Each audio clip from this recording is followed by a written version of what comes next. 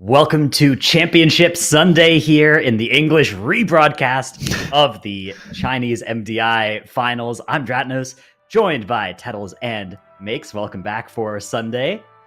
What up? Thank you. So today we have some pretty exciting matches ahead of us. Most notably, we are starting off in the upper bracket with SKYLINE versus MING, which is this is going to be a pretty intense one because SKYLINE are coming into our bracket as that first seed, but MING have looked really strong as well. Tettles, what do you think about these two teams? I think that overall it's been really interesting. So SKYLINE, they've been the overwhelming favorite, at least in my mind. They have something like they had like a 2-minute advantage coming into time trials. They're the overwhelming first seed.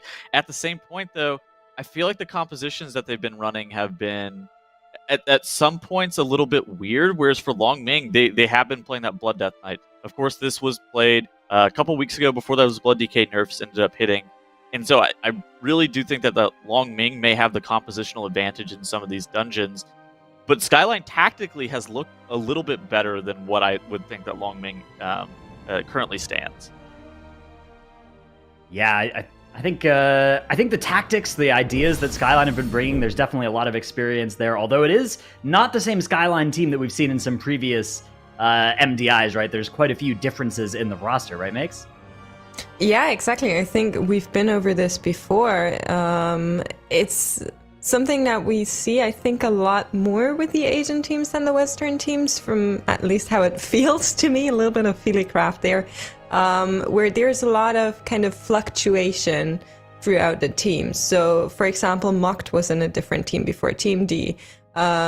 We had Annie, who's in the team, who played for another team as well, for one of the Aster teams, I believe. Mm-hmm. So, although we know some of the players, they're now playing for a different team. And everybody that has tried to, kind of puck keys with new people that are good players but you never played with them before knows that that is another challenge that kind of comes on top for these teams to synergize and find that balance to catch up on mistakes. And I think it's one of the things we also always mention when we talk about Echo being as good as they are. It's just they have so much practice in their kind of situation that whenever something goes wrong or something is kind of unplanned, they know exactly who does what and who's going to jump in and handle it. So I think that's kind of a big kicker when it comes to what could be a problem for them.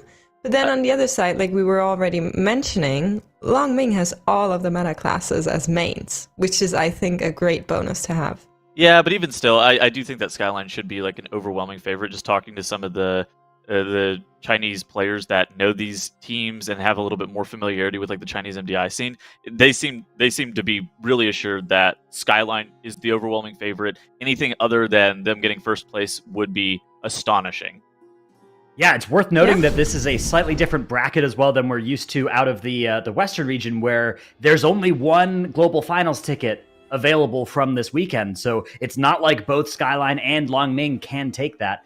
Instead of one team getting a ticket here in the upper finals, the only one will be available in the grand finals later today, the last match of our day. So very, very important. And of course, because it is the upper bracket, whichever team loses here will still be able to fight through in the lower bracket. We are going to start off, however, with both teams banning out that Court of Stars. I think that looks like a dungeon we are just not going to see this weekend. Everybody is preferring to avoid it, and neither team is interested in playing any chicken with the other team to see whether they'll ban something else and accidentally let it through. You know, it's funny. MING actually, I think, banned Court of Stars in one of their series earlier in the weekend, or did not ban Court of Stars in one of their series earlier in the weekend. So they've proven that they are at least willing to play some form of chicken in the Court of Stars sometimes. But apparently, whenever push comes to shove with SKYLINE, they're not willing to go into there. They're like, all right, well, if SKYLINE has prepped this, we're not having it. Yeah, I mean, to be fair, we've seen this in the Western Cup as well. Court of Stars being taken out wherever people can, just not leaving anything to chance. When you meet the team favorite or the bracket favorite, SKYLINE, I think is the very obvious choice for MING. But kind of coming back to that Gambit, I'm not sure how yesterday's matches went, but this time we cannot avoid it. So the Gambit needs to be played. And we saw on Friday what a brutal dungeon this is. So I'm a little bit scared for what's going to happen. Yeah, I mean, even between a first and a second seed, this dungeon has a lot of lethality in it. But I do think that there's a good chance that we will see some clean execution here, some fast strategies, again, because these are our two top teams. But yeah, 24 Tyrannical Tazavesh Gambit. I mean, even completing this Keystone in time is impressive. But these two teams may be trying to do it in half that, something like that. I know that we've seen the sub 10-minute time trial Gambit, but those were on some much lower affixes and Keystone levels. But we are underway here with SKYLINE actually busting out that Blood DK for this dungeon. Interesting. I mean, Blood Death Knight... Okay, so for context, SKYLINE has basically played Vengeance Demon Hunter the whole entire weekend. I didn't even know that they had prepped the Blood Death Knight in any of these keys. If there is going to be a key that you're going to have it, or would like to have it for, it would certainly be a 23 Sanguine Gambit, though. Just 24 even. Oh, 24. 24, yeah. Sanguine Gambit. Just the mob control in this Murloc area that the Blood DK provides is substantially higher than a Vengeance. Yeah, I mean, not even just a mob control. You basically don't need to heal that blood DK as much, which allows you to stabilize the rest of the team so much more and also do additional damage. They're going for a huge pull here. That blood DK is taking so much damage, but just look at the healing meters. No problem at all. Guardian Angel has also come out of that Holy Priest, and they are able to DPS it down, taking everything with that big giant there. Really risky. Yeah, SKYLINE here are doing a massive pull, but I mean, Longming also have a lot of count from their first couple of pulls as well. I love where Longming are fighting here as well. Look at this. They're fighting over in the water, and that is really nice against Sanguine because the Sanguine will spawn at the bottom of the ocean, and it actually won't heal mobs that are up at the top there. So using water like this when you can find it, using the lake here, is really, really effective against that Sanguine affix. And you can see, there's a downside, though. Ooh, Longming's tank going down. I was gonna say, there's sharks in that water, no? Well, not in the lake here. That's the middle lake part. Oh, okay, yeah. okay. So, I was like, wait. The downside is notably that the mobs flee at low HP, and so it's fine for. It's mostly fine for the Surf Hunter, and it's 100% fine. Actually, it's mostly fine for the Surf Hunter. For the Warlock, it's kind of awkward, especially if you want like the Infernals and like blasphemy stunts and stuff like that go off on the Murlocs. And it's really obnoxious for the Rogue to be swimming under the water chasing down those Murlocs. So that while it is safe for Sanguine, it can cause other problems. And SKYLINE has a healer death here while they are currently dealing with this pack. It looks like they're going to be mostly okay, assuming that their Blood DK is going to be able to keep himself topped up. They need to make sure that they really get kicks on this Woe Drifter, though, that they have spawned. Yeah, so Melody also proc that pot tender, which was just so much damage onto the group. And then, of course, if your Warlock is locked into that seed, no damage is coming out of it. So they just had a little bit more struggle with this pull, trying to DPS it down. But the Woe Drifter is defeated, and the healer is back with the group. So they kind of played it out nicely and got it back together.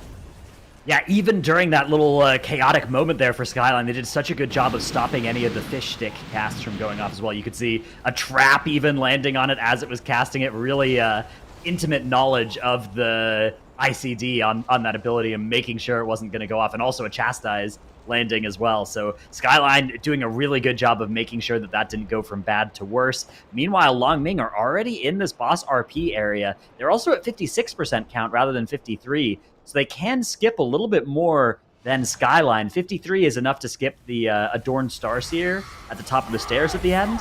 But Longming might even be able to skip another couple of mobs, maybe the first two pirates or something along the way towards the second boss. I'm not sure. How many phases do you guys think that we're going to get on this boss? It should just be the one sanitizing cycle, ideally. That even on 24 Tyrannical, I think they... Well, it's worth noting that SKYLINE used the Lust on Trash. Yeah, that's what I was just trying to say. So I'm not sure if it's an overlay issue, but not committing that Bloodlust, if that is true, they will probably use Bloodlust for a huge pull into second boss.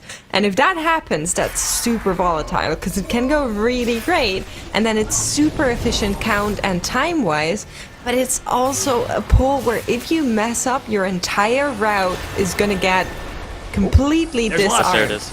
So that would be really but they're gonna go for the boss here. So they're going to try in one phase here. They should have a little bit of an easier time than SKYLINE. I'm actually not convinced that without Lust, you can do it on a 24 Tyrannical. The boss was about 70% health during the first immune phase, but the first immune phase happens quicker than the second one does, so maybe they can still burst through this. The sanitizing cycle, you're going to say, like, if you're able to skip it, you save somewhere in the order of, like, 45 seconds over a team that misses it. And it looks like for Long Ming on the right side of your screen, they are burning Hildebrand. It's gonna be close, actually. I mean, you look at their energy. So the energy is what we're watching for the sanitizing cycle. And like Tratno says, it's gonna be right down to the wire. We do know that teams can pull the boss off to the side, and you're going to have some leniency in regards to, like, the boss has to run to the middle of the room before he starts casting the sanitizing cycle. Oh my gosh, this is about to be so close. I'm Long Ming's pretty sure Long Ming can do it. Like 10% on the boss, they don't it's do gonna be a it to the 5% side. immune. This should be the moment where they walk to the side, but they're not doing it. Okay, they could have done it. I think they could. I don't think 5% is done enough to do it with moving to the side, though. I think you can shave an extra 2% off by doing it that way, but look, I mean, this didn't cost them that much time, right? Tettle said 45 seconds, but they just deposited those things instantly. This cost them 20 tops. So, well, okay, but the point is, why use Bloodlust if you're not able to do it? Yeah, I mean, it gives you a nice long single target Bloodlust, right? Like, if you don't want to pull on to the second boss with Lust, then I think that maybe saves more time than lusting a Murloc pull if you're not going to die to a Murloc pull. Another big point that's not killing the ads. Like, you're not supposed to kill the ads. Like, Long Ming did kill the ads, which is why their sanitizing cycle was fine. But, like, right, they wouldn't have had to if they they wouldn't have had to, and that actually by itself also saves you a decent bit of time. But if they mess it up at that point, then that's... Hear me out. I think with the Bloodlust timing that they now used, we're not going to get a second Bloodlust, most likely. Maybe at the very end, maybe at the very end of the second boss, then I'll take back what I said. But if they only have that one Bloodlust here, then I think it's really not the optimal Bloodlust timing, and I much prefer SKYLINE's way. Long Ming is, I mean, I think almost uniformly in the lead right now. This is kind of weird that SKYLINE Bloodlust and Trash and had so many issues. I think those Giants, the pull that they did with the Giant is really inefficient on Sanguine weeks, is what it looked like, as opposed to the Long Ming, more consistent mobs in the water strategy, even though it is kind of hard to deal with swimming after those mobs whenever they're fleeing. All right, so Long Ming are pulling all of the trash in the Dragon Room, but they aren't actually pulling it into boss. Yeah, they're just dealing with these by themselves. This is scary with Sanguine as well. You really want to make sure that you are careful to not full heal anything, because you know, these mobs, there's a lot of casters here, right? So you can see there's going to be Mass Grip out of the first Mass Grip. Yeah, actually, and one of the really casters just outside of the Sanguine puddles as well. They're continuing to kite here. You can see this movement from the tank, just keeping the pack moving as things are dying. Really good strategy against Sanguine. They're always looking at those casters, using these bursting shots, using all of their knock effects. Shining Force? Yeah, Shining Force. They're doing a great job dealing with the Sanguine. I mean, there's like a little bit of Sanguine healing that they got throughout that pull, like 850k.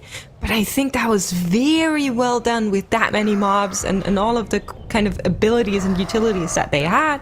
And now we're going to see the same thing come out of SKYLINE.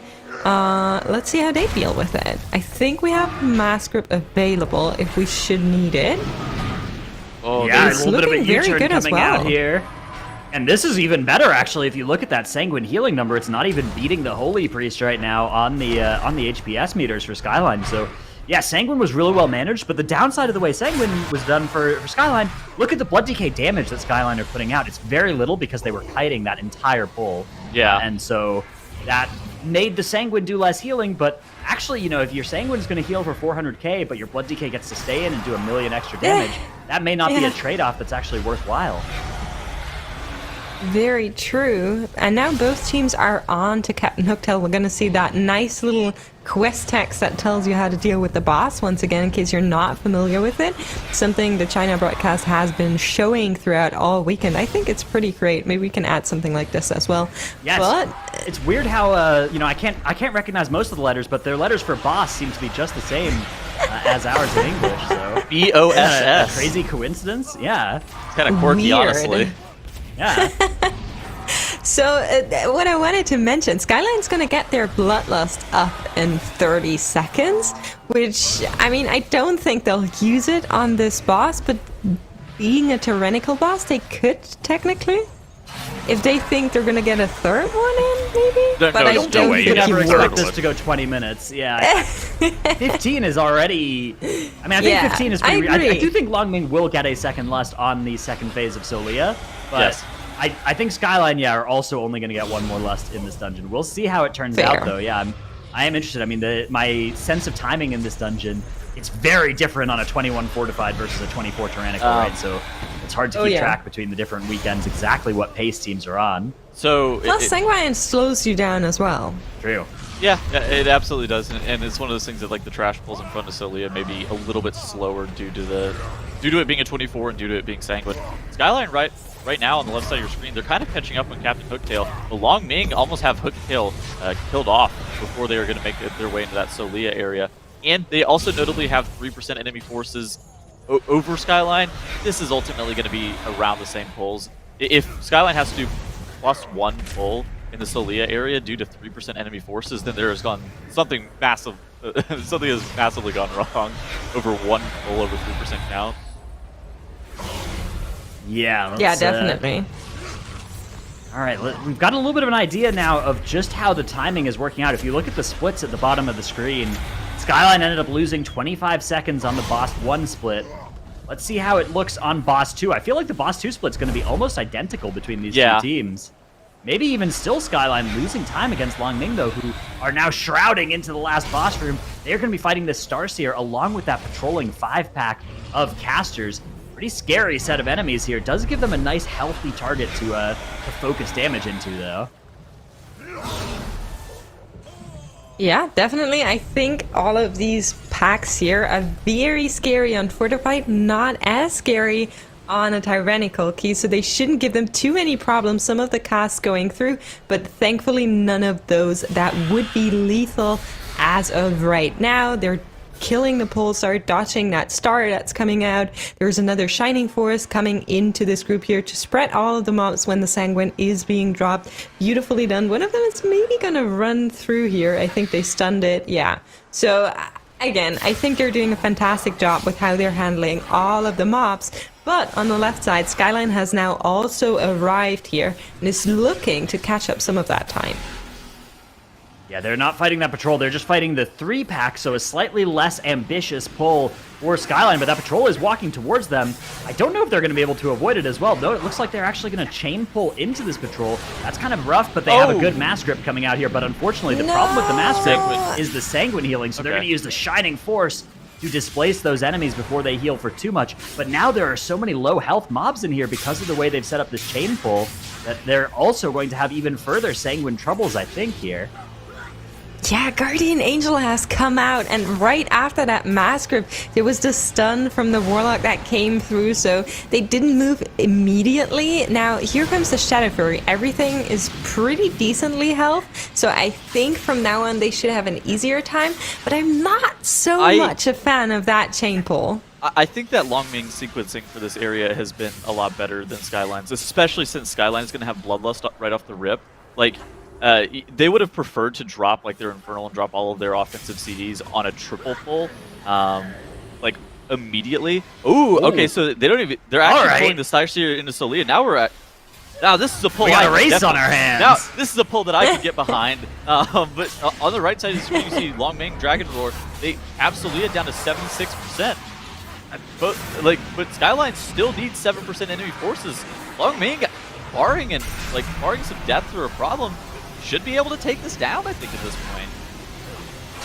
Yeah, Skyline are holding on to that lust as well, so they'll have it looks like they're going to use it in P2 as well. Dragonor, of course, not going to have the opportunity to press it until then. Oh, Pod Tender coming out for Melody on Skyline there. Not great, but at least it's not the end of the world. Not available, of course, for the Warlock over on Dragonor's side, who is playing Kyrian. A nice Covenant choice for a little bit more damage on a lot of these ads-related boss encounters.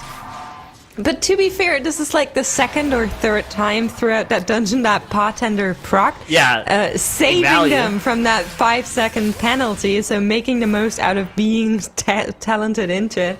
I do think it was the right choice. I'm not sure if kind of the way they deal with these packs is just more common that the Warlock doesn't have defensive sub when something's coming their way, or but whatever, but it seems to be working quite well for Melody. All right, P2 is now starting for Dragon Roar. Let's do a little bit of damage into the boss here, and that's the Lust popped as well. At 100% count, yeah, they did indeed get to skip that 3-pack over to the side as well, so they are doing very well on the trash count. Meanwhile, SKYLINE actually need to pull that 3-pack that you can see for them. They need to pull that in with the boss potentially once it does hit P2 here, but I don't know. I mean, if Dragon Roar doesn't wipe here, they are pretty far ahead. I think they're going to be able to upset SKYLINE in this game. This is looking so strong for them. They are leaving. It looks like they're going to start doing that Collapsing Star. We've seen some teams actually just leave the Collapsing Star and let it explode. Team Monka from Group B just let that thing explode and used immunities and defensives against it on the 4-stack, but Dragon Roar not interested in that. Yeah, that's I don't know how much I loved that whenever they did it. It was certainly more dangerous than I think it needed to be. I don't know. I mean, I feel like doing the 1-stacks in the middle of all these mechanics is also pretty dangerous. It moves people into range to be one-shot if they get hit. Okay, just look at SKYLINE. They now pulled the 3-pack behind them that you were talking about, Dratnos, and they also popped that Guardian Angel to make sure their Blood Decay can survive for as long as they're pulling that. Came out right at the start, and they're doing a pretty good job finishing it off. They also just lusted right now, which, yeah. Man, I think that lusting on the trash. Now that I'm really looking at this, I think lusting on the trash as opposed to the first boss was a costly endeavor. I do understand that those trash pulls are relatively difficult, especially on this before tyrannical level. But the amount of time that they quote gained by doing that was not enough. They were even like at a time disparity going into the first boss over Long Ming, and then Long Ming of course did have that lust, which was able to make up something in the range of like 20 seconds on the boss. And SKYLINE dropping incredibly low. Melody getting hit by one of those stars has to pop his unending resolve. But on the right side of your screen, Long Ming, Zolia just 18% HP. I think that they're going to be able to take this down. It's looking like a super clean run from Dragon Roar. I mean, this is a massive upset, guys. Yeah, this is crazy, right? SKYLINE came in with 2 minutes faster on their time trial times as compared to Dragon Roar, and one of those time trial dungeons was Solia's Gambit as well. This is not just a case of like a map necessarily. If you thought about the map pool, this seems like it would be one of the ones that was most SKYLINE favored. And yet here they are, they're going down to Dragon Roar, and it's not even like they had a particularly bad run. You know, obviously there was some stuff that went wrong in the Murloc area, but Dragon Roar just looked so solid, so fast in here. And that is going to be a 1-0 lead in the series for them here in the upper finals. That is crazy. Yeah, absolutely. What a surprise. I mean, going into this tournament on Friday, we were talking about Long Ming, and I think it was you, Tettles, that was saying they have all of these kind of meta strong classes as mains, which gives them kind of a little extra bonus, and they're also the kind of dark horse of this bracket, and I do think they're showing what that can do. I think this was a sanguine gap. I wonder if we're going to see the screen where we can like see how much healing Sanguine ended up doing, but it's like I think the first area and the giant pulls that SKYLINE were doing ended up being more costly than they were advantageous. We've seen teams from Western regions, they are pulling some of the giants, but overall it's like it ends up being like really costly if you end up messing it up. Okay, we actually don't even see Sanguine on the screen, so it doesn't matter. Unlucky. Yeah, I do think that the single target Bloodlust versus the AoE Bloodlust is another big factor. You know, when we think about where you can get time with Bloodlust, using it in an AoE pull is good if it means that you can do a bigger pull, right? But if it doesn't affect the pull sizing that's possible, if it's just being used for increasing your damage, you tend to get way more time value out of it on a single target encounter, which Long Ming found 2 single target Bloodlusts. SKYLINE only had that one AoE lust and then 1 single target lust at the end of the dungeon, and I think that may have made 20 seconds or so of the 40 that SKYLINE or that Long Ming won by. Long Ming, 0 giants. SKYLINE, 1 giant. Could be as well. Could be. I mean, those giants are really, really banned, unsanguine banned, because like the Murlocs flee. You can grip them. You can grip Yeah. the giants out of the. They don't look like they're grippable, but they are. You can. Wait. You can Yeah. yeah. Okay, well, I actually just have learned something very new, but at the same point, the giants are bad, but not because the fact that it's not just due to the sanguine healing. It's that they're really inefficient HP to count wise, and they're also incredibly dangerous. More often than not, we've seen teams like kind of leave them down. I think if you're able to pull 2 giants in one pack, maybe I would be more inclined to think that that's a good pull. But more often than not, we've seen just teams randomly wipe to the giants. Things go awry. In SKYLINE's case, they lost a lot of time to just like bad pulls. To be fair, it is tyrannical, so the giants aren't as dangerous as they would be on a fortified key. I think on fortified, I would definitely agree to stay away from them. I do feel on tyrannical, if you can kind of pull a lot of stuff onto them and just have that single target off-cleave damage target, then it's okay. Just with sanguine, you need to be, like Dratton said, a little bit careful, grip them out, or like knock everything away from them before it dies, or anything like that to really make sure that the giant doesn't heal up, because that's really unfortunate. If I had to kind of pinpoint one moment where I believe was kind of the flashing point for Long Ming to pull ahead, I would say it was Bloodlust. Just really making use out of it. I mean, I think it would have been even better if they were able to one-phase it.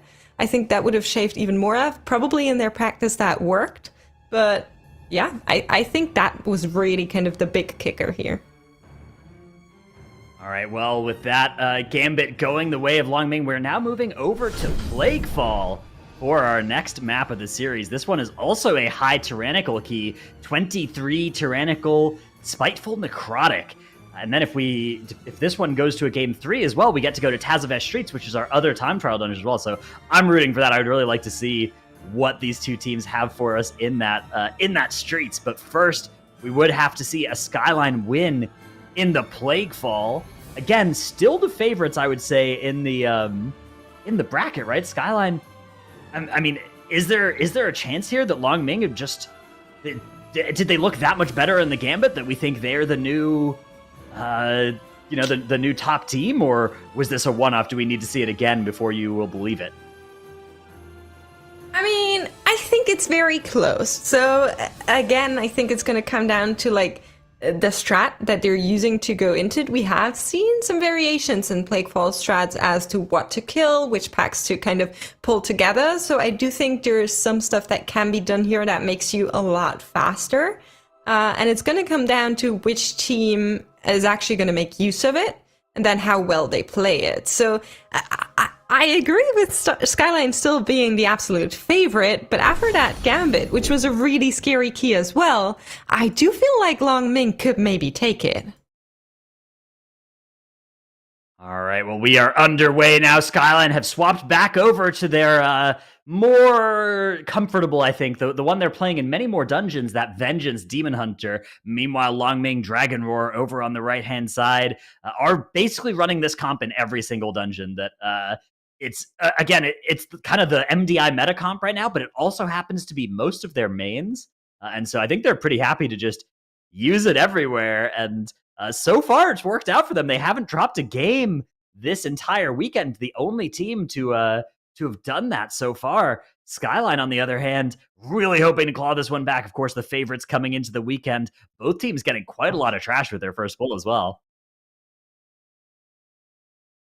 Yeah, and as you can see, Long Ming decides to take everything into that boss. Of course, it is tyrannical, but they need to be a little bit careful with the necrotic stacks and spiteful. So up they go.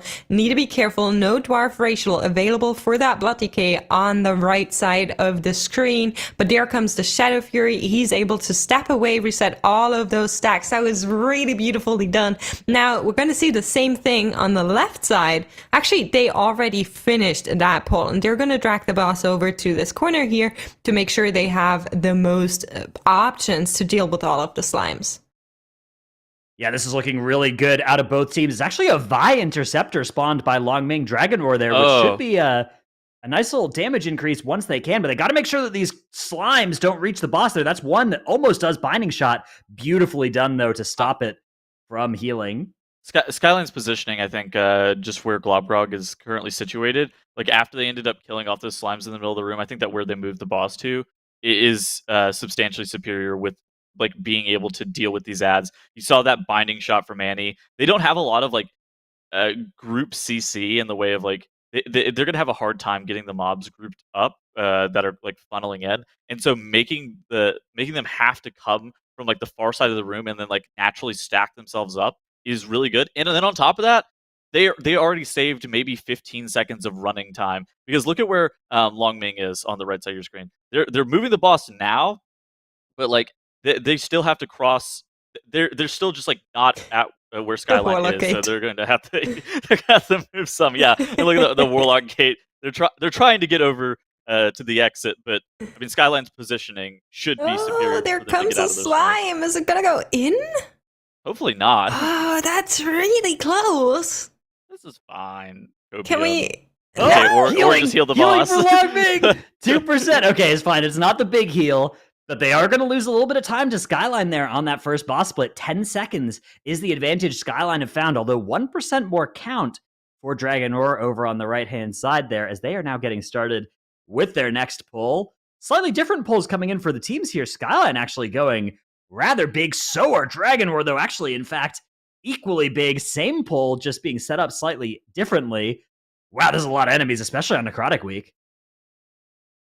Yeah, that's definitely something to look out for. I mean, again, Dragon Roar, their DK has that dwarf racial available. Also, the Guardian Angel is on him right now, so he should be very stable for quite some time. And during that time, the rest of the team is able to kind of finish everything off. Dwarf racial has also been used to make sure the Necrotic Stone stacks too high, and they need to deal with the Spitefuls now, but that shouldn't be too much of a problem. Skyline side, we have Metamorphosis on for that Vengeance Demon Hunter, making sure just a little bit more sustain is coming out here. And they're actually going to pull a patrol into this pack, like a little bit of chain pulling, I would say. There was still some smallies that were available that they also dealt with. Yeah. Oh, that was an unfortunate sigil from the tank on Skyline side. He just dropped it on the in roof. There. As many of my sigils look like that one. It is always a very frustrating event whenever you accidentally put one on the terrain. Yeah, it's interesting against this Necrotic as well. I feel like Blood Decay is so strong this season against the Necrotic affix, right? You get to play Dwarf, so you have an extra clear for it that, of course, Vengeance Demon Hunters aren't allowed to play. And you have just such a high parry chance almost the whole dungeon that you really prevent yourself from gaining a bunch of stacks of the affix. So even though it's a tank that like relies more on the healing and the healing reduction is more painful than some of the other tanks, it's actually fairly realistic to keep it down to a low stack count, even on big AoE pulls. They've also been playing Kyrian because of like Shackle the Unworthy. Yeah. And so that also allows them to have access to that Kyrian file, which is again another free reset. Obviously, the Vengeance Demon Hunter does have access to that as well, but I think that the Dancing Rune parry and the Dwarf racial are certainly the biggest points there. Yeah, I absolutely agree. I was just watching Skyline. They used that Guardian Angel right at the start of the pull while Necrotic was still stacking up. And then when he was at around 20 Necrotic stack, the Guardian Angel ran out and he dropped so low for a second. I thought he's going to die, but didn't even proc Last Resort, assuming he's running it. So that was very scary, but they were able to deal with it. Now shrouding through these tentacles here, exactly what we love to see. Such inefficient count you don't want to do. Now let's see, Dragon Roar has picked up that woe, so like they're also gonna just zoom through. No need for shroud, and will pull all of these little goblins onto this mini boss. Ooh, but now Skyline gets a woe of their own, and it's actually being utilized for the movement speed, not necessarily for the stealth effect.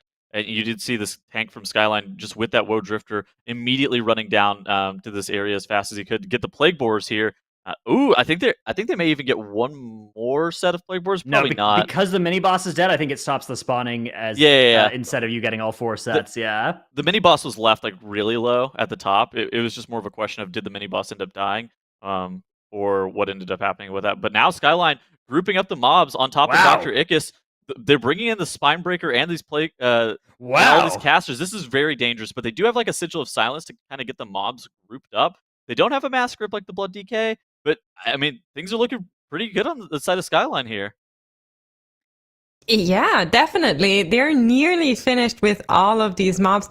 Necrotic stacking up. Metamorphosis is live right now for that Vengeance Demon Hunter, allowing him to just be so strong. Here comes the Fell Devastation, making sure whatever comes his way, nothing is a problem, and they will be able to finish off that big chunky boy as well, as they now only have one Spiteful Soul and the boss to deal with. But Dragonroar is doing the exact same. Well, not. I think they have a little bit less trash in there, but they are now also on to the boss, looking to catch up.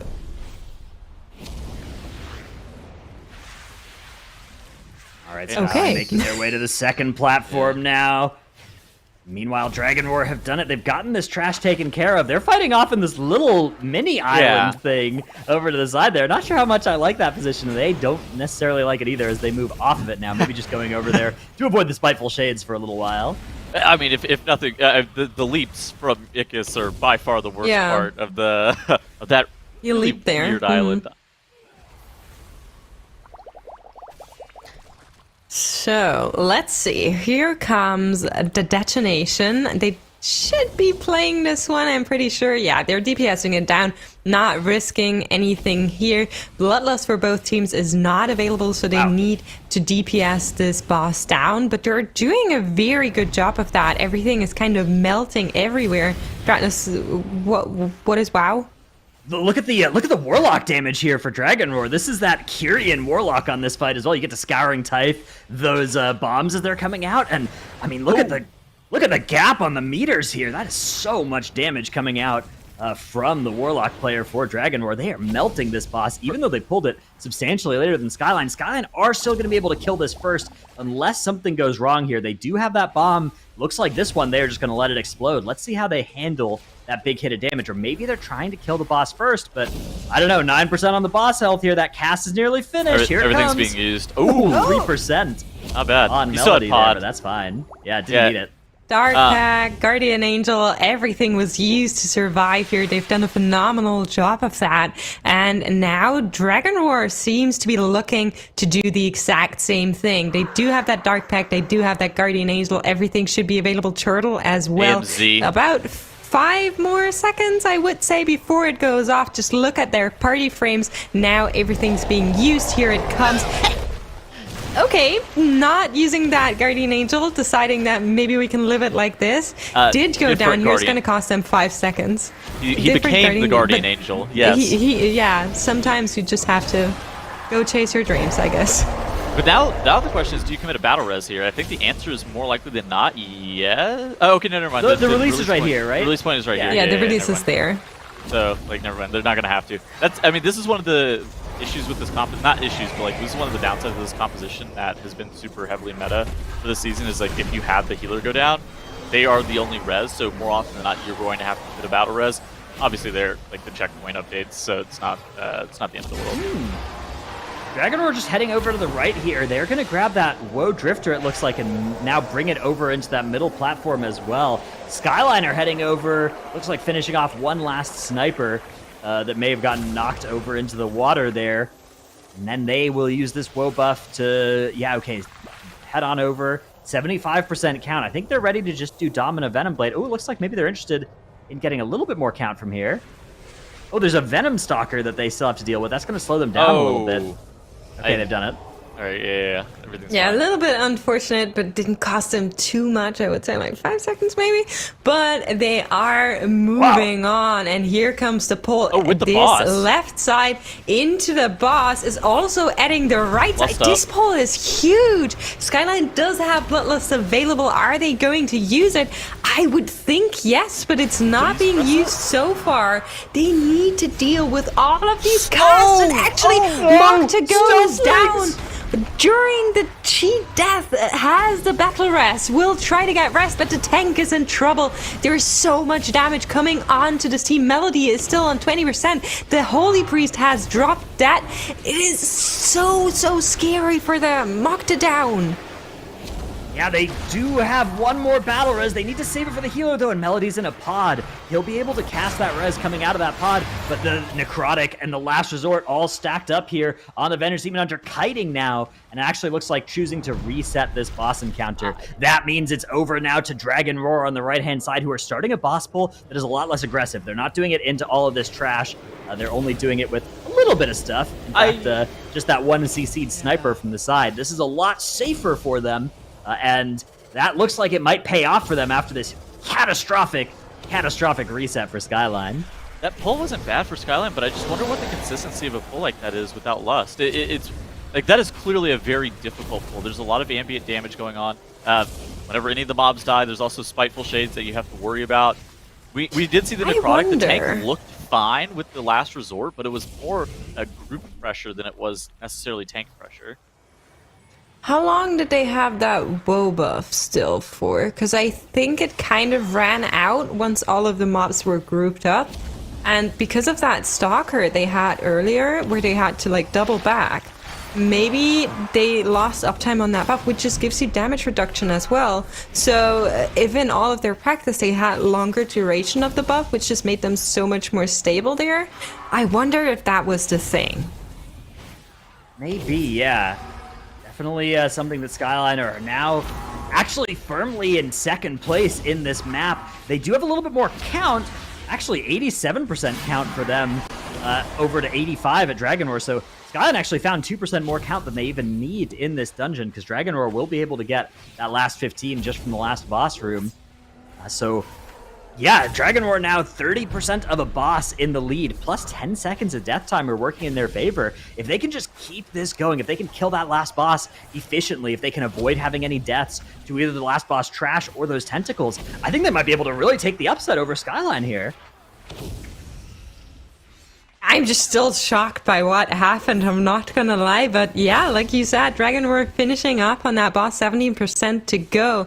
They still need... No, they actually don't, do they? They should have enough to just go down, right? Both teams have enough. Yeah, both teams are good. Yeah, 85. I mean, Dragon Roar, yeah. Yeah, so they don't even need the slimes either. It's not like they're in a position where they're going to have to backtrack and SKYLINE won't. Like, both teams are all set here. SKYLINE actually did a little bit over. Right, yeah, they're 2% over. SKYLINE is over count, yes. Yeah. Maybe something accidentally pulled earlier, or maybe they just, some of this 2% is just sometimes 2% just is part of their route, right? It's just like, yeah, fair. It just be this way sometimes. Dragon Roar now heading downstairs, grabbing these two and not deciding to stop. They're just going to keep on running. Death Grip to help relocate one of those mobs as they start this big mini-boss devoted section of the dungeon.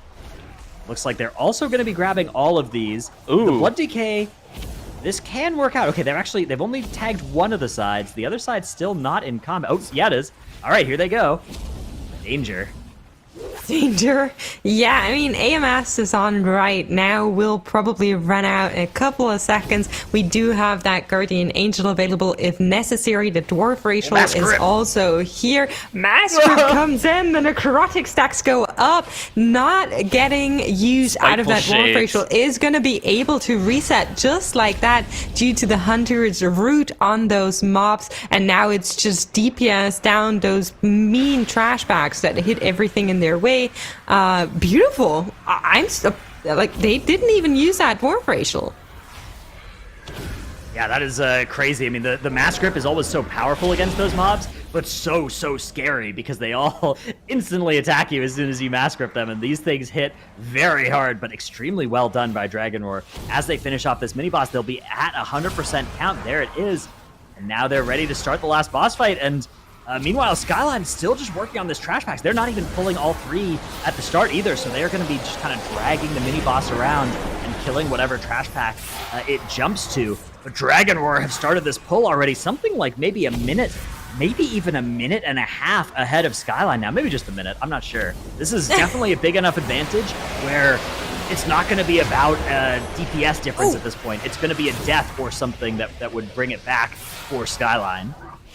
you always have to be so careful if you pick up here because of that kind of AoE situation. We're seeing it right now that you need to step into, but then the relic also does the frontal slam. So either you have a DPS go soak that circle, or your tank has to do a little bit of wiggling. And for a second, it looked very scary what Dragon Roar was doing. It did pay off in the end, but yeah, I mean, that tank dropped very low there.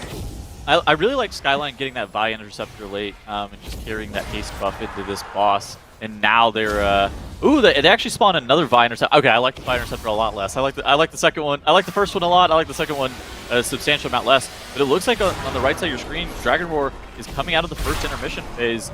And I mean, they are substantially in the lead right now off the back of that boss reset for SKYLINE.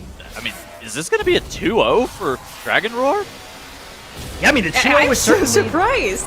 It was the expected outcome of this series, but not in this direction. The 2-0 for Dragon Roar would be crazy, but they have to hold on for another phase of the boss fight, this hard last phase that we've seen wipe teams earlier in our weekend. Dragon Roar going to hope to avoid that as they do the last intermission now. Meanwhile, SKYLINE just exiting the first intermission, definitely don't have the time to catch up. They are just rooting for a Dragon Roar wipe at this point. I don't think that's super likely with the consistency of Dragon Roar's play up to this point in the tournament. I mean, they really haven't had a bad dungeon yet, which is very impressive out of a team of any quality in an MDI. I mean, these are such difficult dungeons. No matter what the key level the affixes are, right, you always build up the pulls to the point that they are almost impossible. And yet Dragon Roar here seem to be doing it. They have that next Infectious Rain cast. A lot of damage coming out on the group here. A lot of defensives being rotated through by everybody to make sure that they don't die to it. So they just try and squeeze out a little bit more damage. Now 10% as they keep dodging those tentacles. This one's going to, I think they've done it here. I think Dragon Roar are going to be the upset victors with a 2-0 over SKYLINE. Absolutely incredible performance from them. And huge advantage for the rest of the day as well.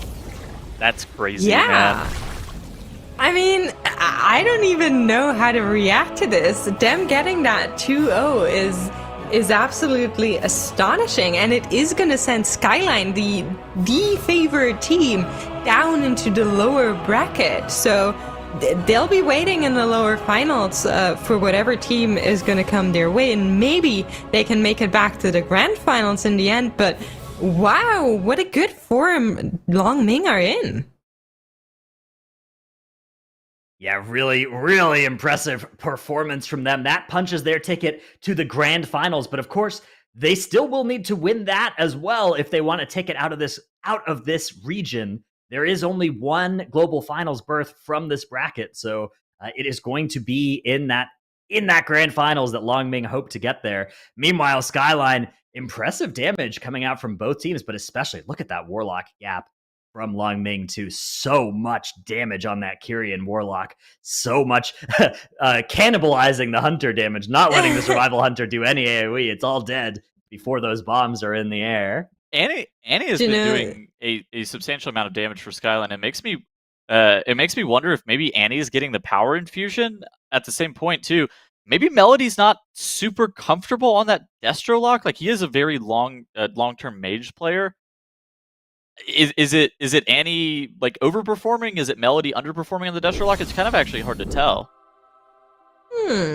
Well, I do think a little bit comes down to being more comfortable on a class that is kind of your main, right? Everybody knows this. If you are able to play a class that is your main class, you have so much experience to deal with all sorts of scenarios. That's always going to make you a little bit stronger. So I don't think that's a super surprise. But I do wonder where the power infusion goes and what they decided to, as their team, where their strengths are. Because sometimes when you're in a group and there's like a big AoE pact and you play a class that's good in AoE situations, you're just like, you're getting all of the mobs and it's like yours. So, yeah. Why are we making weird noises? For me, it's the Kyrian choice for Long Ming's Warlock that's really impressive. Because remember, this was played back in the same time as the Group A weekend. Echo weren't even on Kyrian Warlock at the start of the Group A weekend, right? They switched to that after seeing Warlocks making good use of it during the Group A weekend. So this is it's impressive tech for Long Ming to be deploying here. But that indeed does send them through to the grand finals. SKYLINE sent down to the lower finals, hoping to win there against the winner of our next series, which is actually our bracket's 7th and 8th seeded teams that have both dramatically overperformed expectations to make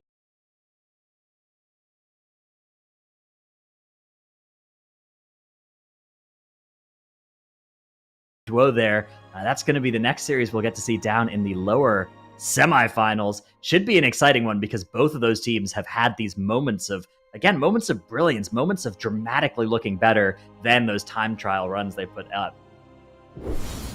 They've also had their moments of yeah, true. There's been some tougher, some runs are better than others, that's true, but you know, I think that if anywhere is going to be a series where these teams pull out their best, it's going to be this one here against each other, fighting for that continued tournament life in the lower semifinals. So, yeah, I'm really looking forward to that one. TIAN, the 8th seed, I think that no matter what happens with them, even if they like win or lose, they have vastly overperformed my expectations for what the 8th seeded team out of this region was going to look like. All right, well, we will find out which of those two teams continues and gets to challenge SKYLINE in the lower bracket and which one is sent home. First, however, we will be taking a brief break. Do not change the YouTube URL in your browser.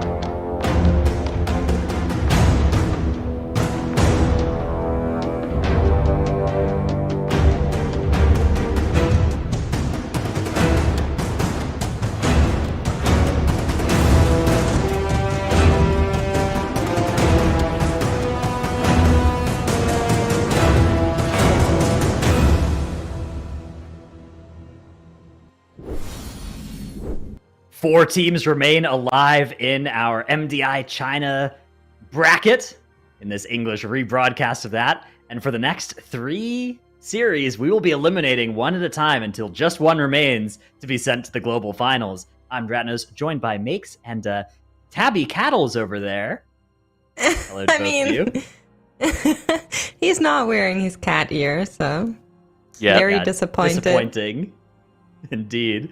Of course. Sadness. So we have the TIAN versus Chabuduo matchup now here in our lower bracket. These teams have both dramatically overperformed expectations to even make it to Sunday. This is our 8th-seeded team in TIAN up against Chabuduo, which is our 7th-seeded team coming into the weekend. So very well played by both of them to even get here. But of course, they now have to battle it out against each other to try and stay alive. And then the winner will get to play against SKYLINE, which an enraged SKYLINE as well after a defeat in the upper bracket, being sent down surprisingly to the lower bracket.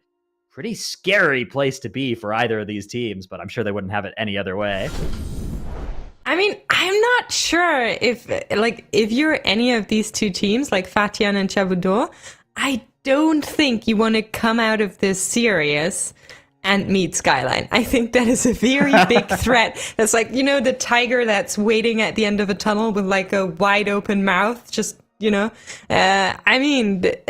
scary perspective, but first they need to get through this series. So Necrotic Wake is going to get played anyhow, 22 fortified, bolstering. We've seen it a couple of times. I don't think it's one of the scarier dungeons.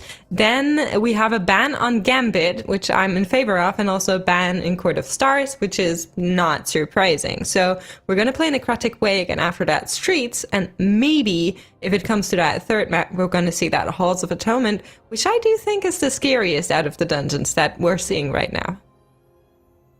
I think TIAN. Okay, I love Chabuduo.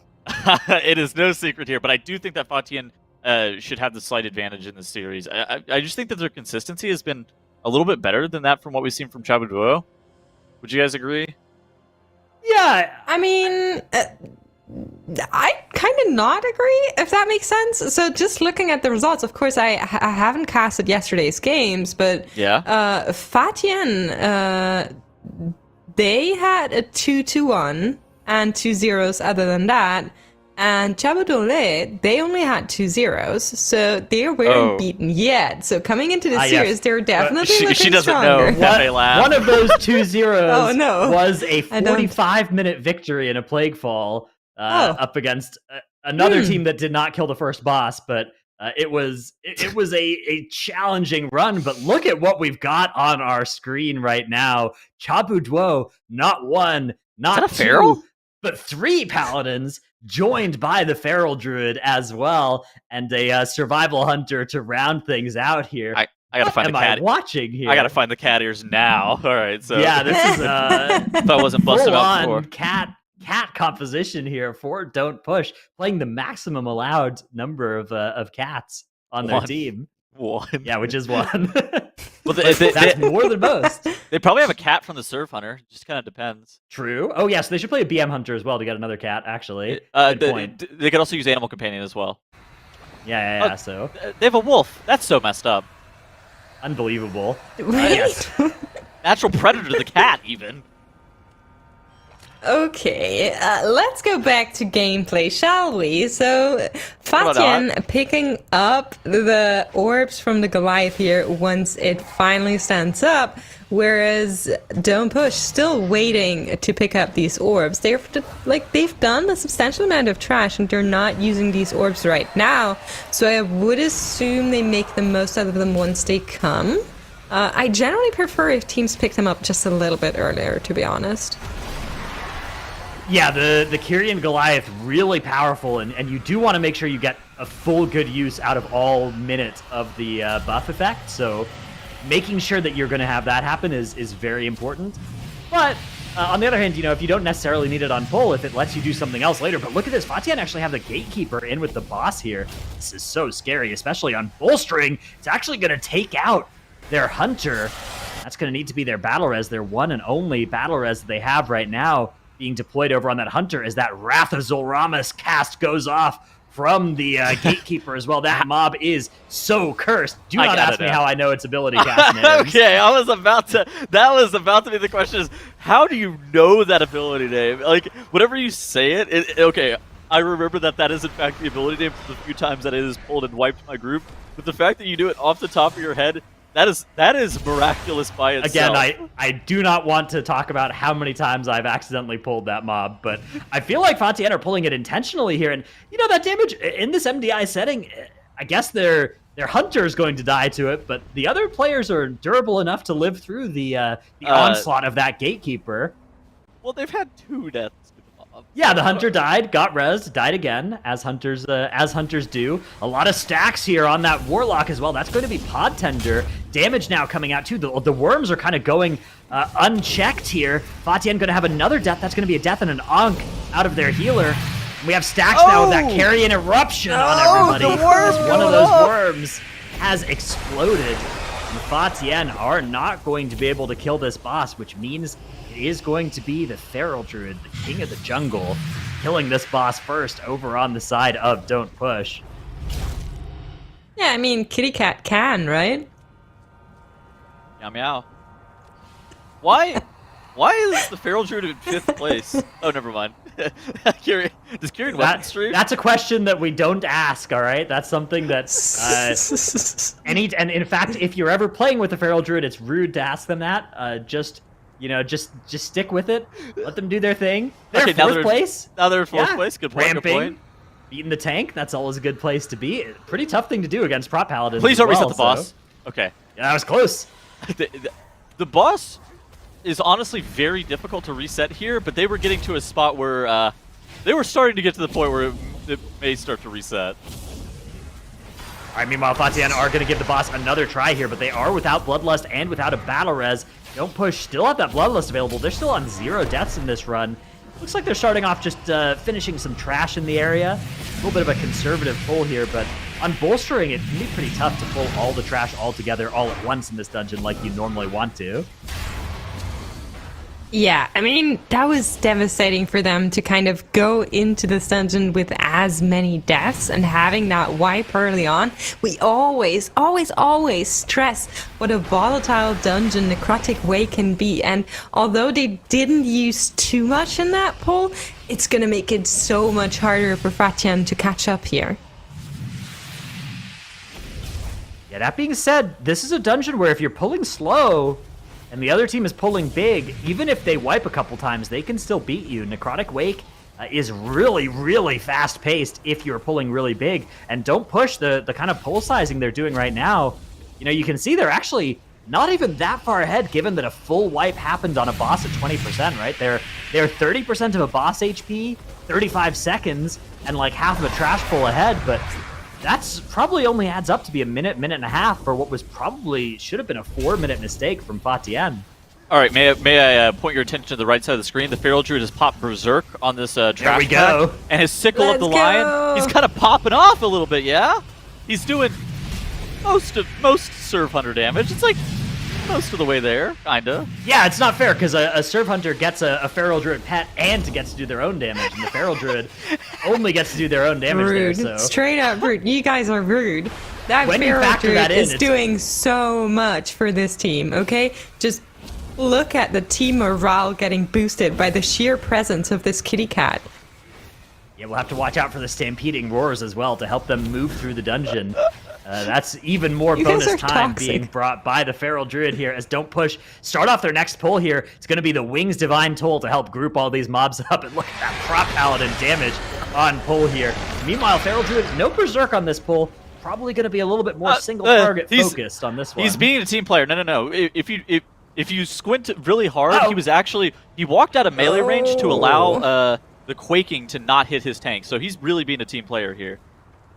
Yeah, Feral Druids with that balance 50 have larger Sick range. Big Typhoon coming in as well, yeah. Oh, look at the damage on the prop paladin. Danger. Bro, the Feral regrowth. Danger The Feral just regrowth them. indeed. Again, another regrowth from the Feral Druid. Okay, No. well, there wasn't enough That's regrowth gonna from be the it. Feral Druid on the prop paladin. It's fine though. Okay, Now the Feral Druid we'll can go have into bear to form. Hold on. Now the walk. Feral can go to bear form and tank with that. Can you stop being toxic? Like, The regrowths are actually an important part of that Feral Druid kit that doesn't come up all that often, but every couple globals they do get a free regrowth they can cast if they want to. Now it is a damage loss to do that, but yes. In a situation where the tank needs that healing, it can be really potent extra off healing. That is going to be the res also being cast here. One thing that Don't Push are not going to struggle with is having out of combat reses, as 4 of their 5 members can res out of combat. That's something that over on the side of TIAN, it's only their healer that can res out of combat. So if the healer dies, it's going to be either battle res or bust. And we actually have a death coming out for them on the start of this Narzuda pull right at the very beginning here. That's the mage down. Oh, did another get death instant of the aggroed? They must Maybe have, casts? I think it was the Marauder Cleave. If I had to guess. Maybe. Oh, maybe. Look at the Tombstone. The Tombstone is in melee. I think more often than not that's going to be a Marauder Cleave that's going to kill mage right there. The melee mages, we know them. Oh, they're having so much trouble. First the mage, then the warlock, now the hunter. They're missing all of their damage on this pull here, and they have used the orbs to kind of kill this pack, and it's not getting done. They can't even finish off the Marauder shield, which is going to add so much more trouble to this pack with them not being able to finish it off. The group is trying to get back together. 2 of the casters are with them. The hunter's still missing, but oh my god, that's going to throw them so far back even more. This is painful here for TIAN. Meanwhile, though, on the side of Don't Push, things aren't perfect either, as the tank is down. They're going to have to do a mass res, maybe an invis pot type skip where the pot may not have been available going on for them. Yeah, we are going to have to see just how this one works out. Of course, 43% count, soon going to be 54 Don't Push. 43 for TIAN. As they finish off this pull, though, they'll be able to get up there to that similar amount of count as well. So both teams do need to get to about 68 or 70 before they can head up to the Necropolis. 68 is probably the number we're going to see. Neither team actually has a Priest or a Death Knight, so they won't be able to mind control any of the enemies in the Necropolis. They're going to have to kill off all of those rather than leaving any alive. So that is going to be something that potentially slows them down relative to something like that Holy Priest comp that some teams use. Yeah, definitely. Don't Push will try and pick up those Goliath orbs once they're done with the Necromancer here. And then maybe we're going to see a big pull. We did see teams this week decide to opt for that patrolling mini-boss. I think it's a Skeletal Monstrosity or something. Anyhow, a death on the side of Don't Push. But both teams trying to make their way here, get those orbs into the group, and then go pretty big. Quaking griefs the res for Don't Push. Tragedy, and now they have that buff ticking on them, but it's not actually active. Meanwhile, TIAN actually pulling a little bit ahead in terms of dungeon progression.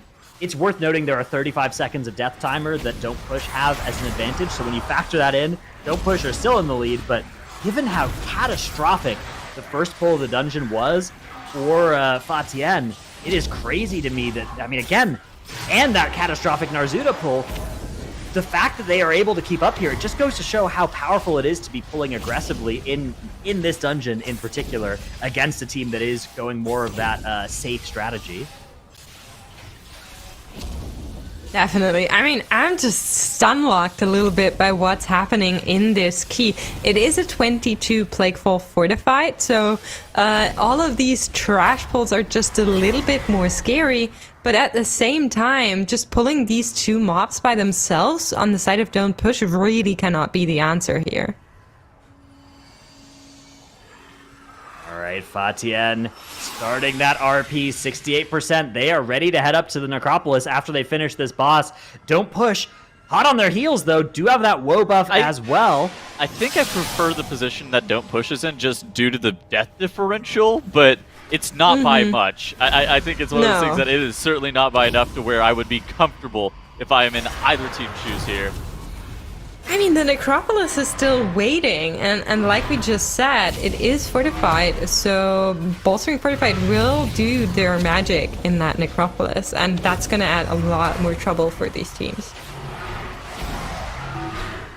Looks like Don't Push's woe buff has actually expired tragically for them before they could skip through to the boss.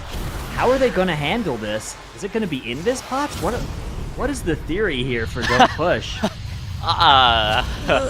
for pot cooldown, I guess. This is such a brutal feeling. Anytime you're just standing there at an MDI setting, it is so rough. This is what okay, we it looks describe like it's in going to be a pull to the side. No, they're just going to kill this. Okay. No, I hate this. I hate this. They had have to kill find this. a way. Yeah. They could have. I mean, they could have just like died and gotten rest by the druid. They could have died and had the Death running is druid better. and the hunter kind of invest through.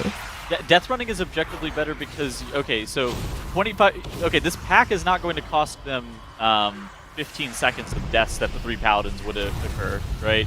Like, this pull is going to be like a 35-second pull, and sure, you do get some time back from the buff, but not enough to where you're happy about it. I don't know. I think that... And the waiting around, that was the most criminal part of the whole entire endeavor, I'm pretty sure. Definitely I mean, tragic. they had to decide, right? Sometimes when stuff goes wrong, you don't necessarily instantly have an answer for how you're dealing with it. Because it never occurred in practice or anything, so them not instantly moving, I do understand. I generally would have wished for them to kind of test run it like you said, Tuddles, but having them stand there for 5 seconds, I think is understandable. Not ideal, but understandable. Yeah, I don't know, man. It's just one of those things that I think that pack by itself, so they have to do all the Necropolis trash, right? They're going over count. That pull by itself, they were just better off death running because the remainder of the trash in the dungeon is not skippable. So, like, I think you're just supposed to sack to the pack and then just have the it's one of the things, though, where, like, okay, we can think about that now that we're not in the dungeon, you know, looking at it from outside, right? But when you're actually in the middle of a dungeon, you just gotta, like, do stuff, right? Especially if it's not something you practiced. You just have to... Yeah. You just have to, you know, make a call and then go for it. And yeah, obviously it's better to find the faster strategy, but whenever you're deviating from your expected plan, you know, sometimes you just don't find the fastest way through things. Because yeah, I do agree the death skip would have been better, but what they've done is, you know, at least they've kept the dungeon rolling. And yeah, I mean, look at this boss 2 split though. TIAN, 7 minutes on the boss 2 split, 10 minutes and 40 seconds. For Chabu Duo there for Don't Push over on the right-hand side. And they are now behind, even when you factor in the death timer. Looking at that timer, they are something like 30 seconds behind. Yeah. Yeah. Oof. That is pretty devastating. To be honest, Don't Push has a little bit more count, but it doesn't help should because be you enough have what to get all the TIAN counts. has. Yeah, exactly. yeah. So it's not that they needed it. Yeah. That's why it's so bad. Is because the death for TIAN though. Ankh is available. Is it going to be what really upsets me? No, Last Resort comes out. They're just going to wipe this one. All right, TIAN everybody throwing dies, it right back over to Don't Seed Push. Pot Tender, like all of the cheat deaths for that mage just procced, as well as for the Warlock. No way you didn't want to Ankh here. Now, Don't Push what? Don't Push are just fighting the spare parts by themselves. That can be a thing that makes sense if it lets you set up for a big pull. Let's see how big they decide to go here. They do have 2 of those orbs available if they want to try and make something pretty big happen. Looks like it's going to be 2 packs together here. Not the biggest we've ever seen in this Necropolis, but with bolstering, I don't blame them for not wanting to go too much bigger. I'm down with the Kyrian weapon usage. Oh, and actually the nice knock from the Feral Druid, able to get the mobs grouped up. The Gore Splatter cast is incredibly dangerous, as well as the Drain Fluid. So just getting those mobs knocked in, the Corpse Collectors knocked in, to allow you to kick them more easily with things like Avenger Shield, with things like Divine Toll.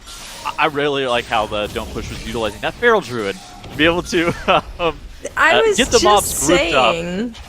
If Don't Push loses, everybody's going to be like, yeah, never play Feral Druid and Red Paladin in your queues. They lost. But no, not well. Come on. I would say that regardless you just of killed that Feral lose. Druid, Tuddles. You just killed that Feral Druid.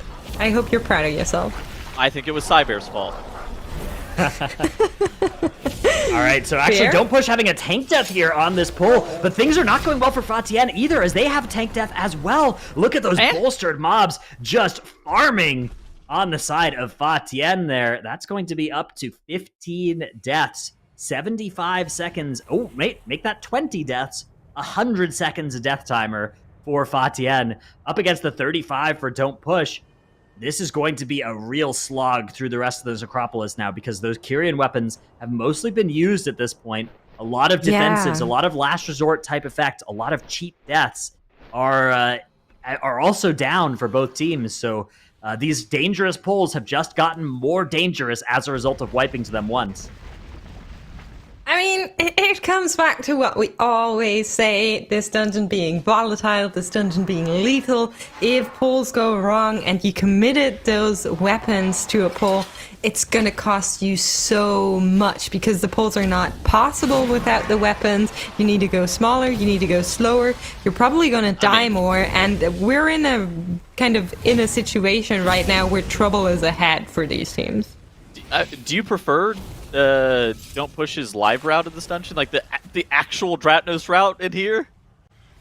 Look, I mean, it seems like it's kind of working out for them. They're not dying nearly as much. Yeah, they don't have 22 deaths. Like, yes, I do prefer that route.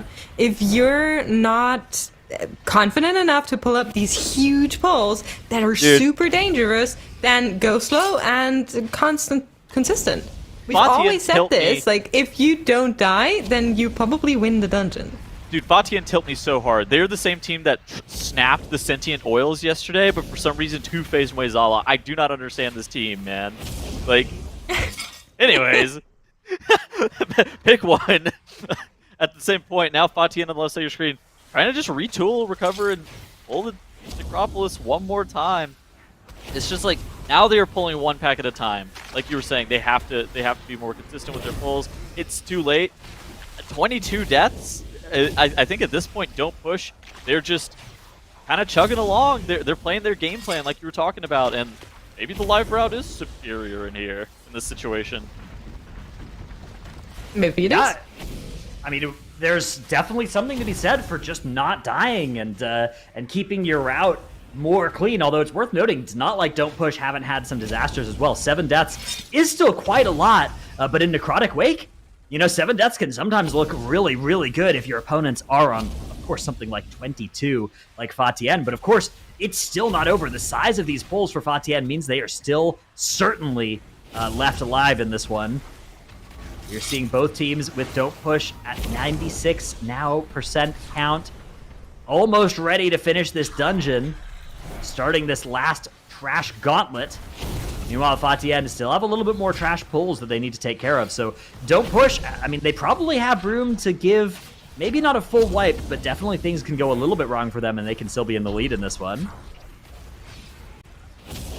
Yeah, I absolutely agree. I'm a little bit scared for what's going to happen with the next trash pack for Don't Push once it is going to spawn, but they are dealing with the assistance right now, and that's looking pretty solid, whereas FATIAN still needs to finish up this pack and then the one we see in the background, so they still have a lot more to deal with here.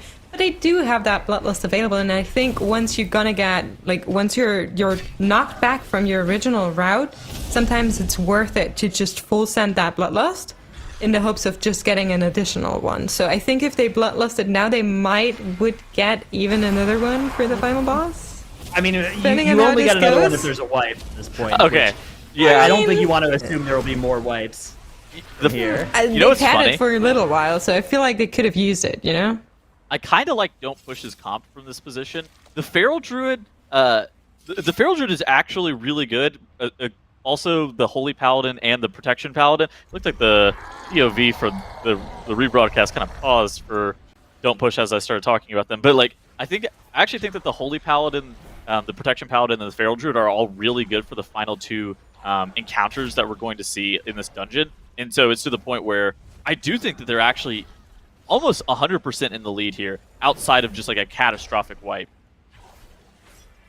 Yeah, so this is FATIAN that we have full screen. Hopefully we can get the perspective back from Don't Push at some point in the future, but it is FATIAN now starting this trash gauntlet. Ooh, aggro initially on the Warlock there. Got to be careful to not stand too close to where those mobs spawn if you are not the tank, or that could happen to you. Luckily, it's not going to cost a death, as the Demonic Tyrant's coming out here from that Demonology Warlock. Something we may not have talked much about, but in this dungeon, that is a nice single target gain to be playing. I'd rather, again, we talked about this a little bit yesterday. I'd rather see the Demonology in addition to, rather than instead of, the Destruction Warlock, but definitely can look pretty strong, especially if you aren't killed in the middle of your Demonic Tyrant, like Fatien's Warlock just was. I really hope that we get the don't push. Again, this is a rebroadcast of the Chinese broadcast that happened a couple Okay, here weeks it is, ago. yeah. Oh yeah, we're back. We needed this Yeah. POV, and this is incredibly important. Okay, so they're on to Rot Spew here, and so they need to make sure that I mean, they just need to dodge out of the way of the spew that he ends up, the spew disease that he ends up doing. It's really dangerous on high key levels, but on the MDI levels more often than not, it's like pretty chill. Yeah, I mean, I'm just watching that kitty cat not be in range for like 10 seconds here. No, it's but- okay. Balance he is in Affinity. range. No, he Balance is in range. Affinity. Yeah, look at that. That's always in range. Feral Druids have extra range as long as they choose Balance Affinity. Yeah. Okay. And Okay, you want to fair. choose Balance Affinity because it is a damage increase. Look at that. He's able to hit all the Yeah, mobs from like here. with quaking, that's actually really smart. Okay, Yeah. if you have as many melees, okay, I take it back. I like this. I And mean, then I kind of it like is, the kitty cat in general, but that's a Ooh, different Ret story. Pally down for don't push there. Ret Pally is indeed down, flying back right now. one of the paladins. I only see 2 pink nameplates on screen, so yeah, the third is down. And there's that Bullstring Sax now coming in. This Rot Spew gonna start being pretty lethal on any of its Spew Disease casts. Luckily, Okay. targets the Ooh. tank. That is pretty fortunate. Did you guys know that you can tank Rot Spew in the corner around where he spawns, and then you can actually line of sight that Spew Disease? Ah, cool. I Yeah. didn't know that. Oh, a Feral! He didn't bear in time. He ended up getting hit by the 3-stack bolstering Spew Disease cast. Very unfortunate. But Yeah, they they're are. gonna be able to res him, no battle res needed, just gonna be able to just cast it, and then they will enter the boss fight. Oh, nearly Which- killed by the Quake on the res. Nearly the old up and down again. That was scary. All right, here they go into the boss encounter, though. Will they bloodlust? Because they have it now? Or think are I they would going to bloodlust this save fight. it for the final Yeah. boss? I would use it here, but I could see using it on the last boss as well. Yeah, same. So I'm curious to see what they opt for. I don't think they have any weapons left. They The do Feral have Druid one has a spare. Yeah. Oh, then they have 2. They have 2. One of the paladins also has a spare on their back. So The Hunter just launched it. I think it's yeah. a red. Yeah. So and maybe they just spare this and then use. Oh no, they use Bloodlust as well. Okay, so full send. Try to nuke this boss, and they're doing a pretty good job I of mean, that. Keep in mind it's not tyrannical, but still. Again, their comp is like super good at this. The Holy Paladin, Prot Paladin, Feral Druid. We kind of clown on the Feral Druid sometimes, but they are low key really good at dealing with this boss, especially with like the amount of burst damage that they have from like the Convoke. And then like on top of that, it's like CD stacking with the Javelin and whatnot. They were able to get that. They were able to get Surgeon Stitch Flesh dealt with Yeah. relatively It is- quick compared to some of the other teams that we've seen during MDI weekends. It is a little bit of an awkward boss to convoke because you have that other ad there just soaking up some of your spells underneath it. But yeah, again, just the single target damage that they're bringing out is pretty good, especially on this last boss. One of the best ones for a spec like Feral that you can find, as they also do Okay. the downstairs teleport very quickly. That is All right, also true. meanwhile, Fatien are working on Stitch Flesh as well. They need Don't Push to wipe, though, at this point, because look at that death difference, right? 65 seconds of death timer separate these two teams, and Fatien are behind in the dungeon, so they really need basically a full wipe on the boss here for Don't Push Don't to catch jinx back it. up. Don't jinx it. There's no possible way they could wipe from here. No I mean, way they could did wipe from here. They did commit Oh. that spear right away, which I at- think is a little bit scary, but let's see what they do. They are in the Yeah. small picture. They need a dodge. Dratnos, I'm sorry. You want to say something? I was just gonna say they have 3 paladins in the group, and yet there's a Frozen Binds cast that's going off. It's crazy. You got 3 freedoms. Use them, and that ability doesn't do anything. Thanks, thank you could so hear much for being Dratnos. snarky. I could hear Dratnos getting really unhappy. So. It's just the, yo, Sorry. Travis, do you want to say something? Yeah. Okay. It was a really good point, you guys. It was a really good point. Oh, there it is. There's the freedom. See, if you pre-freedom that frozen binds, does nothing at all. It doesn't happen. Very true.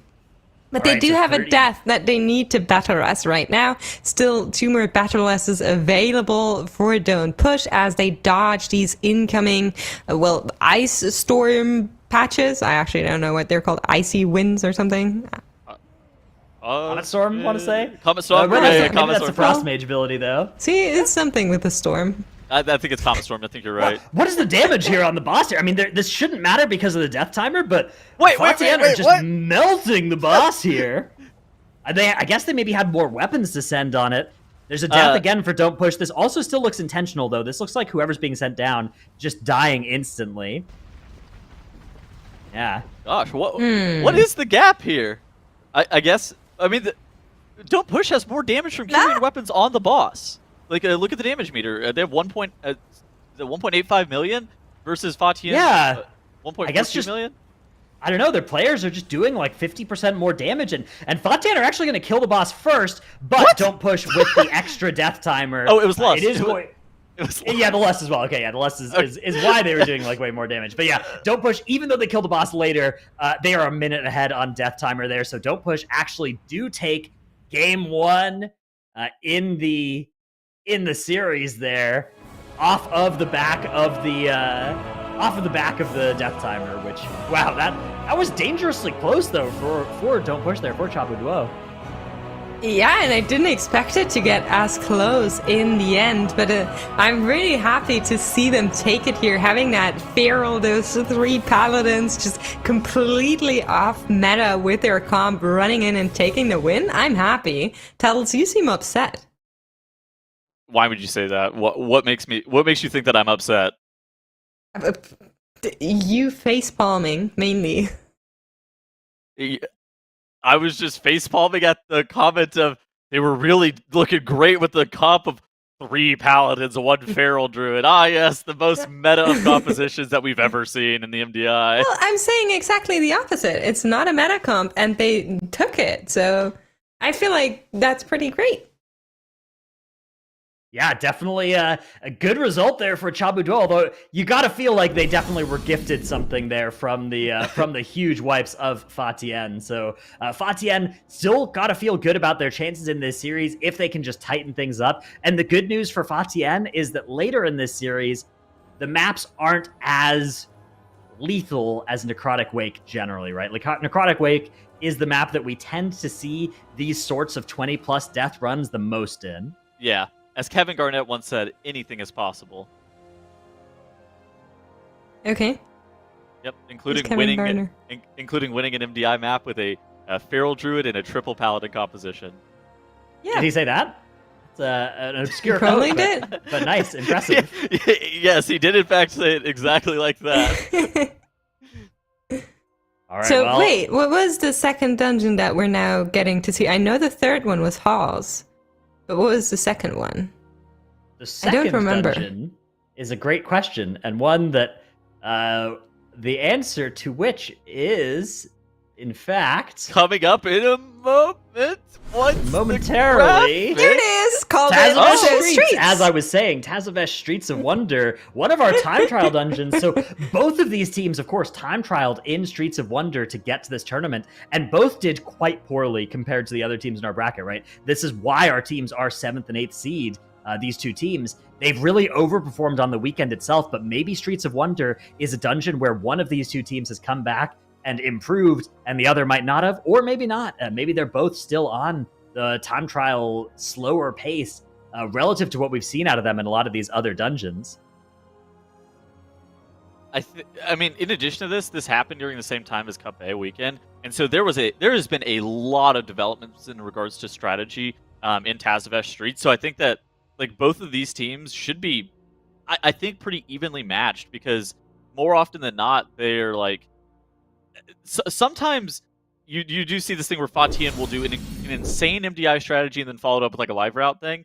But at the same point, like in Streets, it feels like both of these teams should be on pretty even footing.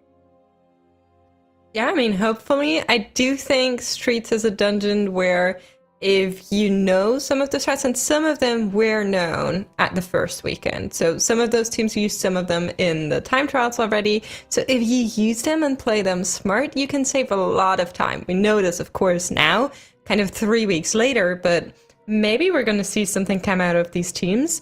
Wasn't it even SKYLINE who played Streets on day 1? And they played a very weird Streets key. And I was saying that maybe they held back on strategy. So, I mean, I'm surprised and excited to see what teams are going to do here.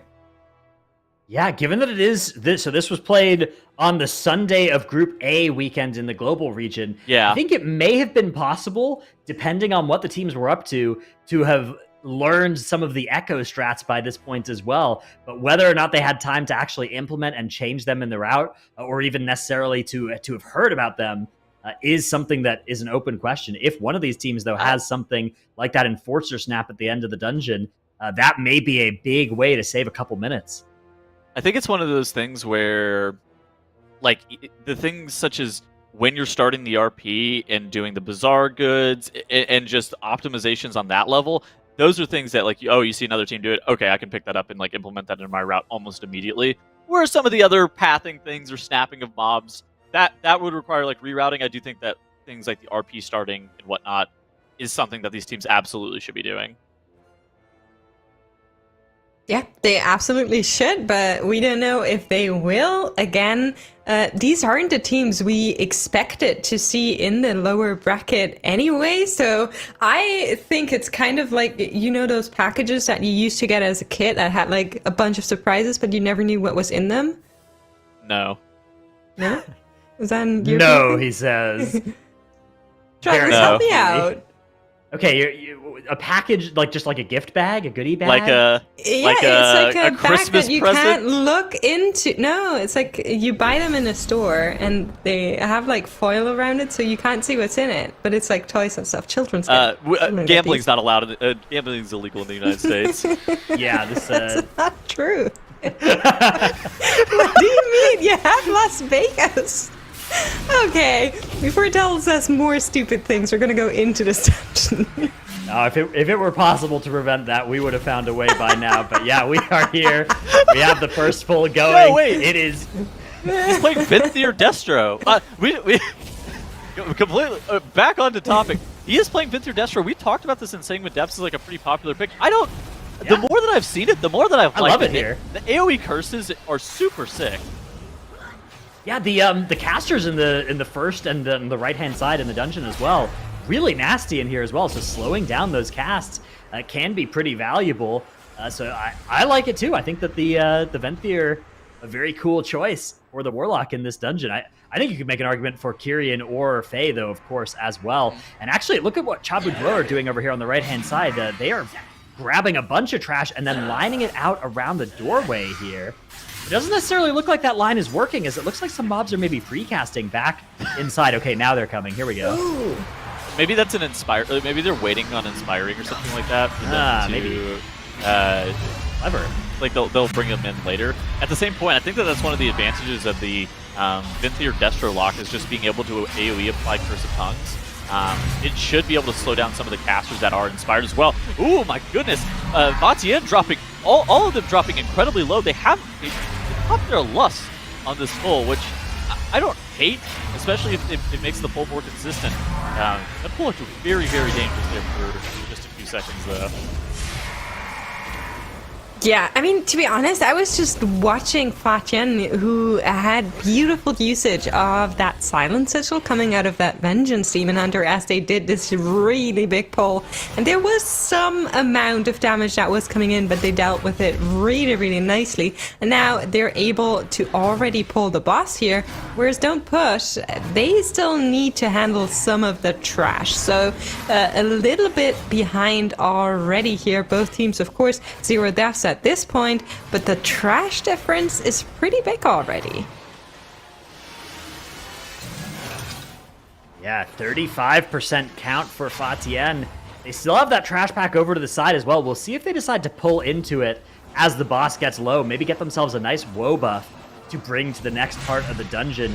Chabu Dwo getting that Cypher Still fighting Trash, not pulling into boss just yet. Has that Portal Keeper been killed off? I think the Portal Keeper's still standing at the front of the room there. Oh, okay. Gamers in the laser. Yeah, you can jump over it, but chose not to there. Does take that dot. It's not quite lethal, though. Pretty nasty for sure. Okay, so now Chabudo, they're doing the Portal Guardian by itself. I don't know. So what Fatien did is with the pull that they lusted, they pulled the Portal Guardian into it, and while the pull was incredibly dangerous and could potentially be lethal, the Bloodlust that they ended up using gave them better consistency on being able to do that pull, and ultimately that's going to save them a ton of time because they saved time on the RP on the boss spawning. They ended up getting that Portal Guardian pulled into their trash packs, where on the right side of your screen you see Chabudo, they're soloing that Portal Guardian, which, I mean, now they have to wait for RP of the boss to spawn. They do have their Lust available, but this feels really inefficient. Yeah, I mean, this is the kind of thing where, you know, seeing the strategies like they used in Necrotic Wake, they look really good if the other team is wiping to big pulls, but if the other team is successfully pulling off big pulls, like Fatien are so far in this dungeon, then on the other hand, it can feel pretty slow to be pulling mini-bosses by themselves, right? I mean, look at this. This is like an insane pull from Fatien. This is... Okay, I still don't fully understand this team. They go from, like, weird live routes to insane MDI pulls almost on a almost at like a coin flip basis. And so, I mean, this pull into the end of this last boss is incredibly dangerous on Inspiring, by the way. Yeah, I mean, I think it comes down to practice, right? This dungeon they had to play so many times for the time trial, so they came up with a really good strat and perfected it because they wanted to have a really nice time trial. And then maybe a dungeon like Necrotic Wake, they just haven't prepped as much because maybe it didn't come up into the bracket as many times, or they just felt like whatever they were doing in there was enough, or, you know, it's a dungeon they don't personally like. There could be a ton of reasons, so... I think this is a dungeon where we're going to get a really, really beautiful play from Fatien, just basing it on what we've seen so far. All right, well, they've gotten themselves a woe buff and 40% enemy forces making their way over down the right-hand side, it looks like. We saw Long Ming, I believe, yesterday going left in a innovative strategy that basically nobody else has done in MDI so far, but it actually looks like Fatien are interested in a massive pull here. This is extremely dangerous, especially with Inspiring. So many casters are coming in here. There's like 20 mobs. I mean, this is an incredibly dangerous pull, and how they're getting this pack set up is also quite scary. This is there's a reason that you see most MDI teams line of sighting this pack around the corner to get all the mobs grouped up. It is a little bit different on Inspiring, but at the same point, just look at all those casts going off to the side. I mean, but again, look at the Warlock. I actually do think that this Warlock is quite nice. I would have preferred to see an AoE tongues as opposed to an AoE weakness, but ooh, the hunter going down. You don't choose. It chooses based on the mob it hits. No, it's not random. It's certain mobs are coded as melee mobs, and certain ones are coded as casters, and whichever it applies the appropriate one based on their type. I actually sometimes you have melee mobs that have casts, and you'd rather have weakness on them or tongues on them for sure. I thought you picked it. I don't know why I thought you picked it, because maybe that would just make too much sense. I mean, yeah, their hunter went down there, but it didn't cost them too much, I think, is the kicker here. So them being able to pretty substantially recover that pull, and the hunter also being able to just walk back to the group. Exactly. They've gathered all of this beautiful count. The affix is allowing them to kind of do this big pull here, other than, I think in Group C last weekend we saw Sanguine, which made this pull so much harder, but they were able to just play it down perfectly, looking really, really nice. They're going to move on, and we're actually going to see them go to the Postmaster right away. Is somebody doing the RP for the Bazaar goods? It doesn't look like anybody has those goods on their unit frames right now. Oh, big line of sight here. I see. They're all here. Yeah, everybody is here. This is cool though. Somebody just everything around the side. Somebody just came back from the Menagerie, but I'm more interested to see if somebody went and did the Miaz's Oasis Bazaar good stuff. Yeah, if anybody found time to do that, it would have been earlier. Maybe that was how the Hunter died, maybe going to do that. But I think the Hunter was in the AoE pull earlier, so I don't think it would be that way. You can see there's a banished male elemental off to the side as well. Maybe they'll bring that into the boss for a little bit of a nice hasty bubble. Oh, yeah, looks like that's exactly what they want. In addition to that, like they are playing Horde, so they don't have access to Meld, so that Bazaar Goods may be a little bit more difficult to deal with. But of course, if you do have like the woe buff, you could more likely than not you could either send the Hunter or the Mage, and they would just be able to deal with it themselves. Meanwhile, Don't Push are fighting the mini boss. I believe this is the first time we've seen this mini boss fought in an MDI setting. I'm not 100% sure, but it's definitely quite a bit of count for how much health it has. The problem is it's just hard to pull with stuff because it does have that grippy circle around it that can kind of troll you if you're trying to deal with other mechanics. You want to know some nice tech? So those lasers that go on you, you can actually vanish or feign death them, and it won't recast. In addition to that, you can just like whenever it's cast on you, you can just like jump out of the circle as it's being thrown onto you. And that's like obviously like a little bit better of a play if you don't have a vanish, a meld, or something of the sort. But it allows your group to not have to move the mini boss as much. Yeah, now they're going to be fighting off those core hounds. Oh, okay. From Molten Core. I am super surprised. I don't think I've ever seen any team go for these pulls. Yeah, Long Ming yesterday came into this side of the dungeon. They skipped that mini boss, I think, but they did fight the core hounds, the Ataldazar dinosaur, and the Darkheart Thicket cats that are all over on this side. The count is good, but it's just hard to do things efficiently while you're fighting them, right? That's the problem. Especially compared to that pull that we saw from TIAN on the right side. Like they did like a triple or a quadruple pull. TIAN though! Oh! Deaths! On the male boss, it looks like maybe a suspicious package exploded there, yeah. It's kind of sus whenever the package ends up going off. Are they going to be able to get the other remaining packages into the vent? Yeah, they were able to recover that. SLT now coming out, but Cauterize is gone. Beskar is trying to survive. Oh no! The money order is going to land. In the pot tender. And the Quake as well. No! Dang. That is a series of unfortunate events here, but they are going to keep this alive. So they're trying to finish it off.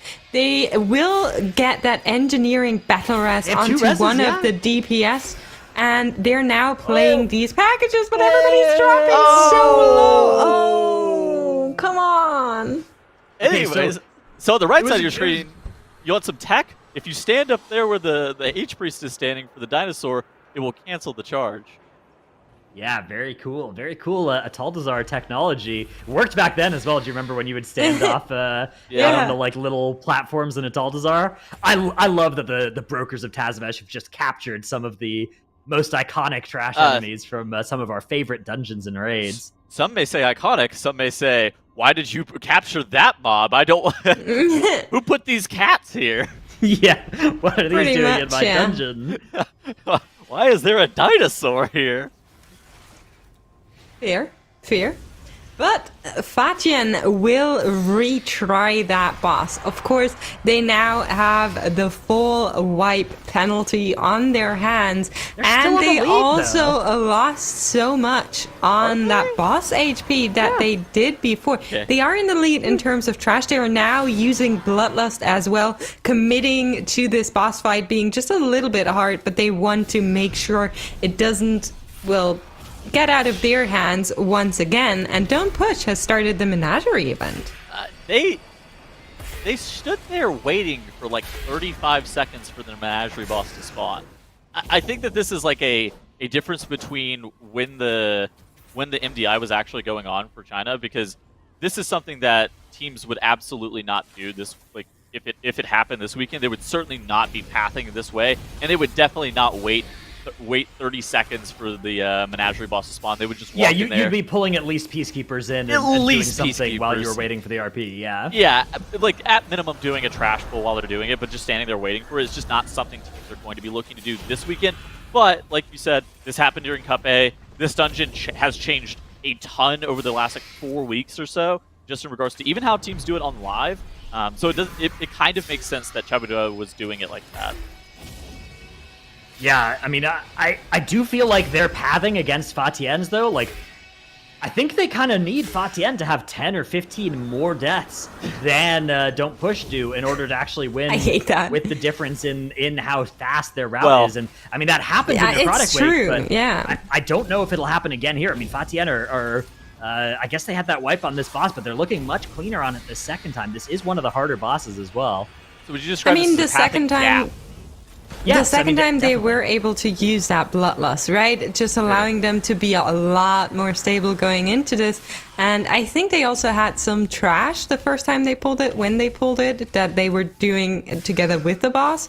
So the second time, just fully committing, making sure nothing else is taking away their DPS, are able to finish off the boss. And now we'll move on toward the menagerie, but we're taking the mini-boss? Wait.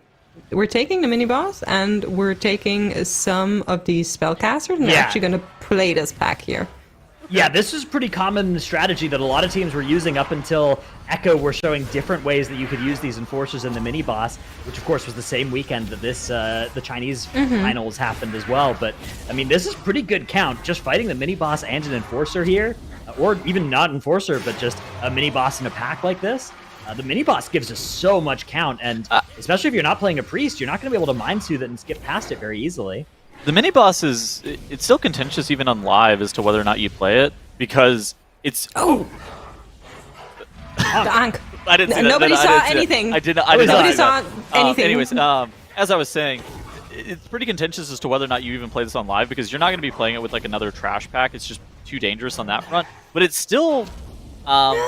it's still widely played because the count that it gives is normally pretty solid. And I think that TIAN is going to be able to hit 100% enemy forces just off of killing this mini-boss here. I mean, that was really scary. That mini-boss mechanic where two people get tied together and they have to walk away from each other, together with all of the orbs that are on the floor, together with quaking. Woo! That was scary. Okay, so looks like they're actually setting up to summon as well. Oh, I bet. Okay, here's what they're doing during this RP. The mage is doing the bizarre RP, if I had to guess, and then they're going to summon the mage after that's done, and while this Grand Menagerie RP is happening. You don't think it was just a death? Little move from TIAN. Could be a death as well. That could be it too. Yeah, that. Well, it would be cool if they were doing it that way. Seeing the buff in the uniframes, we did not see the buff. Which could be an observer difference. So, we see Cauterize active now. Wait, what? Maybe just because they were out of range, we didn't see all the debuffs. That sometimes happens. Yeah, that absolutely could be the reason. All right, well, TIAN are now into the Grand Menagerie boss. Meanwhile, Don't Push are going massive over on the right-hand side there. They still need to find 30% count, but this is going to go a long way towards getting that for them. Yeah, definitely. Dangerous. They are, and they're doing a pretty good job standing together there, making sure nothing charges too far. Their tank a little bit away from the group here is taking substantial damage, but the Holy Priest is keeping them alive, doing such a good job of that. Here comes a Dispel, and the pole is dead. Very beautiful. Now we'll be able to move on. I wonder if they're pulling anything into that Postmaster, or if they want to do the mini-boss first. So they're going to be mind-soothing around this area. They're just going to mind-soothe that mob that's off to the right. Or they caged in this instance. So yeah, I think that they just need the Postmaster trash remaining for them to be able to hit 100% enemy forces. They're still somewhere in the order of like 40... they're probably like 2 minutes behind is what I would have to say. Even with the 45 seconds of death differential. Which is kind of crazy to think about. It is just really a pathing gap, I think, between the two teams right now. TIAN's pathing has been far more aggressive, and while it is a lot more dangerous, just the fact that they were able to do that, I think the pull that was after the first boss and the pull that it ended up spawning the first boss, those two things have really set the tempo for TIAN. Yeah, TIAN are on pace here. They're on a good pace through this dungeon. You know, it's going to be quite a bit longer than the long Ming and SKYLINE times, which both, I believe, clocked in under 20 minutes, but still looking pretty solid as they are working on their third boss here. More than halfway done with it. Meanwhile, Don't Push still have yet to pull their Postmaster, which for them is their third boss. Definitely in second place right now. That being said, TIAN were in the lead for a lot of that Necrotic Wake, but the deaths ending up just being so brutal for them that, you know, no matter how much faster your route is in theory, if you just die too many times on too many pulls, that's it. You know, you'll lose anything. Absolutely, both teams on that 100% trash count, and as TIAN is finishing off the Goliath, Don't Push should be pulling the boss, or actually has pulled the boss. We're just missing the overlay. This boss, for some reason, the Postmaster, it hasn't shown up all weekend. The HP bar on him. I don't know why. See, I didn't even notice until now. I got fixed don't know. later, apparently. Yeah. Yeah. Of course, again, we are watching a rebroadcast here, so the games in question here all did happen 3 weekends ago now. Notably, that means there are a couple of balance changes that aren't in, that are now in the live servers, right? That aren't in here. Notably, the Blood DK nerfs, some of those aura buffs as well to specs like Windwalker. If you see those, you know they're all on the old versions. Dratnos, if this broadcast is live, can you please put your shoe on your head? Yeah. All right. Yeah. Done. Hold on. Opening up. Okay, you're not doing it? You're I'm doing it. What are you talking Liar. about? I'm Liar. lying right now. I'm looking at you right now. No, it's there. I don't know why you wouldn't believe me, but I'm TIAN now killing off this boss. Now they have to do the. I think they still have to do the RP section is the thing, right? Unless they were able to send the mage. Well, I guess we'll find out whether that was what they were doing before this boss. Whether they were actually summoning the mage after the RP was done, or just summoning the mage because of an unfortunate death. I would be down if they summoned him for the RP. After the RP? Actually, I think that would be a nice tech, to be honest. But I feel like he just died because of the cauterize that we only saw like after the effect. So I kind of think that might be there's some mobs out here. That means I think that the RP was there. Look at that. The door is open. There you go. We're gaming. Nice. We haven't. We're going over count, but you know, in the grand scheme of things, those things don't give count. I don't think they don't. No. Oh, they don't those give count. those are just the RP mobs that spawn. Oh, did they put during RP the? mobs? I thought they grabbed the other just... pack. I don't know why I thought that they grabbed that. Okay, never mind.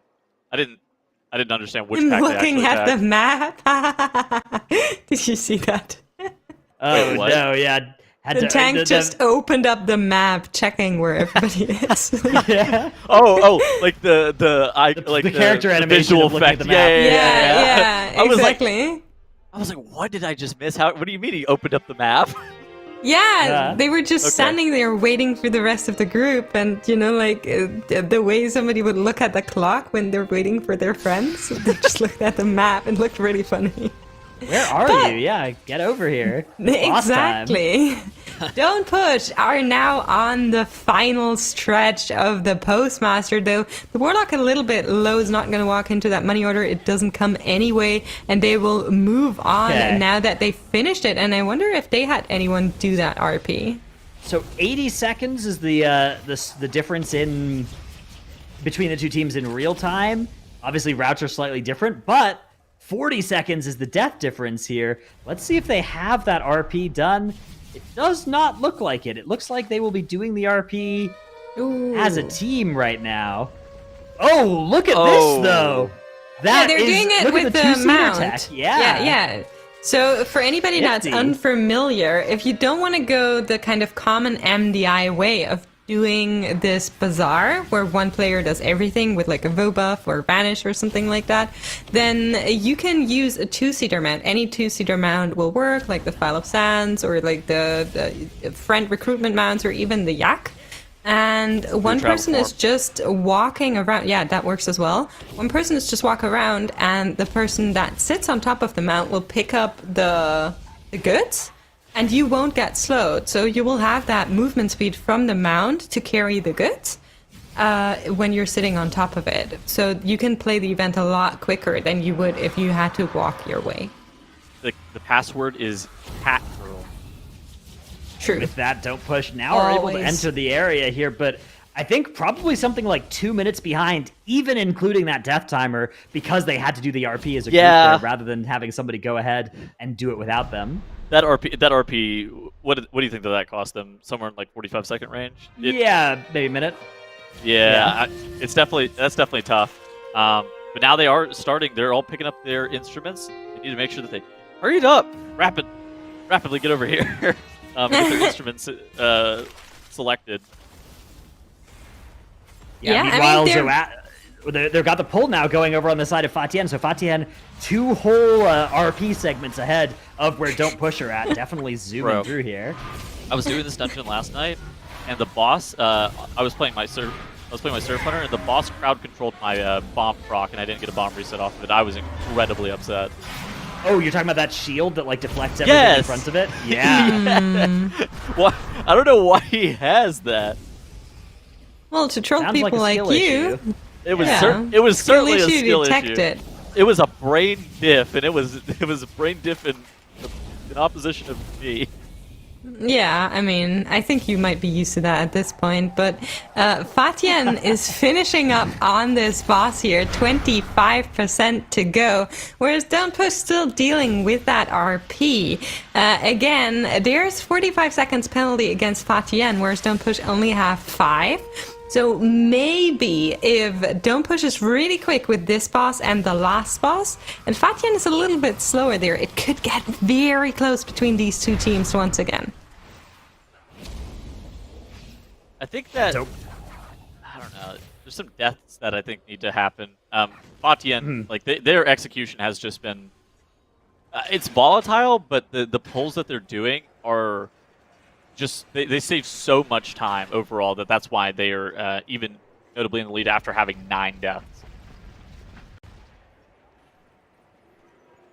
Yeah, I actually like the look of the Fire Mage in this dungeon too. The damage profile, you know, that 3rd DPS slot in here, we've seen a lot of teams going with that Havoc Demon Hunter as Don't Push are doing, but... Do you guys expect to see... Do you guys expect to see a Fire Mage like moving into the future? Like obviously this was a few weeks back that we saw this, and so the 3rd DPS slot wasn't super solidified whether it was Havoc, Rogue, or Fire Mage, or Windwalker Monk. To be fair, I think if you're running that Vengeance Demon Hunter, then there's no way you'd bring a Havoc, right? And if you're running a Vengeance... Yeah, that's true, but I kind of, don't expect him to do that again. So if you're running a Vengeance Demon Hunter, then, of course, you want another DPS that actually profits from that aura buff. So bringing the Mage, Fire Mage especially, with a Vengeance Demon Hunter, I feel is really smart. I'm not sure how it's going to play out now that the Blood Decay nerfs have gone live. I think most teams will still kind of default to Blood Decay. But maybe in some dungeons, like the Spires that we talked about, maybe you can go with that Vengeance Demon Hunter and then bring the Mage as a combination, or even just that Fire Mage. I think it's possible. I think that those Blood Decay nerfs are giga fake for MDI teams, by the way. Yeah, a little bit. All right, well, Fatian reaching 60% here on the last boss. Bloodlust was used and has now expired for them. They have 3 battle reses. Something would need to go horribly wrong for them to wipe this and not equalize the series. No way they could wipe from here at 50% on the boss. I think that this boss is relatively difficult to wipe. Why are you saying it like that? This boss is hard to wipe too, isn't it? I think so. Yeah, I think that you're right, Dratnos. Yeah, those expanding circles, those are the ways that'll get you, right? You accidentally get caught by one of those, or for some reason you can't make it to the boss, but they actually have that gateway set up across the middle of the room, which is nice to make it easier to chase down the boss during this phase here.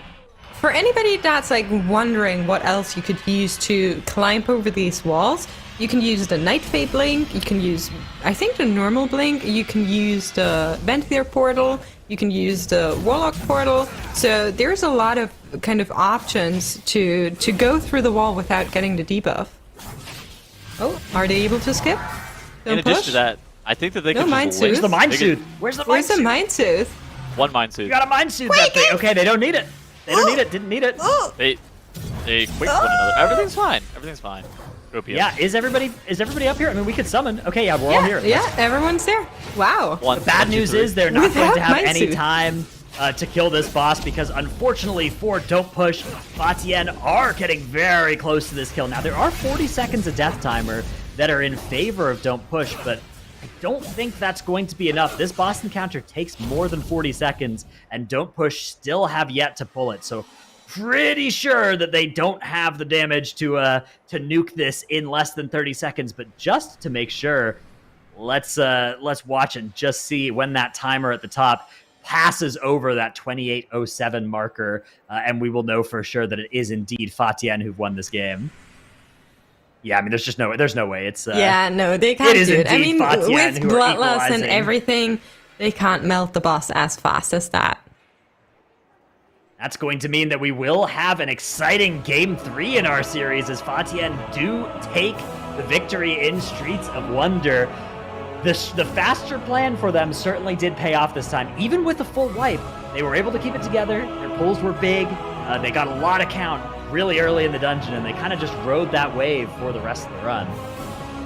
Yeah, I mean, especially that first room, I feel like that's where FATIAN took it. So in that first room, rounding up everything, killing that mini boss, and then killing the rest with the boss together, just saved them so much time. And then that second huge pull that we saw them do once they were down the stairs just gave them so much percent in the end.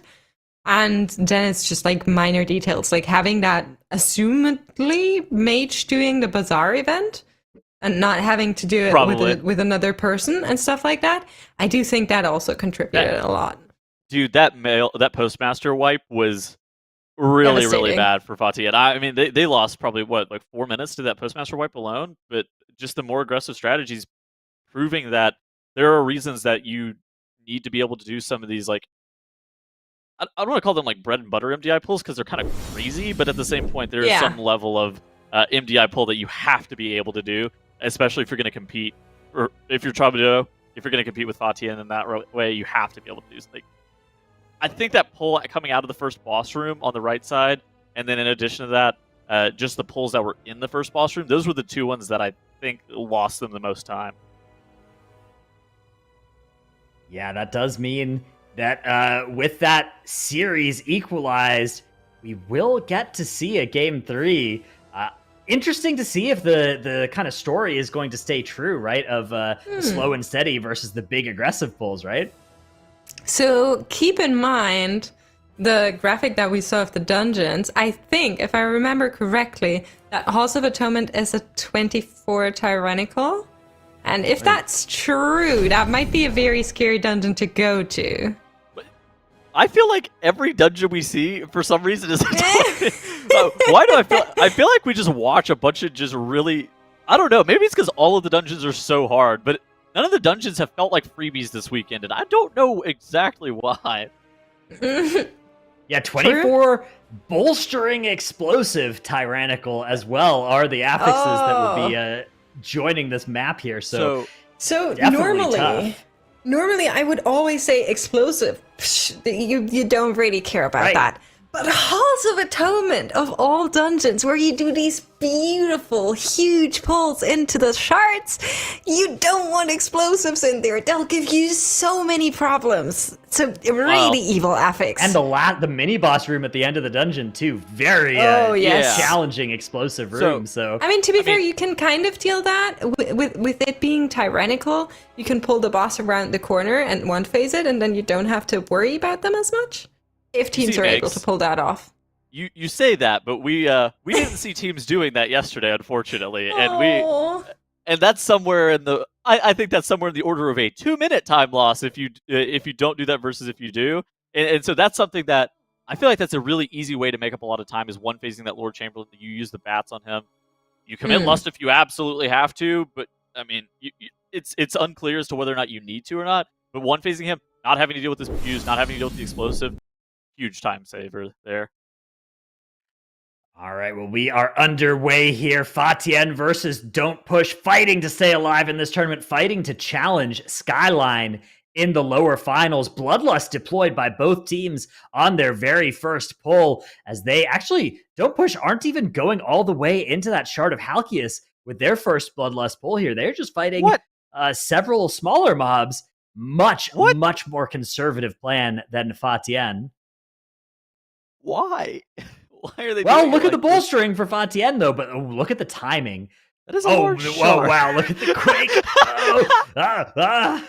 Ice Block, Spirit Link, Turtle, all committed there. Ice Block, Spirit Link, Turtle, Unending Resolve, Dark Pact were used by Fatien to survive the bolstering stacks on that Shard of Halkias. So I think I'm starting to get a little bit of an idea as to why Don't Push didn't want to fight that.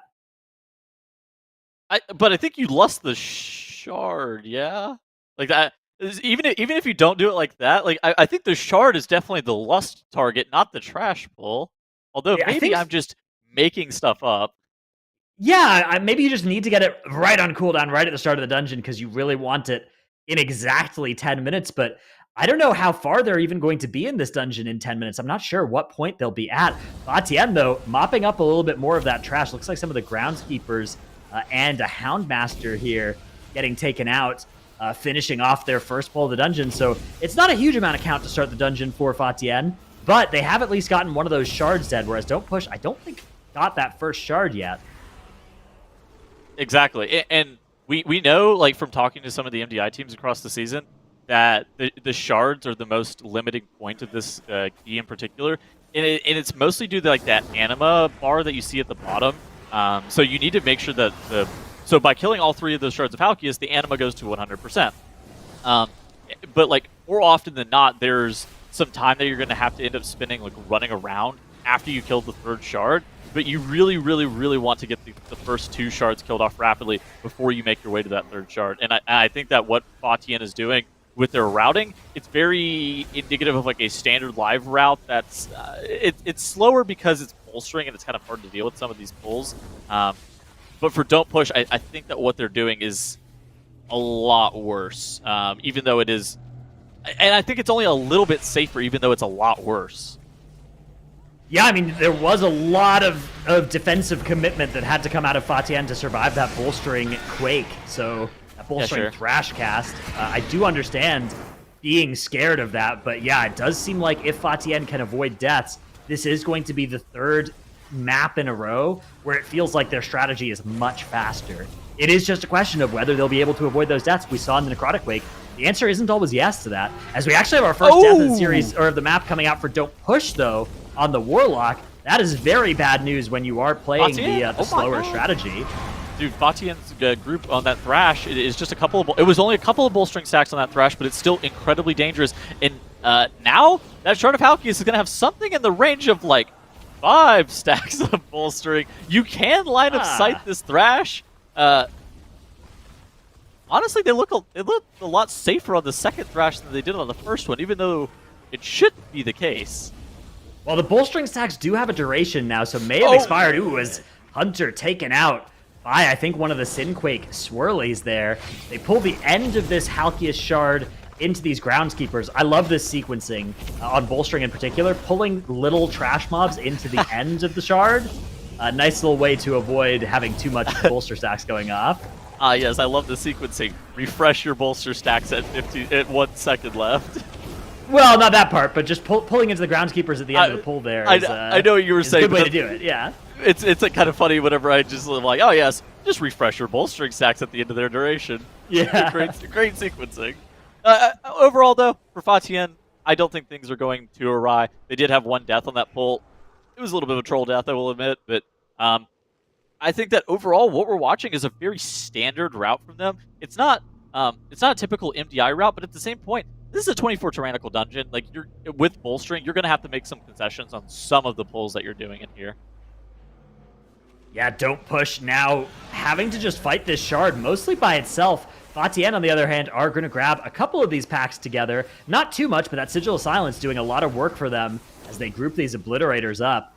It is worth noting as well that Fatien have 2 Curse Dispels in their lineup with that Resto Shaman and the Fire Mage. Don't Push do not have a Curse Dispel, so parts of this dungeon have some nasty curses. It is nice to have, not mandatory, but nice, especially if you only have 1 dwarf and it's your tank, so none of the other characters are going to be able to remove curses if needed. So I have a question. Like, on like a meta level, what do you think MDI teams are going to do in this dungeon about like the curse situation? Do you think that they're going to go like the Perplexed avenue, or do you think that they're just going to continue with the Resto Shaman?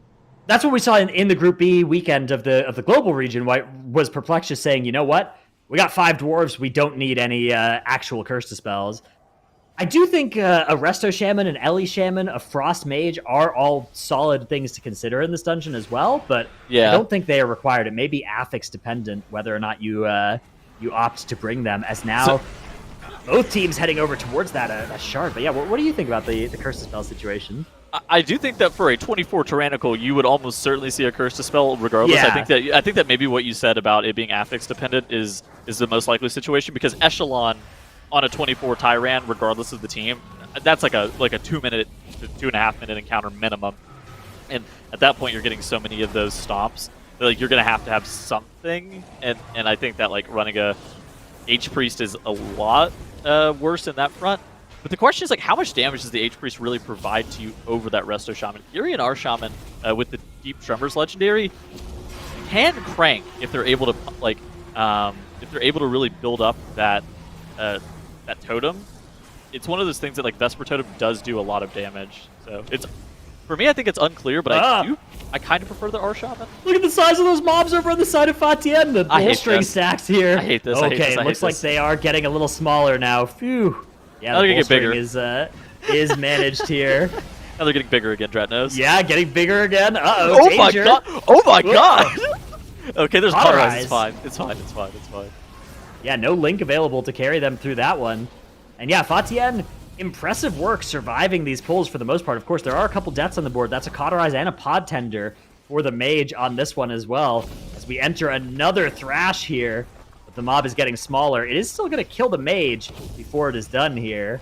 But everybody else is surviving, and 67% count for Fatien versus just 54 for Don't Push, as they are fighting this shard all by itself. Much slower pathing through the dungeon. Look at the count. Fatien have definitely got the better of the start of it, yeah.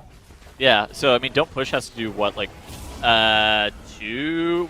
Okay, so ideally they would only be 1 more pull from here, but I think that with how bolstering is set up, it needs to be 2 more pulls from Chabudode, from Don't Push, to be able to get to the count number that they need. Whereas for Fatien, they're just going to do Halkias into that middle pack that you see right there. They're probably going to start, like, grabbing their Loyal Stoneborns. Yeah, look at this. So they're grabbing their Loyal Stoneborns as the final little bit of energy comes in. And this is what I was talking about. This is why that Fatien sequencing I thought was not great, because they're sitting around waiting for Halkias to summon and be active, and they're waiting somewhere in the range of like 15 to 20 seconds, which against some teams you absolutely can get punished for just standing around like this. Yeah, getting started now on that Stoneborn. They're able to move through the middle of the room.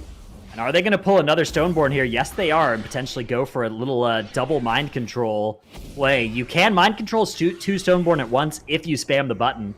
But if you get interrupted off of it, you'll only have the one, and you'll have to actually have the other as an enemy for a while. Here they go now, getting started with the mind control. It's going to be the Warlock, and indeed does get the double mind control. They now go into Halkias. No Bloodlust available for them, but this isn't the boss you necessarily need it for.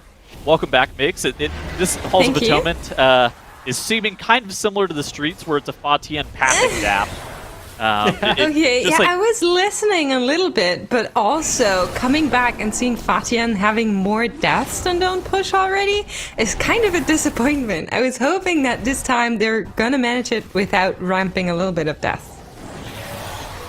Yeah, they are faster through the dungeon a little bit, but actually Don't Push have gained a lot of count in the last little while here. They're now starting on this middle pull as well, and they're really not that far behind. I mean, they're a little bit behind, but it's not hugely. They are fighting this pack by itself rather than pulling it onto boss, which is going to cost Don't Push in that smaller picture even more time up against Fatien, who have been able to pull Trash successfully onto the boss. They are now up at that 79% crash count, basically ready to skip to the end of the dungeon from here.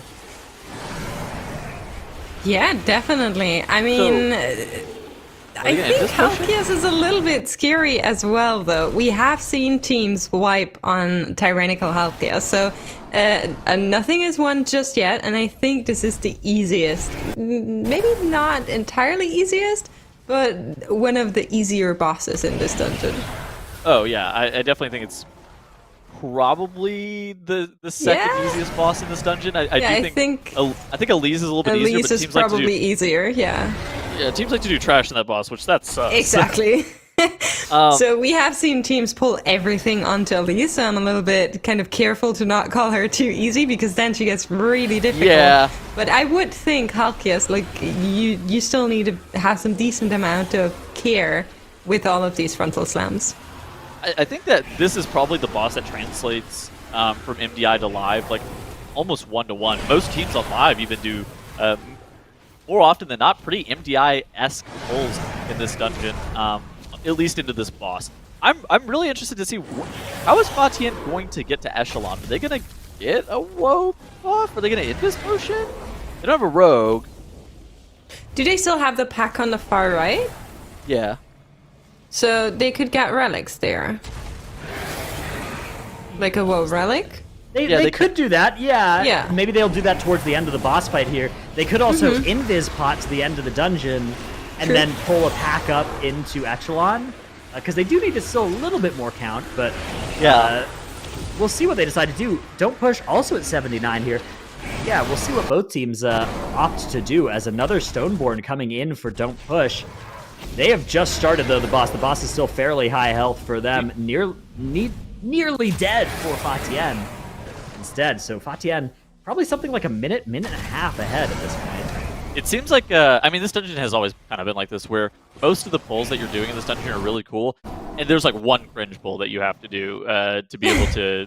Yeah. Like, it's either some weird pull into Echelon, it's some weird, like, 3-pack by itself. There's always something where you just sit there, you watch it, you're like, dude, why did they play this? But it's normally due to one cooldown allocation and two that you need like a couple of percentage points. Okay. That makes it better. Yeah, I think that Here this we is go. fine. Now, are they going to turn around and grab a little bit of trash into boss potentially, or are they okay for now? It looks like potentially okay for now, unless maybe Unless could be a hunter, a summon coming out here. You can't take a summon while in combat. So it's not some kind of weird pull and then take a summon. The hunter just probably didn't have damage Snap pot available. Or invis pot cool available. If it worked. So hear me out. What Maybe if they're just good on count? Maybe they're at 79.9 or whatever, and it's not showing up for us. What if they summoned the hunter from Plaguefall, and they snapped Plague Boars? Brought some Plague Boars in. Snapped the Plague Boars into Halls of Atonement. Don't tell Echo. Don't tell Echo. Somebody call Echo. They might be listening. I'm scared. But Bloodlust being used here by TIAN. Don't Push in a little bit of trouble as they are playing Halkias with only 4 people alive now, but should be finishing up soon. We're not getting an HP bar here, but hopefully that boss should be dying soon. And TIAN actually melting Echelon. Yeah, this is their bloodlust here. Such big damage coming out from their whole team. I mean, remember, this is mostly I guess there is big AoE pad whenever the ads spawn, but still, these are impressive DPS numbers coming out of everybody. Again, especially really impressed by the Fire Mage numbers that they were able to pump out over on TIAN. Really looking strong in multiple different dungeons for them.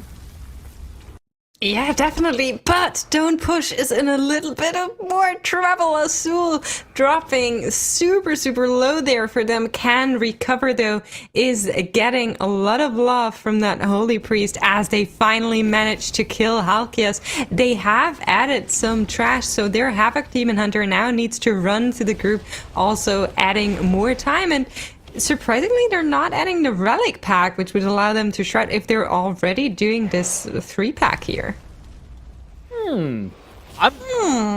How is Don't Push gonna deal with Echelon again? Is like what I'm still wondering. They don't have a decurse, so Pain is the answer. Yeah, whoever's targeted is just gonna get hit by the stomp every time. I mean, that is a lot of damage.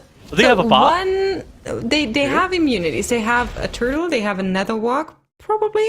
They have the grip and the guardian angel. So if you're getting targeted, your priest can actually grip you last second out. That works. So maybe they're going to do that for the first one, and then they probably use immunities for what comes after if they have them, depending on who gets targeted. But it is going to be very difficult as Azul goes down. Was that on purpose? What? Are they death skipping? What are they doing? What's happening? Yeah, they're death skipping, right? Yeah, mass rest coming in. Oh. They forgot to drop their failure detection pylons. Ah, yes. Failure Well, detected. Don't push.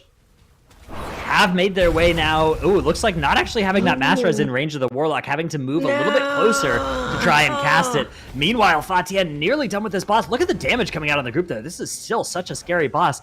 Even with 2 Curse Dispels, it is quite lethal, potentially, if you're not careful. Definitely. I mean, I'm really scared for Don't Push, who are now also using the Sumstone? We're boarding the tank? So, Seems like? A question mark ping? Like, what is going on?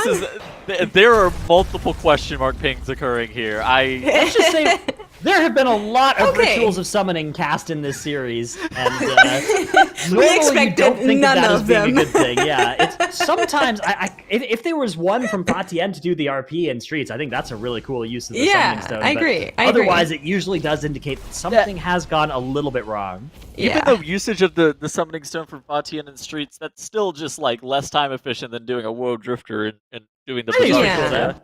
I don't think I it's like bad. that as well. I'm with Gratnos. I think it's okay there, but having the mattress cast not once but twice and then still using the Sumstone is to me very strange. So I think what they originally meant to do is just skip, not have the mattress and then summon.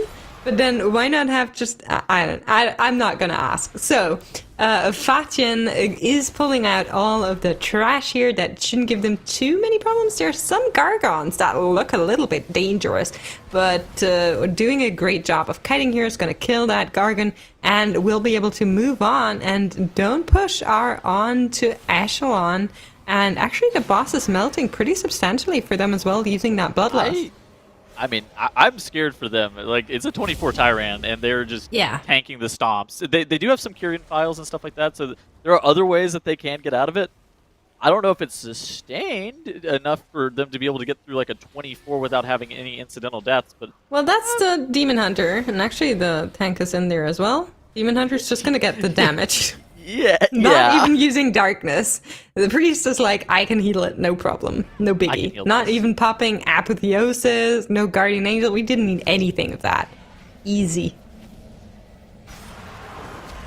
All right, well, Fatien have pulled all this trash onto the boss here, including a Stoneborn that is still... Actually, they've got both the Stoneborns on their side, so they won't have any for the mini-boss here. But they have got both of them to help with the boss fight. I wonder if they can still one-phase the... I guess probably without Bloodlust and without any Stoneborns, they probably are just going to do the room as intended, right? Not to try and knock down the boss before the second Dark Communion cast, which is something we've seen some other teams doing in the Western regions, but of course, those were all broadcast after this weekend, right? Or at the same time with Group A as this weekend, so... potentially something that was not as well known as a real possibility for the Chinese teams here. Teams have done it since, like, Season 1, man. I was gonna say, I think that's a tech that has been known for a long time. Like, trying to justify why they're not going to say it's a 24 key, right? Like, 24 is a fairly high... You think of that as being a place that maybe you don't do those sorts of strats, right, that you do in your weekly teams. Fair, yeah. I accept that idea, but, ooh, darkness. The priest disagree. isn't there. Ooh, priest, angel, Uh-oh. Don't push at 20% on the boss here, trying to get through this, but they are starting to lose players. No battle res will be available in a couple for of the priest. seconds. In a couple of seconds. It's still 30 seconds away, that battle res. I mean, this is they're probably going to just kill the boss, or it'll kill them before it becomes available. Please. Oof. They're probably going to get that next one one of more, ads. They can do it. Curse too. They can do it. They have the Prot Paladin, which is able to actually off-heal as well. It's on the Demon Hunter. He's going to survive this. Okay, and they're able to rest the healer. Healer has a rest. Will accept. Heals up the Hunter. So they are actually able to recover this. But it was very close. Echelon still needs to die. Yeah, so Don't Push have avoided a wipe here, but this is the first game in our series where Don't Push actually now have more deaths on the board than Fatien. And Fatien... That's a really good place for them to be because they have a faster plan, and now it looks like a safer or a better execution in this map as well. That combination is really, really powerful, and if they can keep that going for another 2 pulls, they will win the series and get to stay alive in this tournament. But it is not over Let's yet. see what this they room do. is nasty with explosive. Okay. So I guess we're going to deal with all of the explosives. Yep. And Well, one not- is going to not go all of through. them. Boom. One. Okay. So yes? we didn't activate both sides of the pews yet. So Yeah. if you actually don't tag those mobs in the front, they're not going to spawn explosives.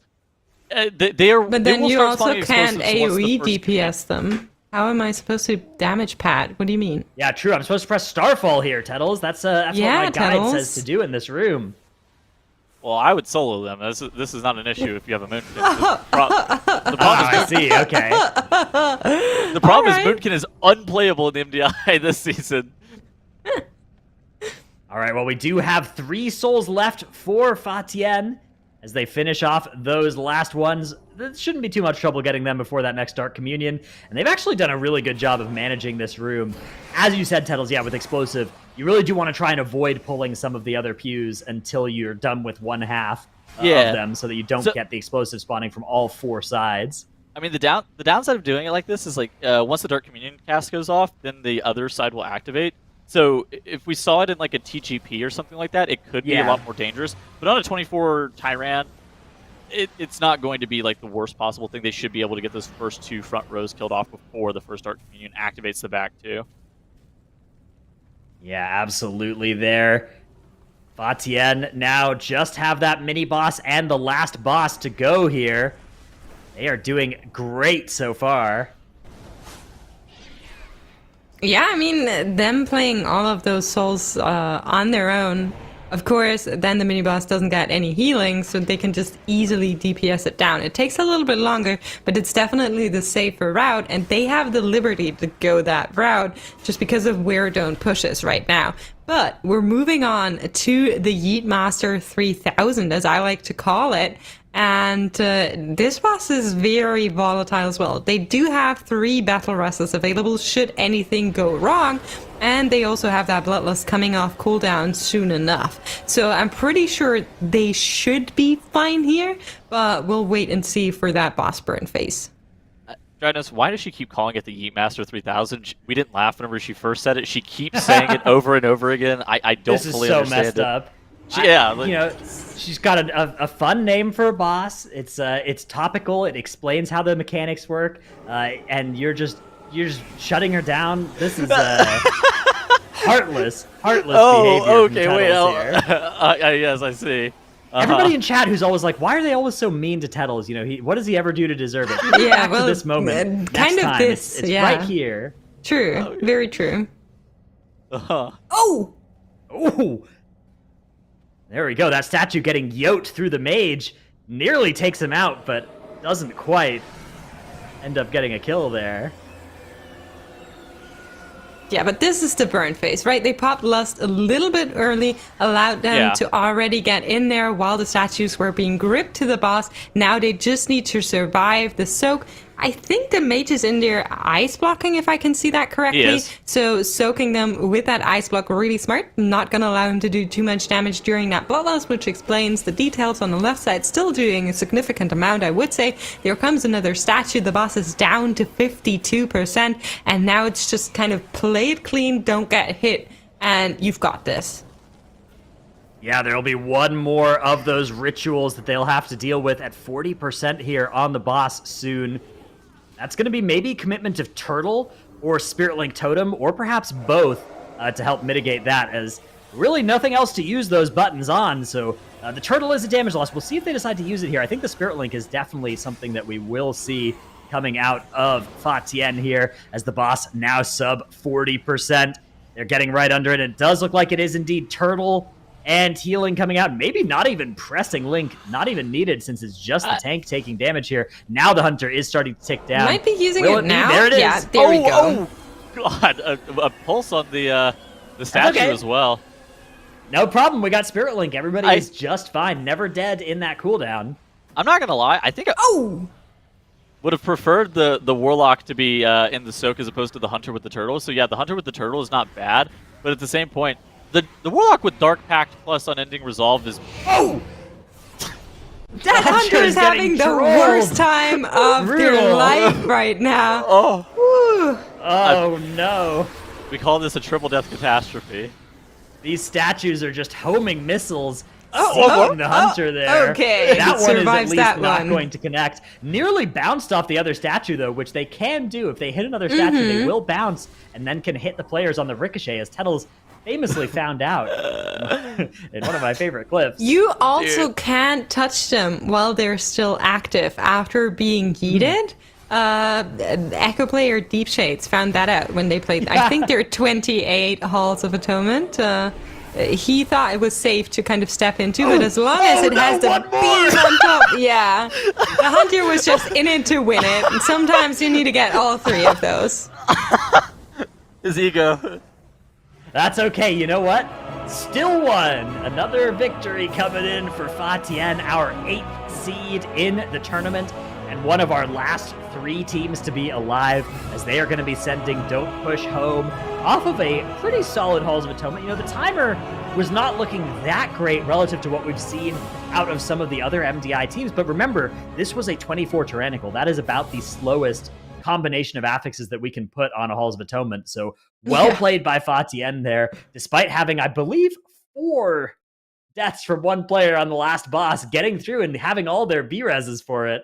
Ended up working out really well for them. You need to use your resources, Exactly. right? That hunter was just in there to show that they can do it even if they have a little more deaths. Props to them. Yeah. Absolutely. All right, well, there's our damage meter. You can see, of course, Warlock Supremacy. Nothing surprising there for TIAN in a dungeon like Halls of Atonement. A little surprising to see the Warrior or the Warlock in second for Don't Push down below that Hunter in the damage. But of course, that dungeon hadn't quite finished yet. So for them, I'm maybe surprised leading that to a little bit of difference. I'm surprised that the Hunter got beat by the Mage. It may just be due to like pathing, because Maybe. like mages suspect like if you have inconsistent pathing, it's really easy to just like slam combustion on CD, and you're always doing like relatively consistently high AOE. It may also be something to do with bolstering and like the size of these pulls that we've been seeing. Some of these teams in like a 24 Tyrant on bolstering. Yeah, unsure as to why the Mage was able to beat the Hunter. Yeah, I mean, I think you already answered it. It's a little bit of routing and also a little bit of how they decided to play it, I guess. So if you bring that mage, you also want to kind of play to its strengths, I feel like. So that's probably what they did. Yeah, on bolstering in particular, the damage meter can sometimes lie to you as well, right? These decisions between like pyroblasts and flame strikes, right? Those sorts of things. Sometimes the one that shows better on the details is actually a lot slower, even on a regular week, but especially on bolstering, to be doing that AoE instead of single target, right? However, counterpoint, if you do the highest DPS in every single dungeon that you're in, you're going to get invited to more keys, and teams will be like, wow, you do so much damage, and then you just say, well, it is what it is, and then I have to flame strike here. I have no other options. Tettles, I imagine you're constructing this theory of what it's like to do top damage in a dungeon in your head, because of course never happened for you, but I can assure you it's not like that. It. Yeah, it's not like that. But Well, it's okay, Tettles. You're here, right? So That's what matters. You say that I've constructed a theory about doing top DPS. The real theory that I've constructed is what it's like to get invited to a group. I see. Well, we do see now that we have TIAN that won that series. They are not going to have much of a respite, though, as their next match is going to be up against SKYLINE. That's actually going to be our next series down here in the lower finals. That is, I mean, SKYLINE, they were favorites in the upper bracket, but they are huge favorites here in the lower bracket. That is going to be such a scary series for TIAN. And then Long Ming, undefeated so far in this bracket, are waiting in that grand finals to challenge whichever team comes out of the lower bracket. And the longer these series go, the more often they're going to this game 3, the more time that means that Long Ming have to prep that grand finals bracket. So the worse news it is for the lower bracket teams. Yeah, and I mean, keep in mind, SKYLINE was really not expecting to get sent down into this lower bracket. We don't know if they prepared these dungeons. I would assume that they're pretty good in them, being the favorite out of this bracket in general. But getting sent down one is a pretty big hammer to your morale, and then having to play these dungeons that you might not be prepped for. Who knows where this is going? Well, something that we've seen out of like the number 1 and number 2 seeds from most weekends is like they seem like they're prepped on every single dungeon, including the Legion dungeons, more often than not. Of course. I would hope that SKYLINE was like prepared for, I guess, like a doomsday situation where they have prepped basically every single map.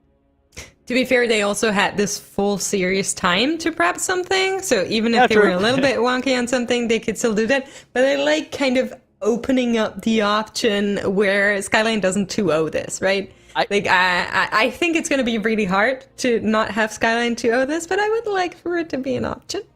I think that you're spot on with that. Just looking at the pathing difference. Okay, so whenever we were watching TIAN versus Chabudo in that last series, we talked about like the pathing diff from TIAN to Chabudo. I think that SKYLINE has a very similar level of pathing diff, where it's like TIAN is going to need SKYLINE to wipe maybe twice for some of these dungeons to kind of fall in their favor. Well, there is only one way to find out what is going to happen in that series, and that is to wait exactly 4 minutes for when we return from our break to see exactly what went down in that series. Don't go anywhere. Exactly 4 minutes.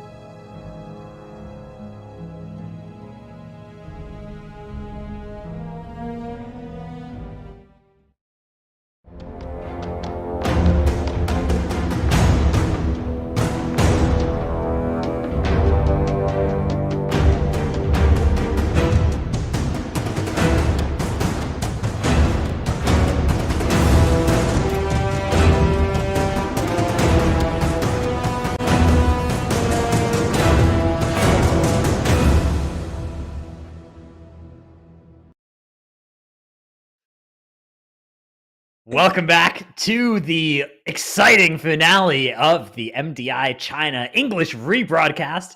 I'm Dratnos, joined by Tettles and Makes as we move now to SKYLINE versus TIAN down in the lower bracket. This is a rematch of the first game of our first day on Friday. Our first seeded team against our 8th seeded team, somehow meeting again in the lower finals. What a crazy timeline. Is this the best 8th seed we've ever seen? I guess Ambition maybe in the global finals was technically the 8th seed going into that bracket. Okay, but does that count? Like No, it doesn't. the global finals probably not. 8th seed probably doesn't count, right? Probably not. This is definitely the best 8th seed I think that we've seen across the MDI weekends in regards to performance. So they looked really solid. Yeah, definitely. I mean, the last time they met, for anybody that forgot, the SKYLINE took them 2-0, but we were just talking about options where this couldn't go that way.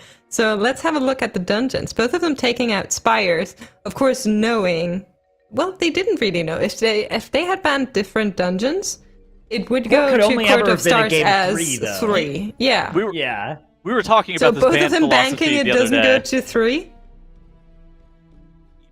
Well, yeah, kinda. I mean, we were talking about this ban philosophy TIAN yesterday, so it's like one of the things that Court of Stars is only ever going to see it like a game 5 in general if it goes to, or a map 5 in general, if it goes to game 3 and you ban 2 separate maps. So there's a couple of conditions that have to occur for you to even be able to see like a 5th map in a series. And we were talking about this in regards to like, do you ever actually ban the 5th map, or like how much value do you really get out of banning? Yeah, but keep in mind, if you're TIAN, you could not have known that SKYLINE would go for the Spires ban. Well, and you don't necessarily know how much worse, like, you don't know which maps are the worst ones for you in the series necessarily. Like, you don't know what SKYLINE's Court of Stars looks like. Maybe you think your best chance of getting an upset is in a map like that. This is my opinion too. I would rather YOLO a Court of Stars than like play SKYLINE. You want the less practiced ones if you are the lower seeded team. If you think that you're correctly rated as like, if you're the underdog, right? You want to be in these maps that have more opportunities for things to go weird, right? More opportunities for something unseen to take you by surprise. But we are going to start off then in this DOS. I think it's 21 fortified as well. So fairly low key, quick bosses. We'll see what the teams have in store for us. Right off the bat, we've got TIAN actually slow falling with the mage off the side here. There we skipping go. that first pack that way. SKYLINE don't have to do that because they have a rogue for Shroud of Concealment. Yeah, I mean, I kind of like the mage warlock port technique. They're a little bit slower though, it seems like, just by the comparison, but not much. So in the end, I don't know. I always feel like rogues and DOS are kind of like, do you really need them? They're helpful for some tags that we've seen in the past couple of weeks, but as for damage profiles, I don't know. I do think that Rogue overall, like, it's always so hard to get away from Rogue just generally because it's just the amount of mob control that it provides, and then like the damage profile that Subtlety is good at is something that's always super unique. And MDI teams, like, whenever I've talked to them, they've basically stated that you don't need much more AoE more often than not. Like, a lot of the times, the single target damage that just like the Rogue or the Demon Hunter provides is what you're kind of lacking in a dungeon, and it ends up speeding up the key more than, oh yeah, adding another DPS option to slurp up that AoE that we were talking about earlier in the day today. Both teams are going to get that woe buff, though, and head into this Ardenwold area, and it looks like a pretty mirrored strategy for both teams. As, I mean, yeah, TIAN is so impressive, actually, to be doing these sorts of big MDI pulls as the 8th seed in this bracket. Both teams are grabbing a bunch of mobs onto this urn as well. Big, dangerous pull with Inspiring. Luckily, the urn does pierce through that Inspiring CC protection aura. Once it's gonna get clicked, of course, because for SKYLINE it seems like the urn is still intact. Melody is casting DPS down, not gonna use it from what it looks like. I mean, it's behind those mobs, I but thought they sent it. Did they? Both teams have sent the urn. Okay, then they did it at the beginning, because I just saw the urn in between still there. But So yeah, okay. once the mobs turn the corner, Melody the urn went off for them. So then Melody could build his Rain of Fire stacks, because that is quite important for him to be able to not have to stop in the middle of like his ramp up time to get that. And SKYLINE pulling a Matriarch here. We've seen a lot of Matriarchs from this region, and I still hate them. But maybe they're less bad on Inspiring. It's one of those things that it's not always the most clear thing what's the best route for DOS, but like, because you want to, specifically on Inspiring, you skip a lot of random trash pulls because they can be dangerous. And the Matriarchs are generally the worst mob, at least count to HP wise, especially in this area. Okay, but hear me out. We were just talking about the rogue DPS. If you're, I mean, of course, they were chain pulling from that big pull into the Matriarch, so don't take too much into account looking at that details. But I do think most of the Matriarch damage was just a rogue, and they need a target that they can kind of single target DPS on to be useful in packs like this, to be honest. So I think it's probably why they're going with it.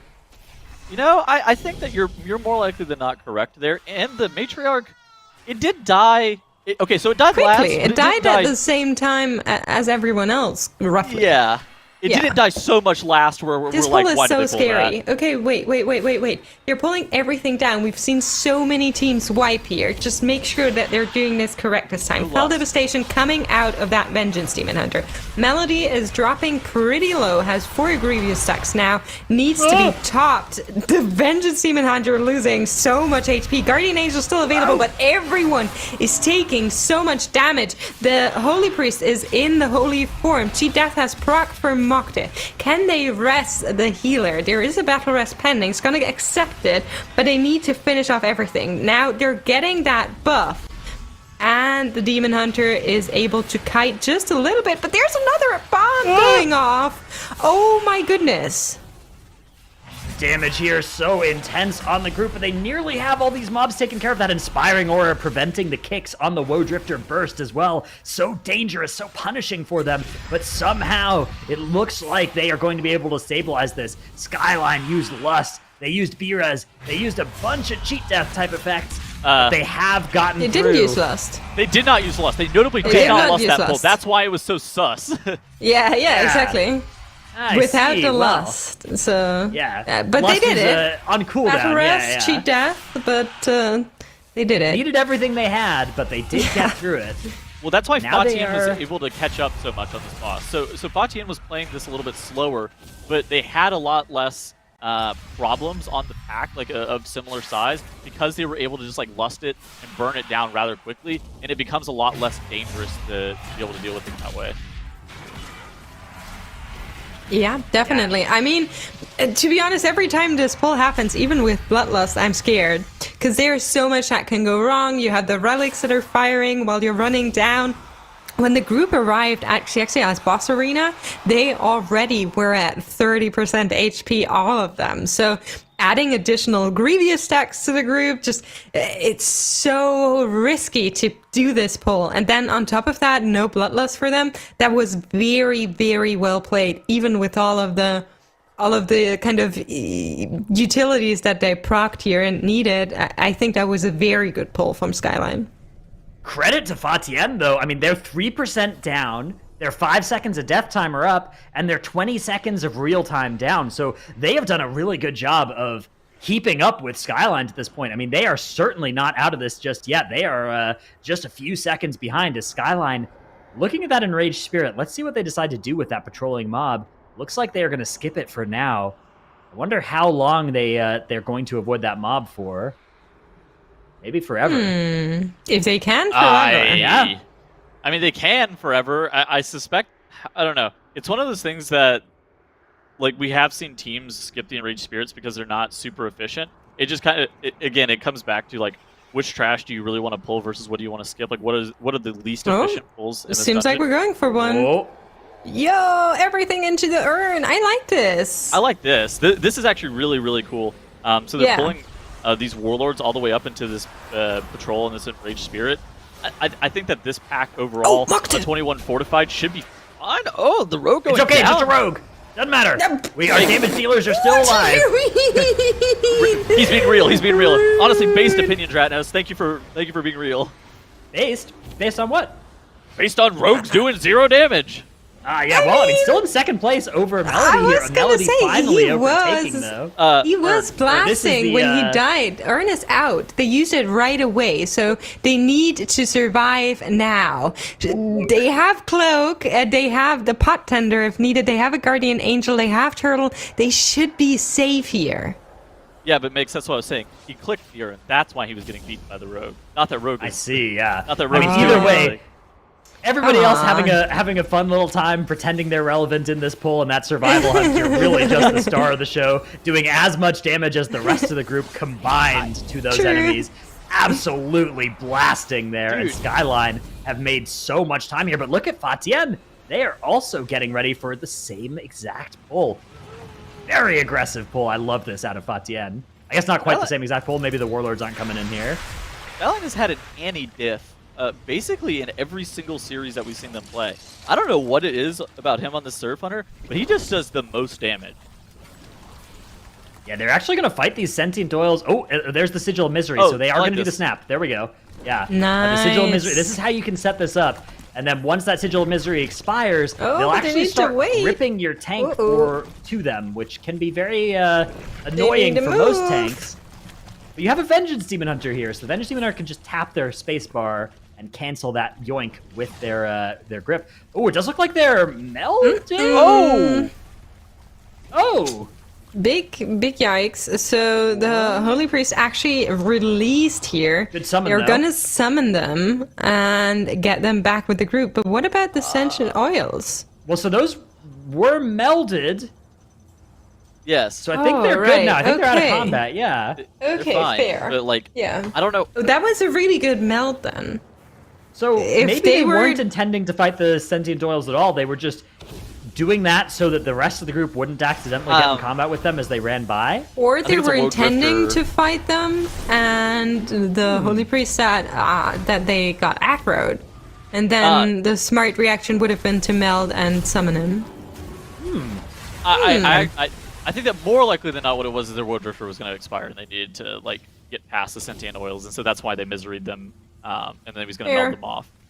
I like the other option more, but I think you might be correct with this one.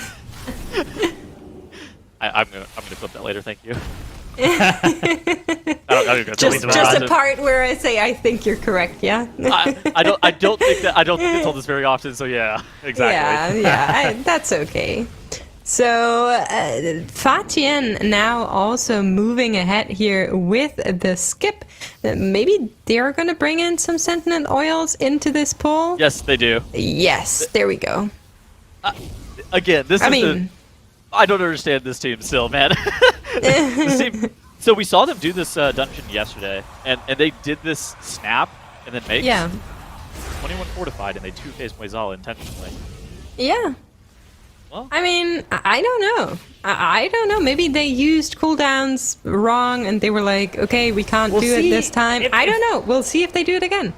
Yeah, that's going to be a very interesting thing to see here for FATIEN as those oils now do snap into the boss encounter. Love it. They're certainly falling a little bit behind where SKYLINE are at, but they are going to exit this area with a little bit more count, so maybe they'll be able to skip a pull that SKYLINE have to do later. SKYLINE has to do the dog. No, the mage. The Woof and the Headless Client still. Arf arf. Arf arf. Yeah, that's the one. I love that name. Woof's Sorry, name is it's the ability. best name. Arf arf. Yeah. They have to do gonna Arf get Arf and the Headless Client. They will, however, so SKYLINE, when they do that pull, are going to get a woe buff out of the thing here. Whereas FATIEN will not have a woe buff, so that they will lose some time back to that speed buff not being active. This is the Matriarch diff, I think. Maybe. Is what this actually the mage is. goes down. Oh, High-Rise proc does not survive here, has no pot tender available. They need to use Battle Rest. They're using it on him, making sure they can fight this boss as 5. But what did they die to? Why did he die to? Yeah. Did he get hit by... There's no oils that are around anymore, so... That's why I'm confused. Like, what did he die to? I just saw, like, to be honest, the HP bar was pretty low, I think, over time. and then maybe didn't get topped and got hit by a stun. I don't know. It looked a little bit weird. Yeah, meanwhile, SKYLINE here just about finished off with that pack. Now they're going to have to just go to do the Hakar wing, the last wing in the dungeon. Of course, most teams that we've been seeing in the global region have been doing Hakar first. Has become pretty common after Echo kind of pioneered that strategy. But for those who are just joining us, of course, this is a rebroadcast of the China weekend that happened at the exact same time as that Group A weekend where Echo was showing all of their routes. So these teams are using their own strategies, they're using their own ideas, and they haven't really been able to yoink whatever they've seen out of the global region. Now SKYLINE using this woe buff to skip into the Hakar wing, potentially setting up a big earn pull here. Yeah, they are. Wow, it's everything. That's a lot of enemies. Sigil of Misery using here. Oh, one of them. Okay, the Inspiring Mob trapped in the back there. Probably going to bring that into Hakar later once they're done with this big AoE pull. Oh, they lusted this. Okay, how do you guys like the fact that they lusted this? I'm not sure. I mean, I feel like it does increase the safety of this pull by quite a bit, Yeah. but it does seem like it's probably going to be less of a time gain than using it on, say, Hakar. But maybe, yeah, I mean, honestly, a lot of these specs scale well in AoE with haste as well, so maybe they'll just get this pull done way faster, too. Could even be efficient on both I mean, counts. it looks super, super fast. They used all of the Bloodlust time. They didn't have any, buff over when the pull was finished. They still have some trash here that they're gonna catch up on. So I don't know. I think it's pretty nice, given that it is a fortified key. Going for this really big pull here saves you a lot of time. Yeah, it's atypical, but I don't think it's bad. I think that you're right. It's one of those things that they didn't get any overage on the lust. Like they weren't running around with like the Bloodlust active or anything after the fact. I think I like that pull. If it was inconsistent in practice for them, slamming lust on that seems pretty reasonable to me. Yeah. I mean, otherwise you would have needed to play several pulls there, which would have cost you a lot more time. And I mean, just look at how much they're melting Hakar, even with having used cooldowns on that previous pack. I think we had Shadow Blades ready going into this. But other than that, I don't know what was there. It's also 21 fortified. I mean, Hakar, like you were saying, is not exactly overly deadly on a 21 fortified. You can kind of just do this boss without CDs. Like the Serve Hunter cooldowns are going to come back up. Oh, and look at this from SKYLINE. They do the thing where the High Priest comes in. They're going to get those relics as well. They're going to be able to get that Woe relic out. Woe Drifter kind of dangerous here on Inspiring is what I would think. But we're is SKYLINE going to wipe here? No, Okay. no. We have Guardian Angel available. Our Priest is pumping. Just look at that flash heals coming out of them. Getting everyone grouped up. There would have been a cloak. There would have been a turtle. They're safe.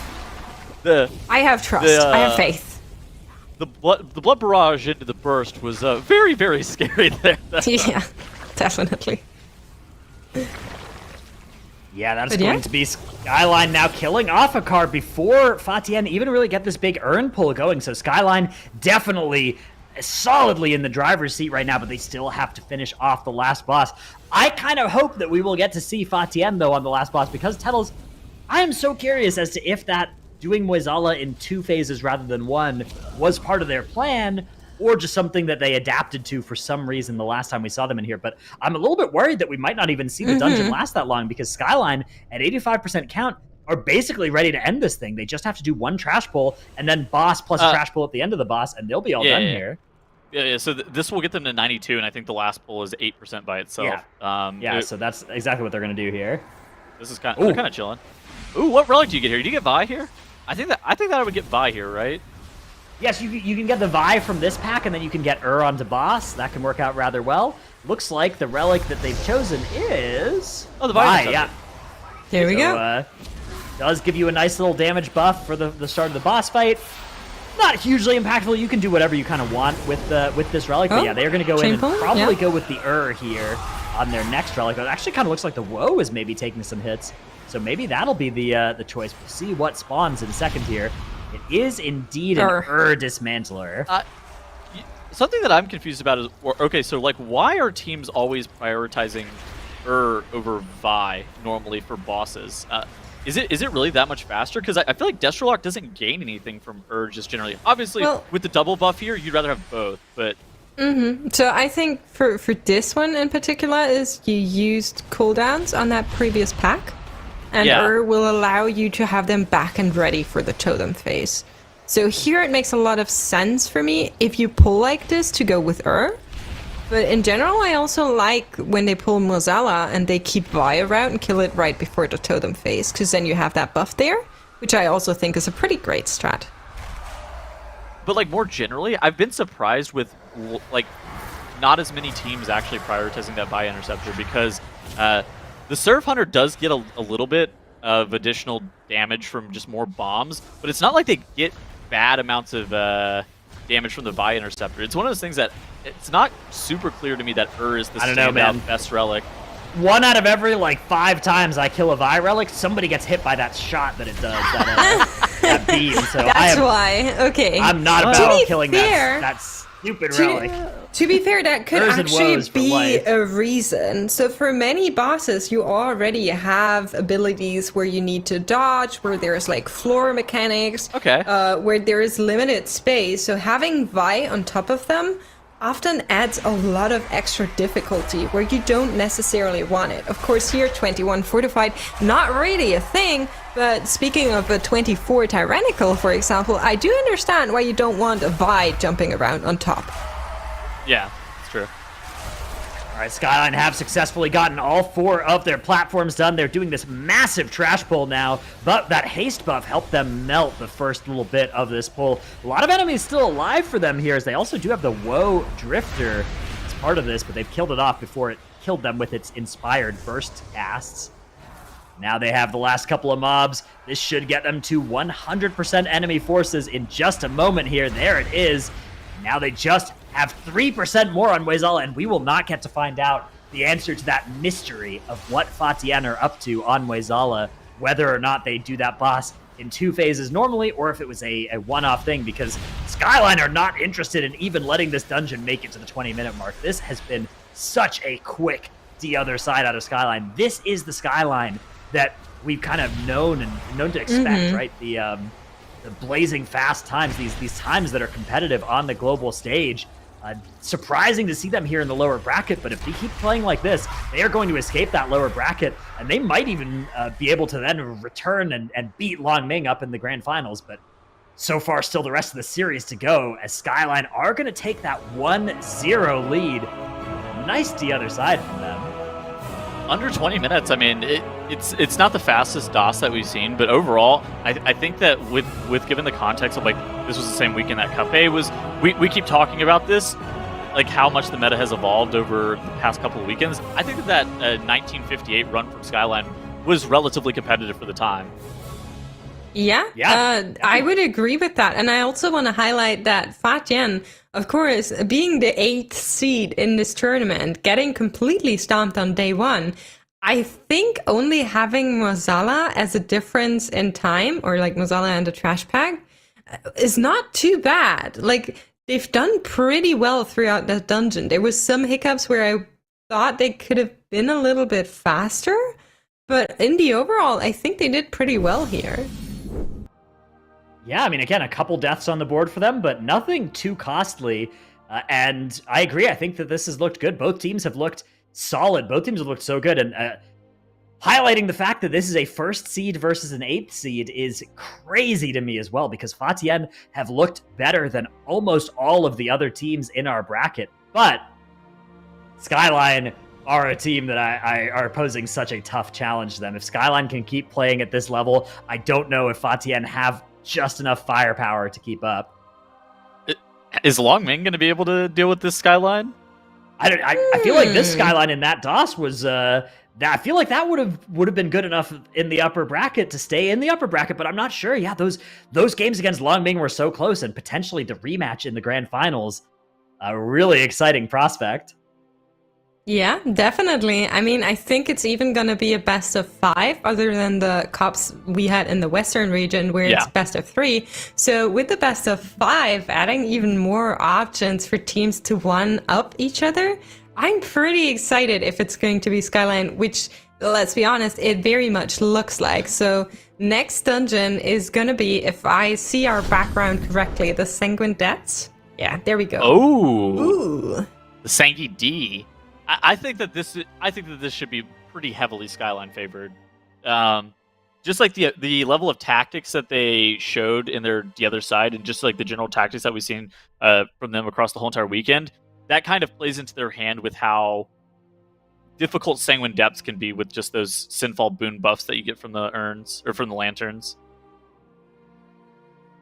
Yeah, I think the SKYLINE do have to be the favorites coming into this, but they can't take anything for granted because TIAN have looked able to punish anything except maybe a perfect run out of a team like SKYLINE, which, again, props to TIAN for making it this far, for playing as well as they have up to this point. They have got to be excited about the possibility of still competing against SKYLINE, but we are underway now with the game.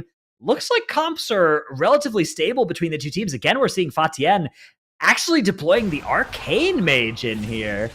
Ooh. Interesting. No Venthyr for TIAN either, unless that hasn't updated just yet, which maybe the next poll we'll see if it has. That is a BM Hunter, Tettles. Wait. Excuse me? Recalculating. What is going on? Okay, we have a BM Hunter and we have an Arcane Mage. Is this a moment where TIAN just kind of like sends their regards and shows off specs that we haven't seen yet out of respect to them and kind of concedes with the O2? Or are they seriously going 5 Kyrian? Well, no, hang on, the Warlock, I think I just saw the Warlock cast Impending Catastrophe. Yeah, so it looks like just the Covenants haven't updated yet on our details from the last map, but yeah, the Warlock is at least playing Venthyr for TIAN. Once we drop combat, that should update. They did get the buff as well. So yeah, you can see they are they able to need to have at least one Venthyr. Only a 5 stack for them, though, as SKYLINE go into this big boss pull with a 10 stack. Much quicker path at the start of the dungeon here for SKYLINE. Much more conventional strategy, too. Oh, man. I think that TIAN going 5 and then letting the Lantern expire, I don't know. Why are they doing it like this? I don't understand. Why not just get a 10 stack, man? Maybe because they thought they were going to get it and then Lantern ran out, or because they tried it in practice and they died there. I don't know, but of course, ideally, you would want that 10 stack, and I think they know this as well, so there must be something stopping them from actually executing this. Speaking of executing, SKYLINE is doing pretty evil things with Crixus. Like, that boss is down to 30%. It is tyrannical, if I'm not mistaken. God. Melody getting that pot tender there. There's still a Woe Drifter in this pack that they're finishing up as the same time as the boss. But wow, that is quick. I mean, SKYLINE looking really good on this first boss here. It is on a 23, so it's a 23 tyrannical, so this dungeon can be very, very scary if teams are not careful. The bosses in this dungeon, basically the whole expansion, have been known for being some of the most deadly, especially on tyrannical, because they end up lasting for such a long period of time. But SKYLINE making it look easy. They took that 10 stack buff into it. I'm interested to see what they're going to do with that woe buff that you pointed out. I wonder where they're going to be going after this pull. Are they going to do something pretty standard? Are they going to potentially skip something here, maybe? I mean, I don't know. I think it might just be for the tank to kind of group everything up a little bit quicker, as you can't mount in there and there's a lot of mobs. I do think the rest of the group would normally like line of sight here, but it seems like everybody's helping to set up this pull. Just look at that. That's so many mobs that they're now pulling. That is a huge pull coming out of SKYLINE. Mocked is also activating the Lantern right here. You saw the tank from SKYLINE. He also threw his sigil at those imps as well. So they're going to be able to almost immediately get a 10 stack into the Lantern once those imps do come all the way in. Ooh. And now everything is stacked on top of the Lantern. They are getting the Oppressor debuff stacked up onto them, which makes them do reduce damage. But at the same time, they have a 10 stack on that Lantern almost immediately. They should be able to kill off this pack relatively quickly. I really like this pull that we just saw from SKYLINE Mix. That pull is so scary. You could see the tank nearly dropping to its death. There was a Guardian Angel that saved most of what was going on, and like you said, that oppressor stacking up could have been very dangerous as well, but they did so well. Now they need a line of sight, make sure nobody gets fired on here as they have their 10 stack. There's another pack that they're dealing with, but it's looking so clean, and that is the SKYLINE that we know, the SKYLINE that, you know, is a real threat to any of our Western MDI teams. And I'm really excited for what else they're going to do in the Sanguine Depths. Okay, so now they are getting that last mob killed off. They don't get the best refresh, so it looks like their lantern buff, that 10 stack of that Sinfall boon, is maybe at like half duration right now. Ooh, but they're tagging this Javeliner pack. Are they pulling this into the next lantern? What? Eh? That is crazy! SKYLINE just said, yes, we're doing it, and look at them. These huge pulls in Sanguine Depths. She death proc on Mokta, but there's more even coming. Their Vengeance Demon Hunters taking so much heat in the Metamorphosis, has the Guardian Angel on top, trying to survive here, looking pretty good. Force Slam coming out. There is some mobs that they still need to deal with. What about the Lantern? It's opened right now. All right, we're good. We got to kill a mob on top of it, though. Come on, come on, come on. Oh, yeah, there we go. They extended it. Beautiful. Okay. Wow. I'm stunned. The route that we're seeing from SKYLINE right here is it's not just that it's a good route. This is like a world-class route. So whenever you watch some of the top teams play in this dungeon, these are this is the Sanguine Depths route that you expect to see out of any #1 seeded team coming out of a region. That was an absolutely crazy pull that they just did, and I love the adaptation. They were able to get the 10 stack refresh. I suspect that I hope that they're going to be able to kill one of these Dirt Crunchers. Like if they soothe the Dirt Cruncher and it dies on top of Blanchett and they get another refresh on this 10 stack, oh, that'd be so sick. Maybe they can do it. Let's look. They have the woe buff. They're killing it off. Oh, here it man. goes. Oh, that was really right good. As it expired too. Look at the effects of the lantern. It just ended. That's so cool. You're doing a fantastic job here. That is really impressive, like you just said. World class, and into the next pull we go. Due to this being really big pulls as well, they're actually gonna go with the boss here. Wow! What? What is going on? Why are they taking the boss? Who's this team? Where were they before? AO? They're the only team that I've ever seen actually go to the right side as well. Basically, every team will start on the right, they'll use that lantern, and then they'll backpull to the left. But SKYLINE just runs all the way up the right side, grabs all of the trash in their path, and immediately grabs the boss. Their Vengeance Demon Hunter keeps pulling the boss back into this cage area. I hate that, but I like the fact that it's like getting the mobs grouped up, but just the potential line of sight issues that this could cause can be problematic.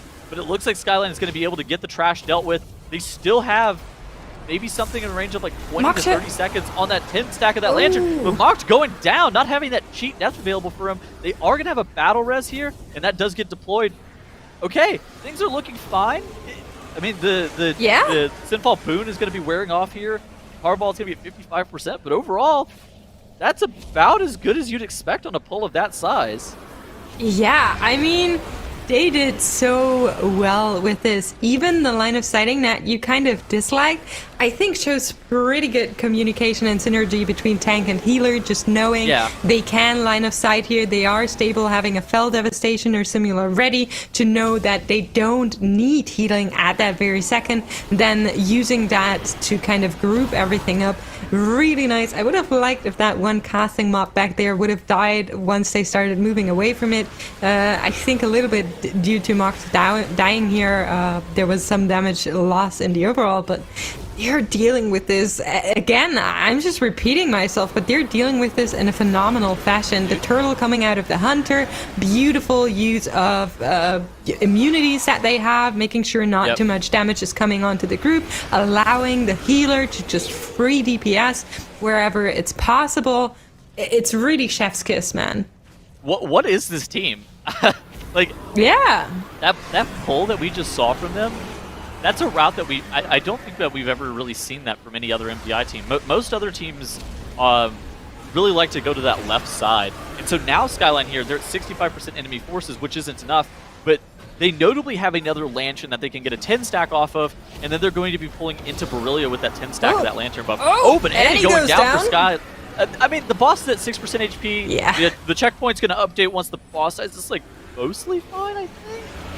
Yeah, I mean, I think you would have ideally liked to avoid this, same as Mock's death. It's just, it adds another 10 second that you wouldn't necessarily want to have, but with the strat being as quick as it is, I think they can actually allow themselves to have these kind of oopsies going through this boss fight here, and Tarbold being a really tough boss on a 23 tyrannical as well. They will move on to Barilia, but not before getting another stack on one of these lanterns. So I'm just super curious to see where we're going. They're waiting for the group to be stacked up. Mock's going down in the invis, assisting the tank, assumedly.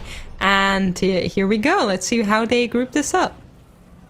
Okay. I think that this is... Oh, okay. So look at this. Okay. They're running all the way across. And it looks like their tank is going to line inside one of these cages even right here. more. Yep, Okay. Be normal. Be normal. Breathe. Oh, Mocked has to cancel his cage. Mocked had to cancel the lantern cast because he doesn't have cheat death available to him. That's quite unfortunate. That means that he's going to get into this pack super late. But Annie on that Serve Hunter really doing a lot of the heavy lifting. And now you do see the stacks of that lantern really start to come through. I'm so scared for that Vengeance Demon Hunter. Every time they drop so low. This time not even Guardian Angel available as it was used to set up the pull, but had Metamorphosis to survive here. They have that 10 stack. They have Bloodlust in 13 seconds, so they can just full send whatever they're doing with Barilia down there. On the other side, TIAN, of course, we're neglecting them a little bit just because the route from SKYLINE is so good, but they are like far behind. They haven't even touched Tarbold yet. They need to deal with a lot of the trash. They're having some problems with deaths. So let's just look what SKYLINE is up to.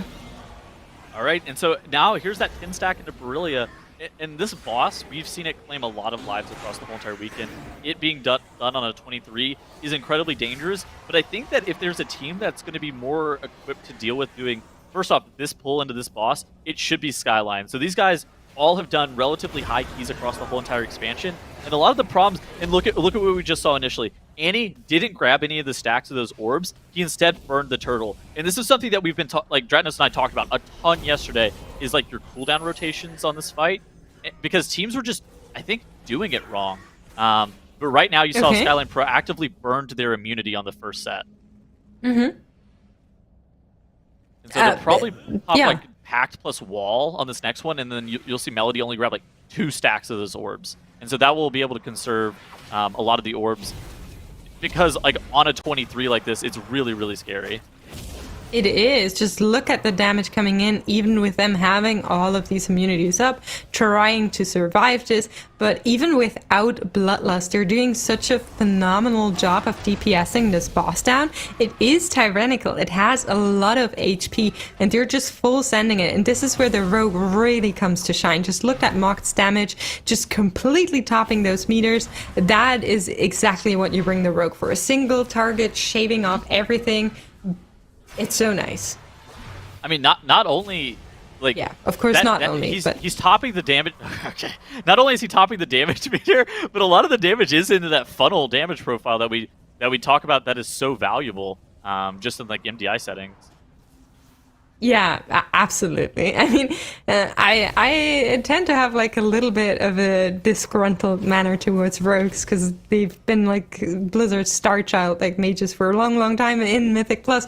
But this time I'm okay with the rogue. Mocked really showing off here what the rogue is capable of doing, and it's looking insane. Not only do you have rogues like being present basically in every single Mythic Plus season since its implementation, but then you have rogue mains on Twitter, notably JPC the man, complaining that all 3 rogue specs need buffs whenever we see them in literally every single MDI key. Pick one, JPC, please, I beg.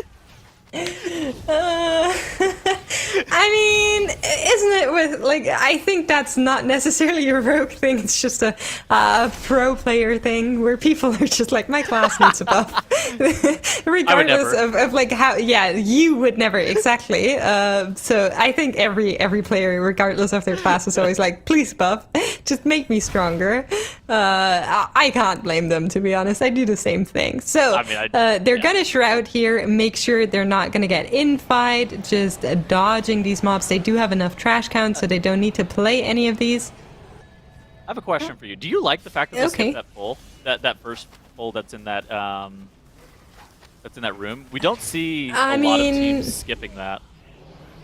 To be fair, with the way that this route is set up, they could skip anything, and I'd be like, yes, do it. It's because it's so good. They just have these huge, beautiful pulls, and I do think playing kind of the trash up front there is like a 3-pack or a 4-pack. I'm not even sure right now. I think it's good count if you need it. But the way that they played everything else in this dungeon was just so efficient, was just so good, made perfect use of everything they have. And knowing that they have this big pull here going into the gauntlet, I think it's really good to have that Shroud there. I'm kind of interested to see if teams are going to adapt to this like Skyline way of routing around that Tarvald area, because the way that they routed around it was like super unique. Yeah. It's not that I don't think that MDI teams have never tried going right, but it's really... I think it's a lot easier to just like do something that you're used to and back pull to that left side and like refresh your lanterns and kind of play a little bit slower style. But the more aggressive Skyline approach, I'm excited to see if teams are going to maybe adapt that into their Sanguine Depths routing, because that was really cool what they did. To be fair, I do believe we saw similar routing coming from Monka.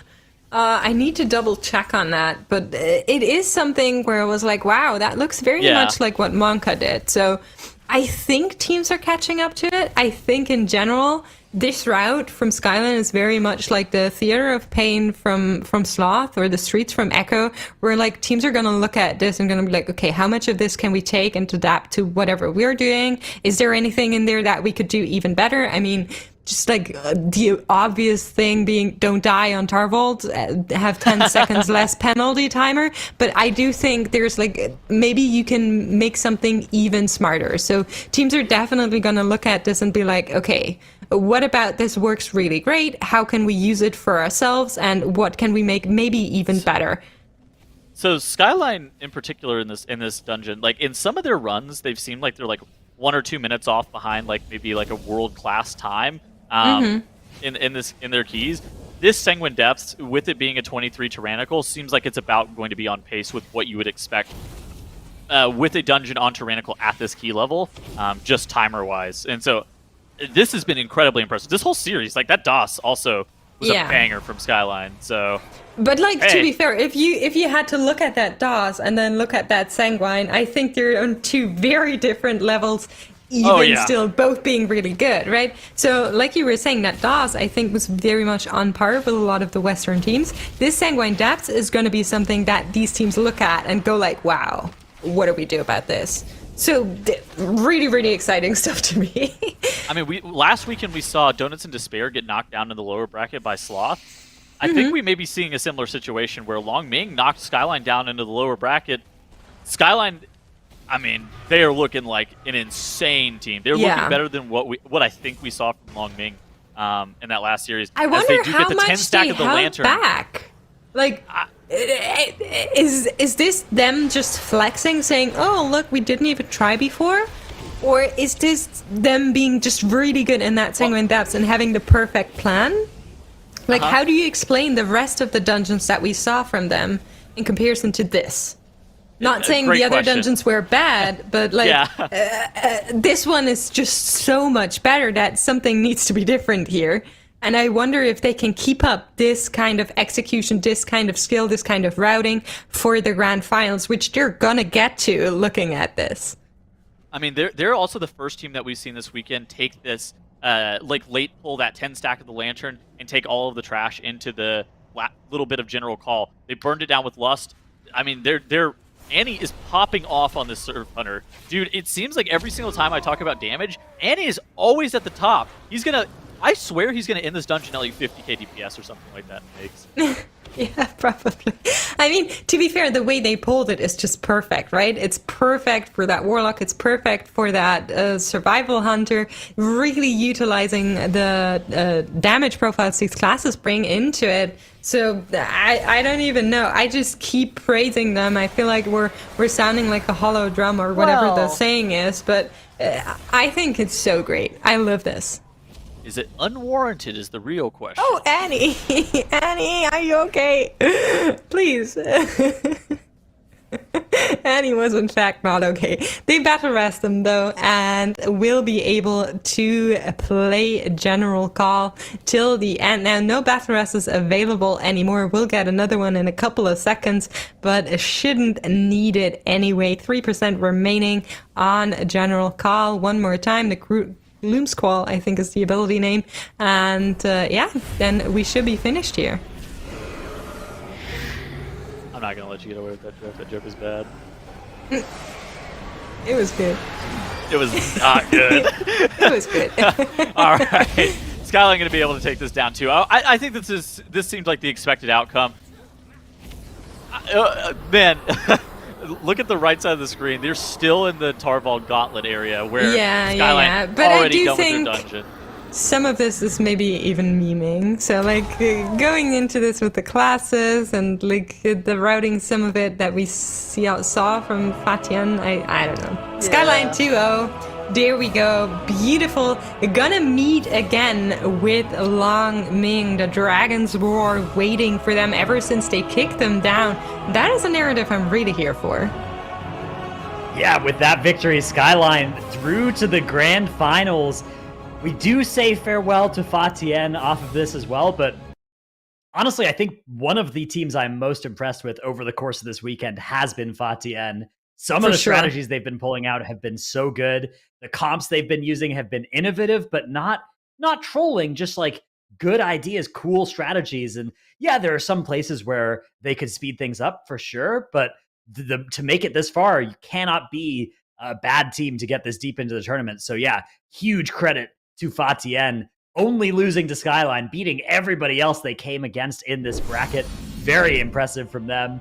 SKYLINE now have made it to that grand finals, but unlike in our Western region, they don't have a ticket to the global finals just yet. There's only one ticket out of the Chinese region to the global finals, which means SKYLINE is going to have to go back up against Long Ming for that ticket in the upcoming grand finals, and that is going to be incredibly hard fought as they hope to join those 6 teams from the global region group stages that happened over the last few weekends, and that one team that will be decided in the Last Stand tournament that will be on this channel next weekend as well. So set your calendars, set your reminders, set your alarms for that. That should be another exciting MDI show next weekend to find that 8th qualifier.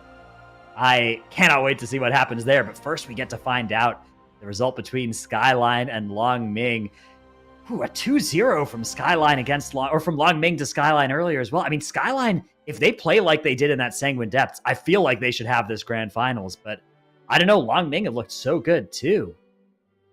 Yeah, I mean, I think this could go either way. We were just talking about like what kind of SKYLINE can you really expect? Seeing the SKYLINE that played the DOS, seeing the SKYLINE that played the dungeons against Long Ming earlier, and then seeing that SKYLINE that just played that Sanguine Depths, just like 2 completely different teams, and I don't know what I can expect out of them.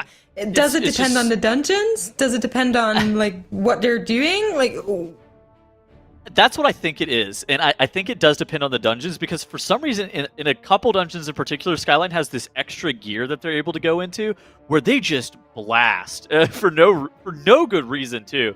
And then for some of the dungeons, they're I don't want to say slow, but they're slower than they should be, and like especially in that Gambit, like they kind of got exploited by Long Ming just being a pretty good team. I mean, Long Ming is not bad. They're the 2nd seed coming into this team, and they've played together for such an incredibly long time. It makes sense that they were able to knock SKYLINE down in the lower bracket. I do think that SKYLINE should have a little bit of extra oomph to get them through the finals here, though. All right, well, that grand finals is coming up here. It's going to be a best of 5. It is going to be very, very high stakes, very exciting dungeon action, but it is also going to be after a brief word from our sponsors. Don't go anywhere. What sponsors?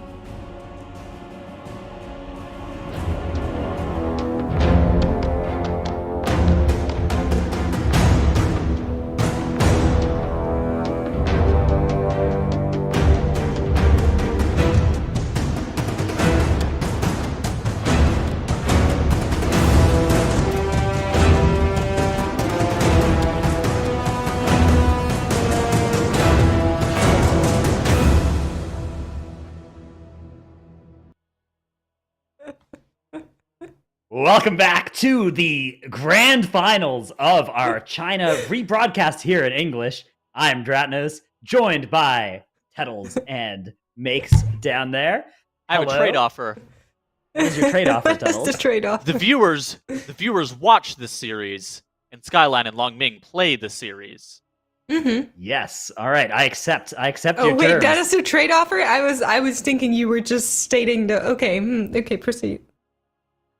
Yeah, it wasn't a very good one, but we like to let Tuttles have some moments here on the broadcast. So, yeah, It's nice to have him playing along. So I'm very excited for what's going to come next. Again, keep in mind for the Western Cups, we did have best of 3 for the finals. For the Chinese, what are you doing? For the Chinese Cups, we have a best of 5. So we're gonna see these teams at least for 3 maps, maybe even for 5. What do you guys think? How's it going to go? Oh man, SKYLINE. Okay, so Long Ming took the upper finals, but SKYLINE 2-0. SKYLINE looks so damn good in that last series, man. Okay, so they Okay, let's see. Okay, so here's our map pool. Very Now, good ban from Long Ming. I applaud that. I like it. Yes. Very good. after seeing that Sanguine Depths that SKYLINE just put up in the lower finals, makes a tremendous amount of sense to ban that one. It also means that we are going to start off on that Tazavesh Streets of Wonder, which would have, I think, been the game 3 in the upper finals, but it didn't come to that. So this should also be one the teams are pretty practiced on. We So also have that Gambit. I think that Streets, Halls, and DOS should all be a little bit SKYLINE favored, and then Mists and Gambit should both be Long Ming favored.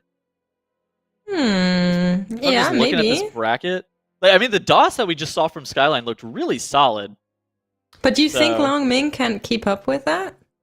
I think they have a chance. Yeah. I think they have a chance, but SKYLINE in their DOS, they lost like 30 seconds to that healer death that they had, right? I do think if you're SKYLINE, you're hoping to close this out before you get to that Gambit, that game 5, right? Because the Gambit looked a little faster for Long Ming, and it also seemed like SKYLINE were a little bit less reliable in there. Obviously, we have a small sample size of just the one map they played in there, so maybe it'll look different if we get there a second time. But I think SKYLINE are hoping to win 3 of these first 4 and just close this one out. We are going to start in this. So is streets, Long though. Ming. Yeah, They're but Long hoping Ming, they the rather same even just win thing. in 3. Even Yeah. better. Even better. So we're gonna go into streets first, and I'm really curious which version of SKYLINE we're going to see, because I do think Long Ming has been very consistent in what they've shown us. It's always been that same kind of execution style, skill, and routing, which isn't kind of world class, but it's very good. Now, SKYLINE is more like up and down, awesome, and then decent, but it's going to come down to what they do. I think for me, I would predict like SKYLINE taking this 3-1. Okay. So yeah, again, I not would getting like to that, not getting to a decider in the 2-3. Gambit. If we get to the Gambit, I'm pretty sure Long Ming just wins, right? I don't think Yeah, they that's just kind win, of but I what feel like I'm they're like thinking. 70-30 in a Gambit, something like that. I don't know. I feel Okay. like a lot of these are going to be really close games, Yeah. though. We've got the Portal me, Mancer it's- in here. I think it's going to be like a 3-2, and it's going to get decided in that Gambit pro Long Ming. But actually, Long Ming's tank goes down here. Oh, not just the tank as well. Had released. Everybody else now getting clapped. Can they recover this pull? Is it just them dying? Are they still in fight? They're still in fight. Okay. Maybe they can recover this without losing too much. Ooh. I mean, they've lost a lot I right hate now. this. I'm gonna be I real. hate this. That death, Oh, they're the getting hunter. corpse camped. They're gonna get corpse camped by this pack if they're not careful.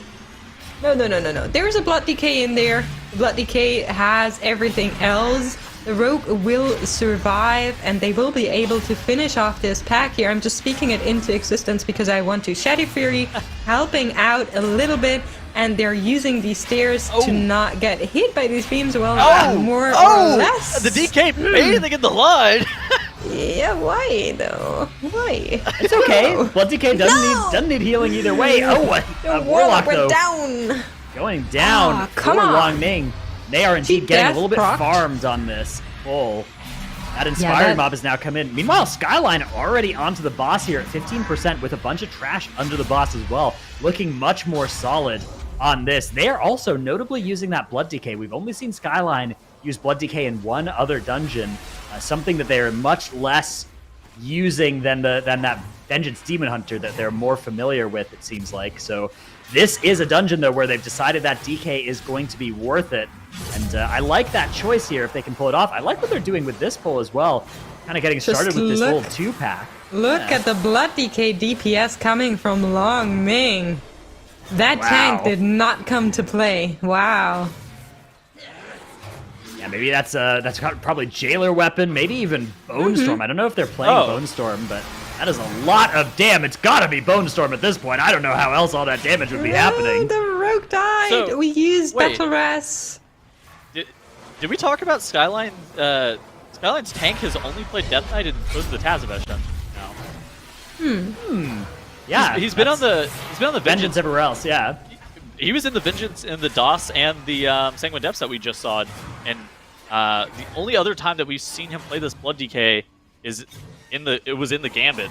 I wish that Skyline would have played more Blood Death Knight. Obviously, this happened 3 weeks ago, but I do think that Blood DK. There was some tank supremacy. Especially then was very good, yeah. It's still very good, but especially then it was even better. This was pre-nerf. Just look at the Blood damage. DK. Just look at Long Ming. Like, hello, we've been in this boss fight for what, like 1.5 minutes? Why is there still a Blood DK topping the DPS and the HPS meters? Anybody that wants to talk about the nerfs being kind of not real can come back for like the grand finals. It's wow. Yeah, definitely just a very, very powerful spec. Dude, are they gonna kill the boss at about the same time? How has this happened, man? Like let's go. They pulled the boss something like they are a little slower behind. on the boss, and they are also 30 seconds of death timer behind. But yeah, like you said, the damage gap between the two teams actually seems like it's pretty solidly in Long Ming's favor, but we know Long Ming do some weird stuff here. I don't like this. They are sending their Rogue to do the RP right now. Long Ming, come back. The Rogue is doing the RP in the Bazaar area while the rest of the team fights these 2 Core Hounds and that Ataldazar Dinosaur, getting a bunch of count here. Meanwhile, Skyline setting up a big pull, but with Inspiring, this could be pretty scary over on the opposite side. Skyline's doing... They did whenever they were in streets earlier. They did not do this pull. They did a more conventional pull and lined it in a weird spot. But now they've changed one where they're lining the mobs, and they changed 2 which packs they actually have grouped up here. Kind of strange. Whenever they played this dungeon earlier, they didn't even play a Blood Death Knight in here. Hold on. So how much have they changed in their streets? Yeah, that was earlier today that they played in here. Wait, was it? No, it wasn't earlier today. It was yesterday. It wasn't earlier today. It was. All right.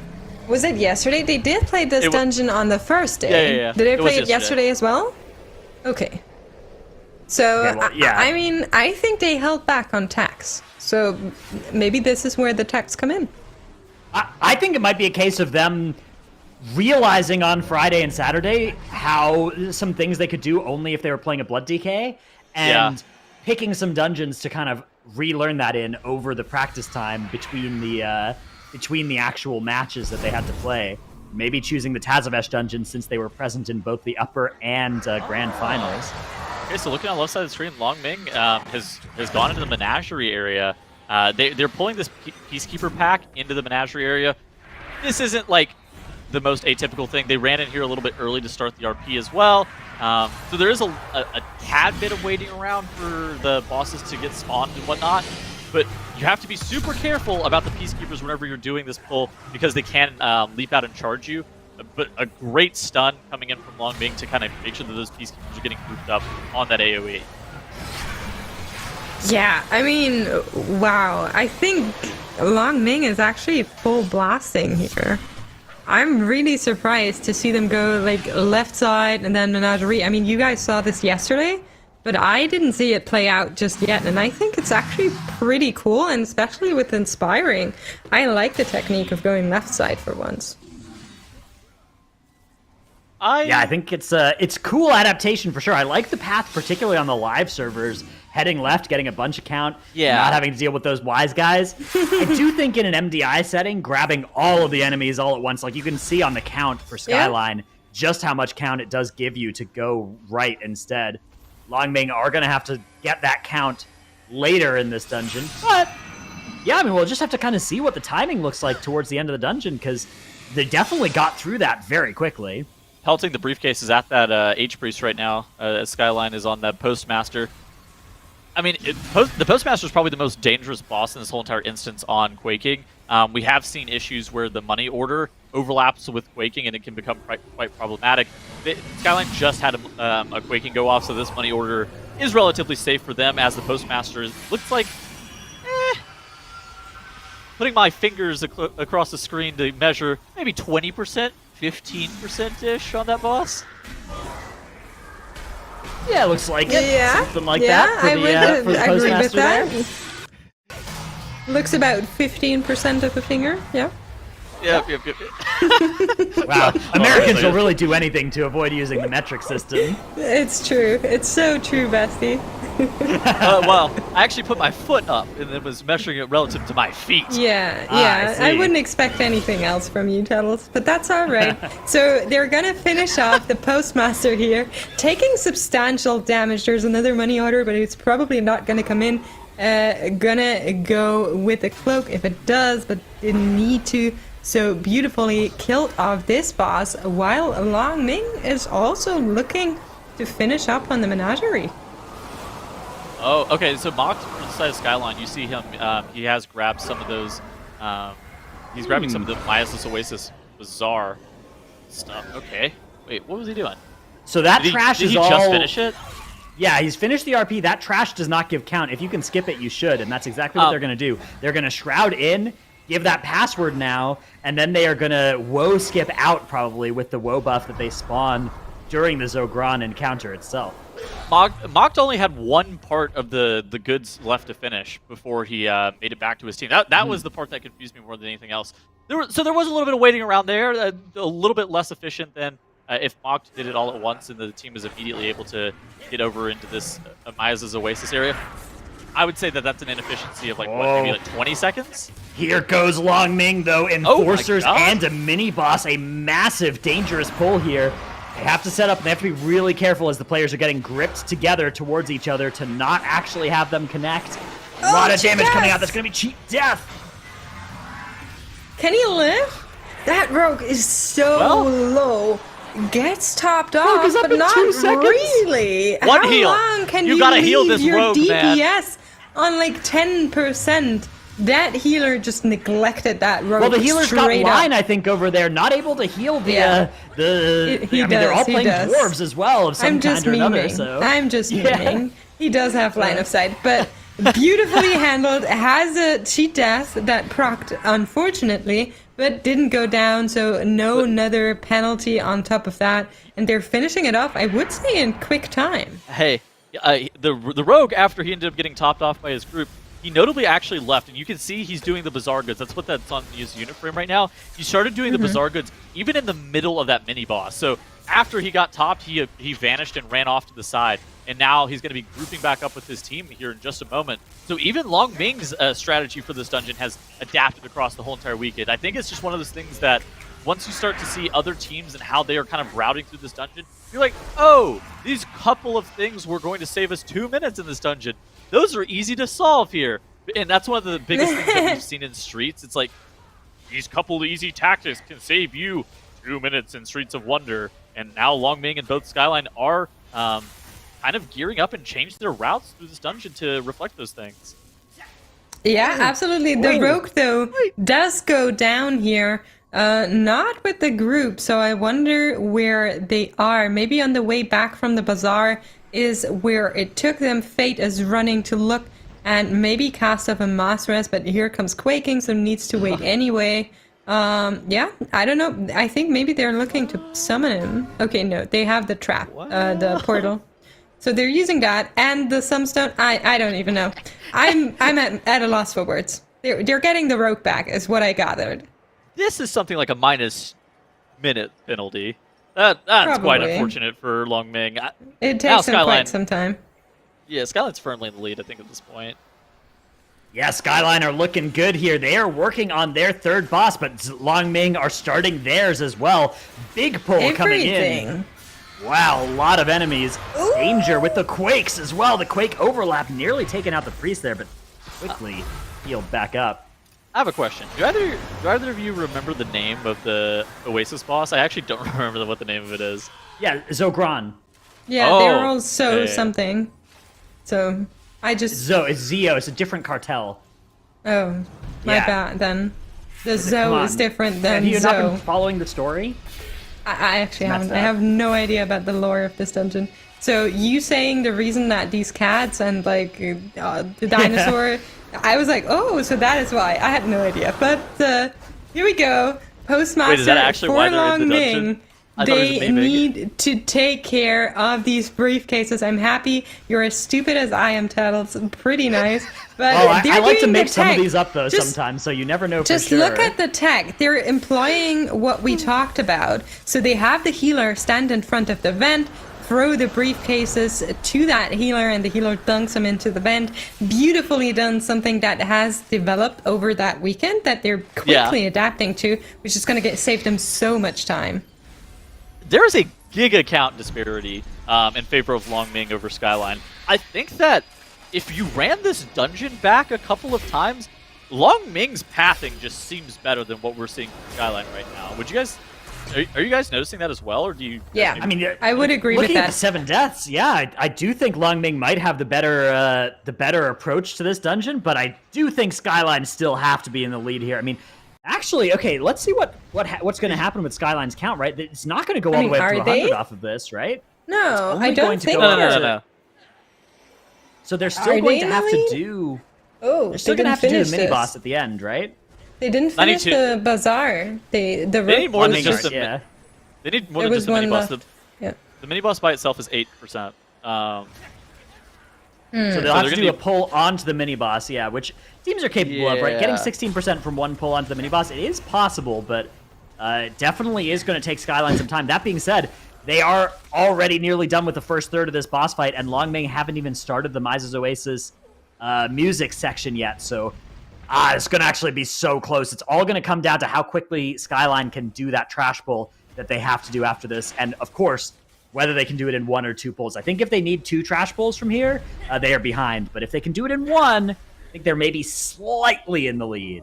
Okay, but do you think Skyline is going to bring an enforcer onto the final boss? Because that's going to give them so much more count, Well, and they can do No. just one pull They need- before.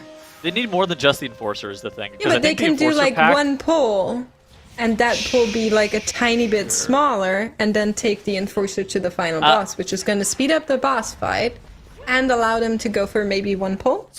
So the Enforcer pack is only 6% as well. So the mini boss is 8. So I think I think that they have to do 2 pulls, not 2 pulls, but there's something that's going to be bad anyway. We're gonna slice this. Yeah. I think that it would be good if they could do the Enforcer do thing. the enforcer snap. But the thing is, Yeah. this was done. This broadcast happened 3 weeks ago. This was when this match was played, right? It was Yeah. during the Group A weekend when Echo debuted that enforcer snap. Yeah, So, exactly. That being said, Skyline have changed their comp in this dungeon since they first played in here. Maybe Yeah. that means that they actually have. I mean, the Enforcer Snap is probably one of the easier pieces of tech to pick up from the Echo strat, right?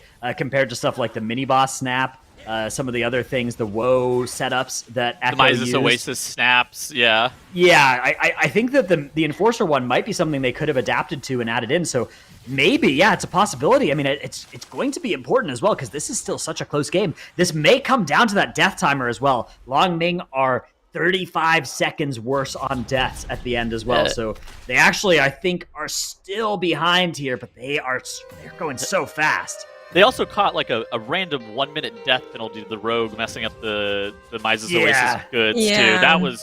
That was very unfortunate for them. Oh, definitely. So I think in general that routing, regardless, we don't need to talk about, is definitely better coming from Long Ming. But if Skyline can employ that enforcer technique, I do think their routing works. So it's going to come down to what they do after this boss. Are the Darkheart Thickets cats the tech?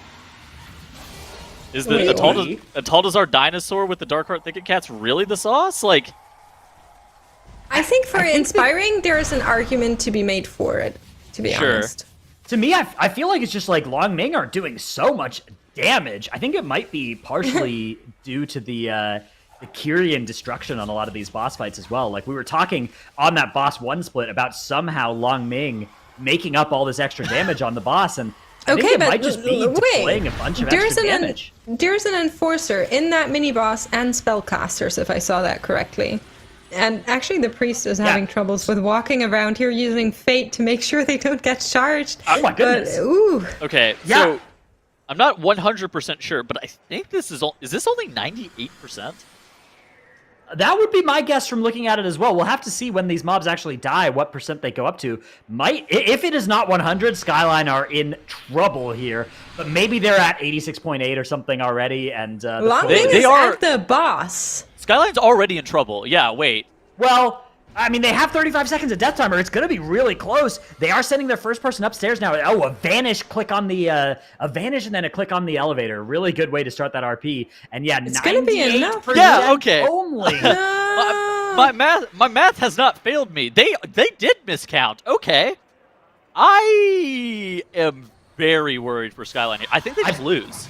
I think that's going to do it for them. Yeah, I mean, they have to wait for this RP as well, and that is going to take much of the 35 seconds of death timer, and then they're going to have to jump down and kill a mob to stop the timer. They shouldn't... I mean, yeah, it's just something somewhere was missed. Unless Long Ming messes up now, that is the only case where SKYLINE can still take it. It's all on the shoulders of Team Long Ming to throw this. There is no way, any other way that SKYLINE could win this. Yeah, I mean, they were looking so good up until even a couple minutes ago, and yet that pull just, I mean, the fact that they needed 18 and they only got 16 was so costly for them. I don't know where it is that they lost their count earlier in this dungeon, but that is going to be something that I'm sure will keep them up at night, especially if this Streets of Wonder ends up being pivotal in the series, which, I mean, with the way that Long Ming are playing, Long Ming, if they win this map, will still not have lost any maps so far this weekend, which is absolutely crazy as they take their next portal here. Having to be careful as that circle approaches. SKYLINE have been accelerating on DPS. SKYLINE are doing a great job of doing more damage than Long Ming on this boss. They're actually now even on boss damage, but it's not going to be enough because they still need to stop the timer. They still need to go and get 2% more count after. Can you kill one mob in 35 seconds? They literally just have to kill one Peacekeeper, one, literally anything. One of anything at this point. Anything. Can you do that in 35 seconds? Maybe. I mean, the problem is the gap is opening on the boss again now. Long Ming are hitting the damage here, and maybe SKYLINE trying to save something for when they pull that pack that they have to do after this. Long Ming leaving nothing in the tank. Blasting damage. It's going to be AMZ as they just take this expanding circle dot on their whole team. They just send it. They're going to say, we will finish this boss off before we die. Timer stopped. SKYLINE needs the count. Where's the boss going? Okay, the boss is back over. Kill the boss, kill the boss, kill the boss, kill the boss, kill the boss, kill the boss. Please they have go. 20 seconds. 20 seconds to kill one mob. They need to... Where are they going? Wait, did they not know they don't know they miscount? Realized. They don't know they miscount. Vital information. No. Oh, no, SKYLINE. Oh, no. That is going to do it. 21:08 The priest getting quaked as well because they thought they were finished. What do you mean? How does this happen? But they were finished by Long Ming. How does this happen? Call an ambulance, but not for me. Come on!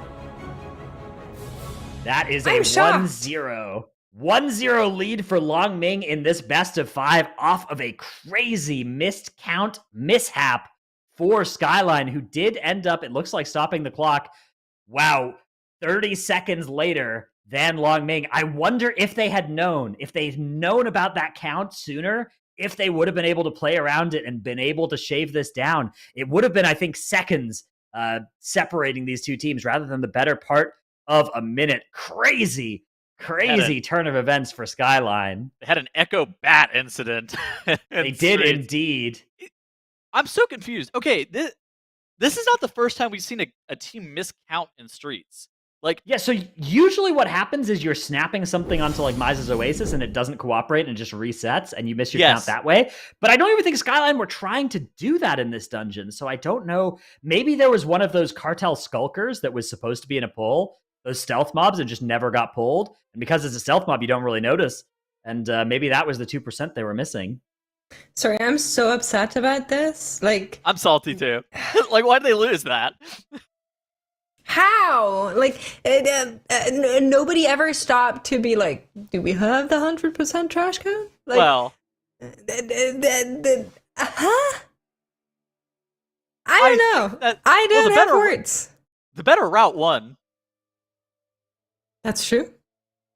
Yeah, I mean, Longming did have many more deaths, a much more disastrous run, and yet they were still able to have the faster time off of the back of just that one count mistake there. But their first pull was so costly, and yet they were able to. So I do think that if both teams had played their route perfectly, Longming would have won as well. It was just Longming threw at the start and SKYLINE threw at the end, which makes it feel like maybe SKYLINE deserved it. But yeah, I mean, both teams had some really good stuff going on. It just didn't quite perfectly work out for SKYLINE. I'm going to call out a member of the YouTube chat. Arcano said, GG go next whenever Longming wiped to the first pull or had a bunch of deaths. So, well, you never really know. It's not over until it's over. It's not over until it's over. And if you post anything dumb in chat, Tettles will have the screenshots. He will be coming back and flaming you later. Call you out by name on the broadcast. All right, well, that is game one. Gonna go the way of Longming there. That means now we are over to another 22 dungeon, but a very different set of affixes as we switch from Tyrannical to Fortified, and we add Sanguine and Grievous to this Mist of Tyrna Scythe. This is going to be a very different texture of a dungeon, and I'm curious to see if either of these two teams have those kind of global strategies of pulling through the walls, or if we're going to see more of what we've seen out of the other teams in this region of a more kind of straightforward, one pack at a time maze. Longming just has a damage diff, which... Yeah. Is that... True? I mean, Mists, there's only so much innovation you can necessarily do in Mist. There is some stuff with like pulling through the walls and whatnot. But Longming's damage gap, is that really going to allow them to prevail over SKYLINE in this Mist? I think the answer, at least for me, is maybe yes? Maybe yes. Probably yes. Depends on the routing. If SKYLINE comes in and does the Sanguine Depths, where they, like Ratna said, pull a lot through the walls, add additional trash count, make sure they can skip stuff later, then it's routing diff. But in general, it looks a lot like damage diff. And also apparently Mythic plus timer diff, where you don't see your trash count. Well, I don't know. I'm sorry, this is toxic, but I'm so upset. I'm so upset that it came down to this. You know, it's just my frustration. It's not. I'm not trying to flame them. It's just I wish it wouldn't have come down to this. When you're like a live key player, you're used to like checking count, seeing those sorts of things, investigating that part of the map. But when you're doing MDI, things get so scripted that, you know, you've done that dungeon, you've done those pulls dozens of times, and the job of looking at count isn't something that normally needs to be assigned, but SKYLINE already having Sanguine healing on their first pull here. That Vowbreaker going 30% health up there, getting a 0.5 mil Sanguine healing. Brutal start for them.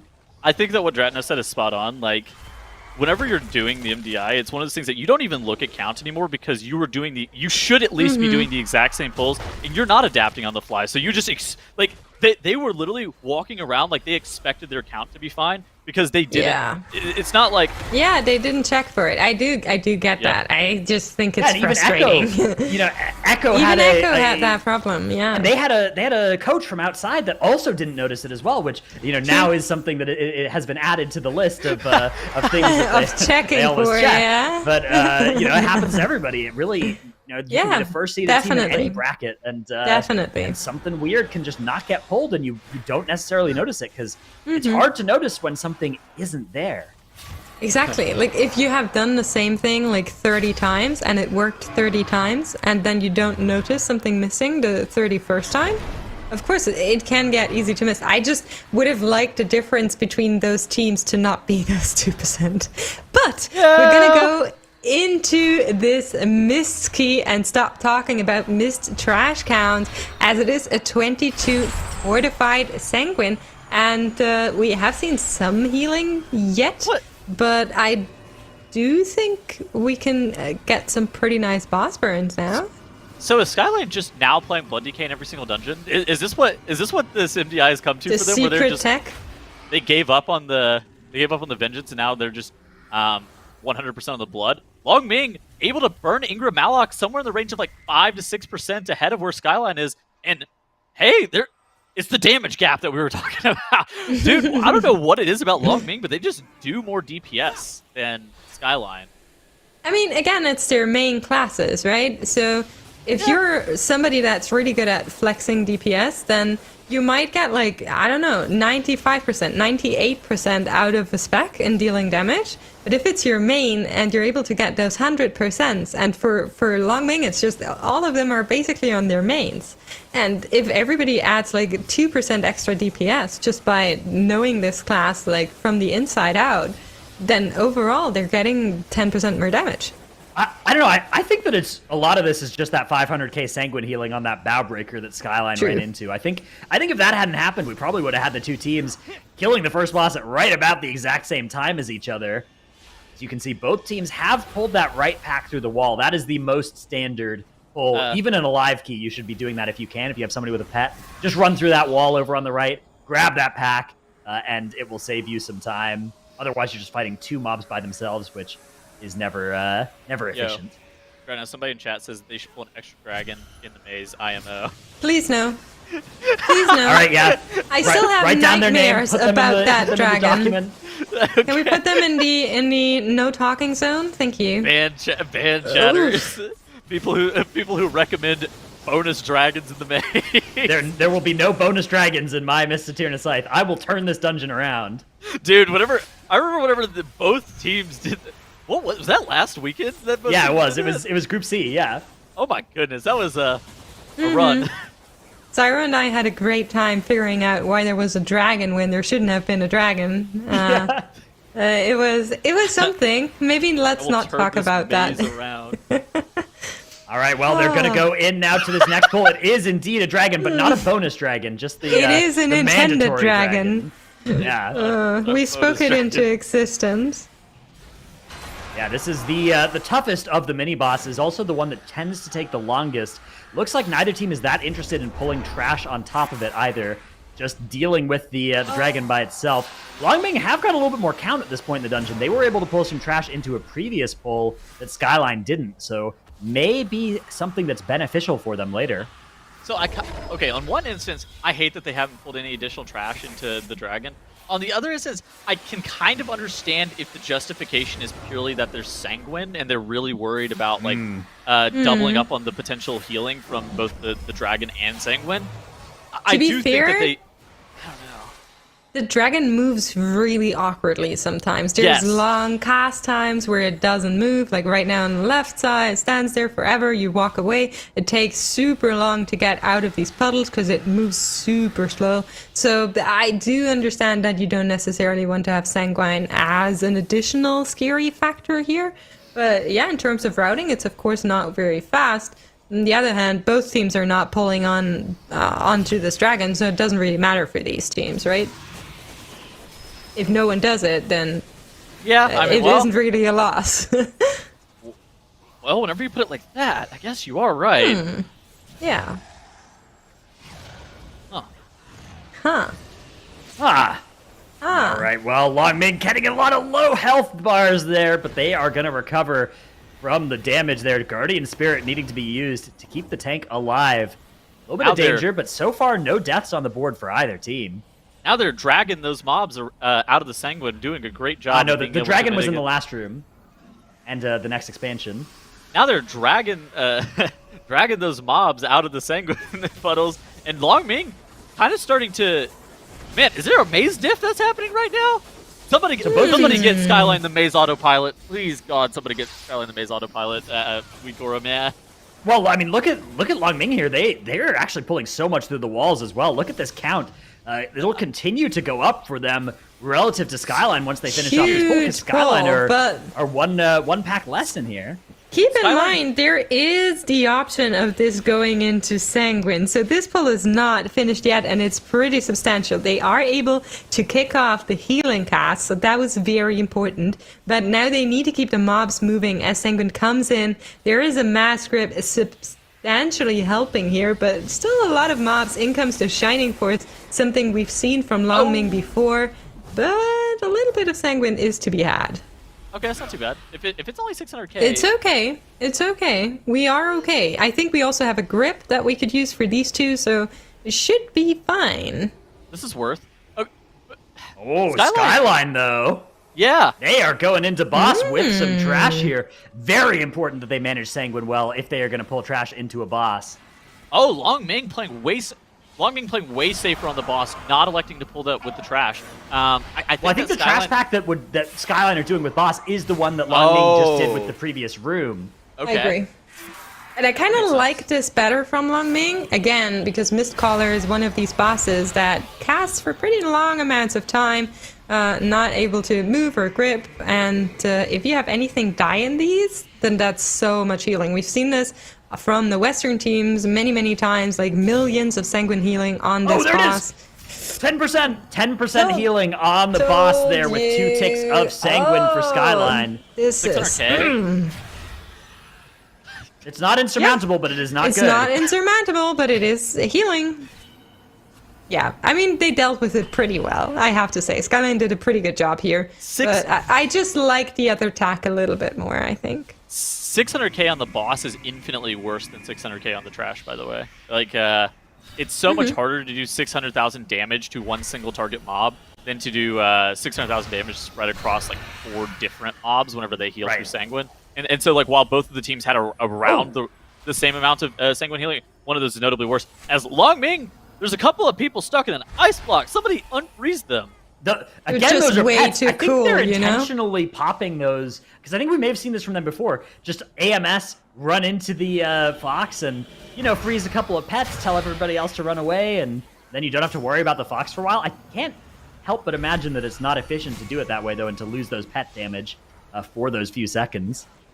Yeah. I mean, to be fair, if you were running an Unholy DK or even a Frost DK here, they could AMS and grip it out, so no one gets iced, but I guess mean, this works.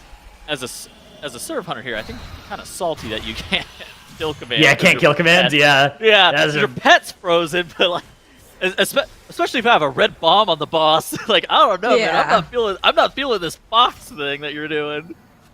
Fair. Well, you should have microed your pet away before the DK ran into the True. ran into the fox. I don't know what to tell you. True. Boy. Just passive them for 2 seconds. What do you mean? Like, but yeah, you don't they're have finishing a- off Mistcaller. They have a little bit more trash. Both teams are on 0 deaths. But in the overall, Longming looking a little bit speedier going through this dungeon here. Let's see what they better pull down count. to. Oh, Better count and Mistcaller Ooh. died first. oh no, the A little fall bit of damage a pod. fall difference. Oof. He didn't need that. You That's didn't okay. need Just that. making sure to get pod tender on cooldown. Yeah, so that can't because happen on a boss fight. talented into it should be used, right? All right, well, Longming at 67% count. Do still need much of the Gorm area to get all the way to 100. Looks like it's probably going to be a Woe Relic that they are going to burn down on this pull. The bees are buzzing their way on in as well. Death Grip going to bring them into the party. We A lot saw of enemies coming together here. Wow, they're pulling that side pack as well. these bees can be super dangerous, so it depends on really who they put their debuff onto. But since there is no poison dispel in this composition, it's one of those things that, like, you can get stacked up by the bees like heavily if you're not careful. Where we saw a team that whenever they pulled them, I think it was yesterday, maybe it was the day before, they immediately got like a 4 stack on their warlock, and that potted him. And that's one of those things that if you just get bad RNG on those poisons, it can become a problem rather quickly.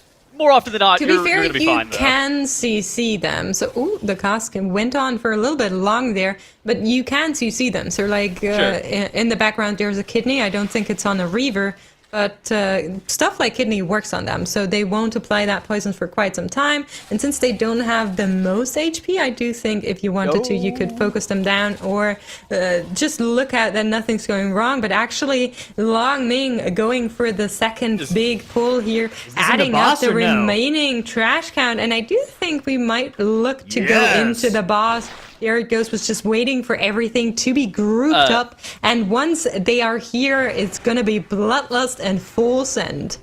This pack is 11.5, I think, from what I remember. So they were at 89 going into this pull. They're going to be more than fine, as you do see some of these larvae getting killed off. I think that this is going to be the remainder of the trash that they actually need for the instance. The thing that they have to watch out for here is Sanguine healing, though. Yes, especially putting any Sanguine towards where the boss moves naturally. Very important. SKYLINE also doing a big pull onto boss. They need even more count than this, though. They're also going to need some count from that right-hand side after the boss or towards the end of the boss encounter.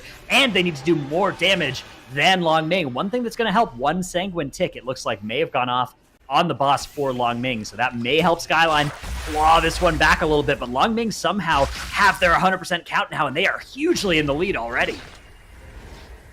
Yeah, I mean, just look at the damage from Long Ming once again. Just all of them are absolutely smashing everything that's in front of them, 55%. But SKYLINE is still clawing and fighting. They want to catch up here. They have so much trash in this boss. Thankfully, Tredova is a boss that moves pretty decently, so they should be able to get it out of that Sanguine puddle once it spawns. Need to dodge a little bit more trash count in the back, but like you said, there is a second pack that they need to deal with to get those 100%, which is just going to be so bad for them in comparison to Long Ming. Yeah, 26% and falling for Long Ming. If they can kill this boss before SKYLINE, that is going to just stop the clock here. SKYLINE, on the other hand, need to accelerate, and they need to find 18% count. I mean, at this point, I think they're hoping for a catastrophe, a wipe on the side of Long Ming, because I don't know how they can close this gap. It's not closing. If anything, it's opening. Long Ming are just doing so much DPS to this boss, and I mean, is this going to be the 3-0 sweep for the underdog here in the grand finals? Long Ming taking another map off of SKYLINE with 0 deaths. They haven't dropped a map. Minutes. They haven't dropped a map the whole weekend. What? Insane. Amazing. Amazing play from Long Ming, and such a great run. And this time, there was no mob count shenanigans. There was no anything like that. There was nothing, no deaths on the side of really either team. It was just a damage difference. A routing damage some diff? Combination of that. Yeah. Okay, so there were a couple things. First off, I think that SKYLINE Sanguine management was just a lot worse overall. Yeah. They probably had about twice as much Sanguine healing as Long Ming. In addition to that, if that wasn't by itself bad, SKYLINE legitimately spent, I think, 20 seconds trying to solve one of the maze rooms. And that by itself, too, is a massive... look at the damage here as well. You can see the damage is pretty much equal for the 3 DPS players to their counterparts on the opposite teams. But look at that gap in the tanking department as well. You can really tell that Blood Death Knight is something that SKYLINE have just swapped onto, whereas on the side of Long Ming, they are really optimizing that spec and squeezing an extra 3 million damage out of it. Really accelerating their way through the dungeon, especially when you factor in the damage that doesn't show up there, which is anytime you don't have a mob in Sanguine, that is a bunch of extra free damage you're dealing. Yeah, I mean, I don't think it ends 3-0. I think SKYLINE, similar to the way that they just got sent down into the lower bracket, had that beautiful Sanguine. I think we're going to see Halls of Atonement next. That was a dungeon where they did pretty well in. So I kind of expect them to turn it around here. This is the moment where all of the tilt, all of the madness from like previous losses, no matter how they went and how they occurred, they're going to turn it around. They're going to be like, but we're SKYLINE and we're going to do this.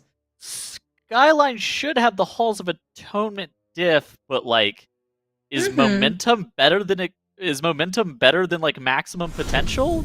I think that like I would prefer to be Long Ming in this situation, even if SKYLINE's Halls of Atonement is no, not like two that. maps. No, not like that. But like in regards to like Long Ming has just like momentum wise looked so good. They're able to just like pump more damage almost inexplicably in some parts. And while I think that SKYLINE's routing through Halls of Atonement is better.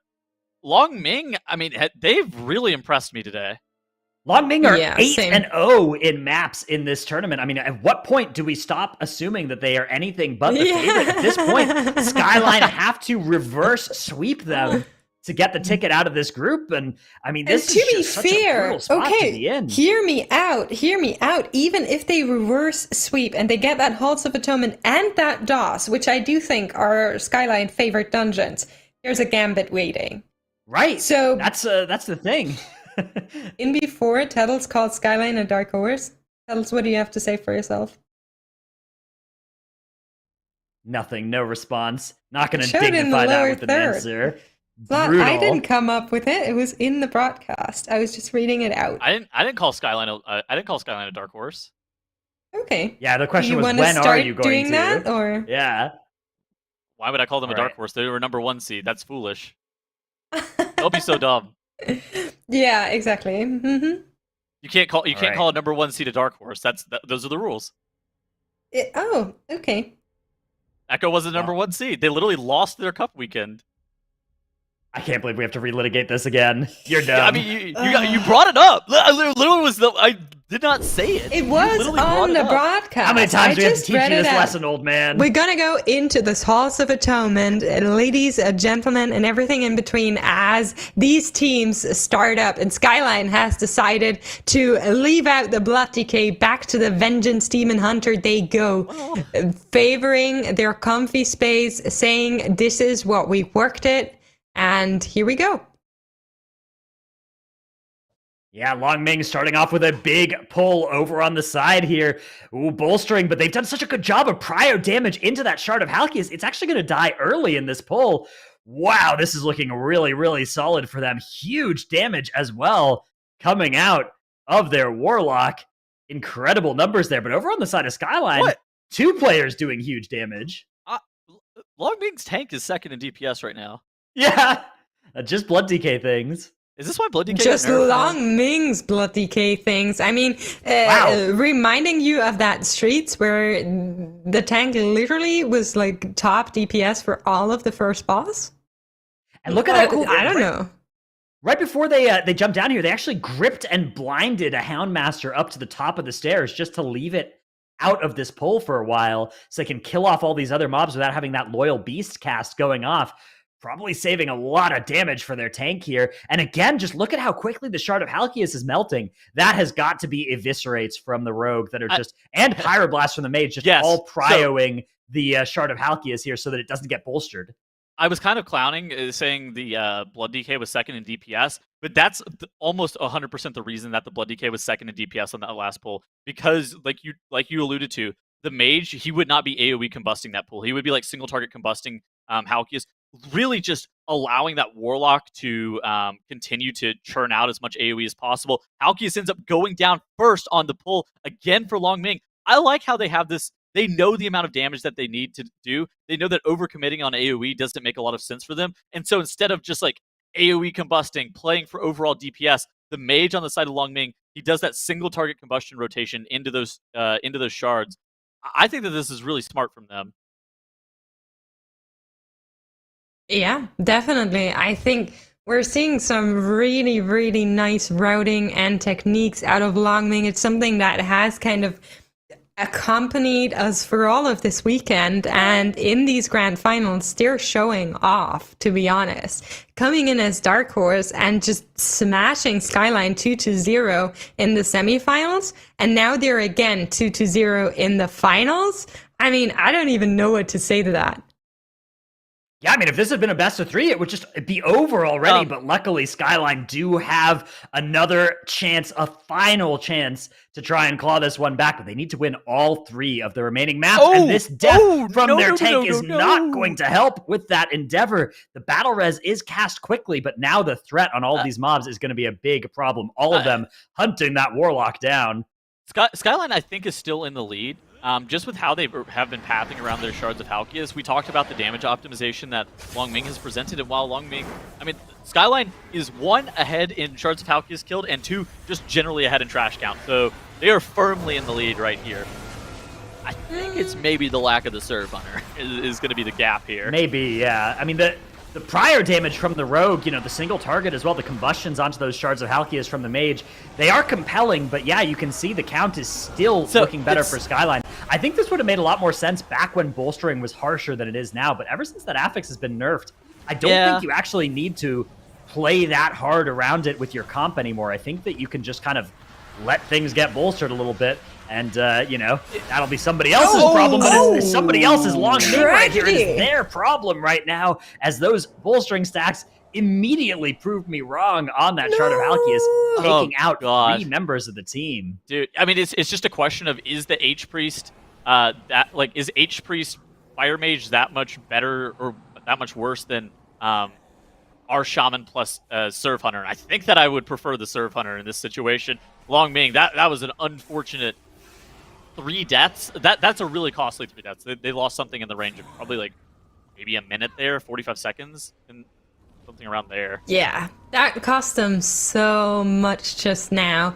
And I wouldn't be surprised if it was the turning point. Fate goes down one more time as the rest of the group is waiting to pull the boss, but down goes the Warlock as well. Tragedy unfolds for Long Ming, as now the tank is also gonna go down probably. Yeah, and the mage will follow. This is a full wipe after a half wipe. Once again, I don't even know. This is really bad for them. But SKYLINE have a death on their Halkias as well, and because their tank death earlier cost a battle res, they are going to have 4 players deal with the remainder of this encounter. That is going to really take a long time on this 24 tyrannical setting. I wonder if you should just reset right now. That's what I was about to ask. Do you reset? I mean, this boss is so hard to reset. You have to like take him up the stairs and stuff. But SKYLINE electing to not reset. Instead, they're just going. They're going with their main strategy. They're pulling all of this trash on top of Halkias. Not having this rogue here is so unfortunate for them. That's going to take so much longer. Maybe they can. I mean, before that, I would have said, this is it. The SKYLINE takes this. But the rogue having gone down, just... they will take very long on this boss fight here, and it looks like they're taking substantial additional damage. That Vengeance Demon Hunter just eating those beams for some reason. But beautiful sigil in these ads, making sure they don't cause any more additional problems as they try to DPS down the boss. But Long Ming is looking to catch up. Of course, 20 seconds penalty on top that they need to fight for. SKYLINE's tank.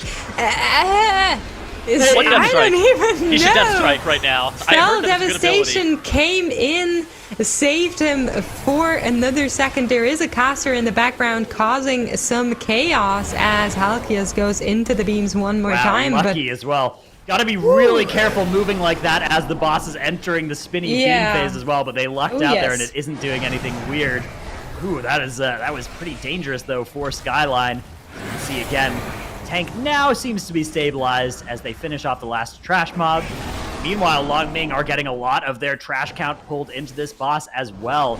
Both teams are looking to be at around the same point, and I wonder if you're SKYLINE, if you maybe say, you know what, let's not pull any more trash into this boss. Let's wait until we get our full team back. But, you know, maybe it's just a rogue. Who needs them anyways? You've got your Serve Hunter, you've got your Destrolock.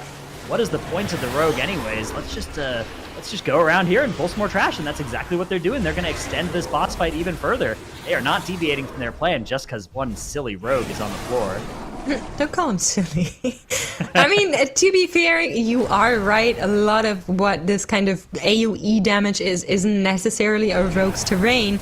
And the boss fight will take as long as it takes without the rogue anyhow. So I do think adding the trash here makes a lot of sense. But in the meantime, Long Ming is catching up. They are barely like onto the same HP percentage, and they're also adding the same pack. Main difference being they have 3 DPS, whereas SKYLINE only has 2. So they will end at roughly the same time, I think. Now Long Ming here, they do have 20 seconds more of death penalty that'll be applied to them at the end of the dungeon here. So that is something that, when you factor that in, I think SKYLINE still have a lead, but it definitely is shrinking as Long Ming gets to deploy more and more DPS to this boss, and SKYLINE are still just working with their 2 lowest single target damage dealers, of course, that Destrolock and that Serve Hunter, tending to be a little bit lower on the single target than the Rogue, especially since that Shadow Blades has now been just off cooldown for so long. hasn't been able to be pressed, of course, since the Rogue is dead. Both teams are going to kill off Halkias around the same time here, but Long Ming actually are going to be able to pull some trash in as it's dying. Maybe get themselves a nice little woe buff for the road here. SKYLINE have to wait since they have to res their rogue before they can do this. I mean, I think I would have preferred him to just pull the pack and he just releases after Halkias dies, yeah? Yeah. I think that seems more reasonable than them to have that really long cast time, wait for him to get rezzed. Maybe they need him specifically for like CC on some of these mobs, which at that point, okay, it kind of makes sense. Like a Woe Drifter kick or something like that. Yeah. There is a kick. Is to be fair, they have a Resto Shaman. Like, I do think they should be able to handle it with just a Vengeance Hunter Shaman and the Survival Hunter. Do they really need him? To be fair, their Rogue is their only Venthyr. So anything that's like gargoyle shenanigans will have to come from that Rogue. But I don't see any gargoyles around. And I think they were used starting Halkias. I don't know. Oh man, Long Ming has to wait on the cycle on this slasher. This is bad. So they're at 77% count. But they've been standing here waiting for this slasher to petrify for 40 seconds. But please, bro. Okay, now finally it's fine. And I think Long Ming, if they were gonna have any way of getting back into this dungeon, it was there.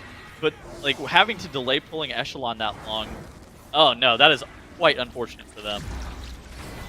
Yeah, I mean, that took them so long. They are in Echelon. Both of the teams do have Bloodlust available, and I would expect them to use it here as well. Again, 24 Tyrannical.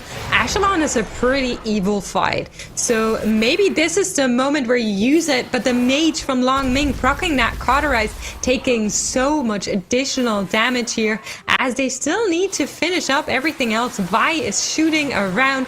Here comes some beams, but they can finish it off. Going down for SKYLINE as well. Very, very clutch. Yeah, if there's one boss fight where I'd be happier to be on the Vengeance Demon Hunter than the Blood Death Knight, it would be this one as well, because those Sigils of Silence for every single wave of ads, really, really powerful. So SKYLINE maybe does have a slightly better thing for that. Both teams, of course, do have that Curse Dispel as well, so they don't have to worry in theory about anybody getting stomped on. In practice, we did see one of those debuffs going out for Long Ming. I think the death differential is the biggest thing to be looking at right here. Long Ming have 20 seconds of death penalty, while both of these teams are relatively similar positions on Echelon right now. There is a little bit of difference in the boss HP, but the mage for Long Ming does have his combustion back up, so I suspect that's going to even back up for just a moment. Yeah, only a few percentage points on the boss separating here. SKYLINE just have to keep it together, though. This is kind of the same story that we were seeing in the other two maps, right? SKYLINE looking good, SKYLINE looking okay, and then all of a sudden it's just the end of the dungeon and Long Ming are ahead somehow, and so you can see it on the boss here. Long Ming are just pulling ahead on boss DPS. This set, I guess this was their Mass Grip set, so it was going to be the best looking one. Oh no! Cheat Death getting procced for that. Fine. One heal. But they can survive. That was really close there. Again, not a Curse Dispel available. Well, there's a mage. Yes, but like... yeah, maybe not used. Maybe just used so that I can cast more during my combustion. I've got to beat this tank on the damage meters. I need it so badly. By the way, I'm not a mage main, but I'm really surprised that this mage is playing Venthyr in this key, especially since he hasn't been getting he's not been the recipient of the power infusions, I don't think. I'm pretty sure that those power infusions are still just going to the Destro lock. Yeah, I mean, given the 24 tyrannical nature of this key, I think the Venthyr does make some sense, as it tends to be the slightly better single target choice. I think that is, especially in this world of bolstering, right? You've got a Mirrors of Torment you just put on the Shards of Halkias and blast them. Maybe the thought process behind it, rather than that, yeah, the more traditional Night Fae we're seeing in most M+ situations out of the Fire Mages.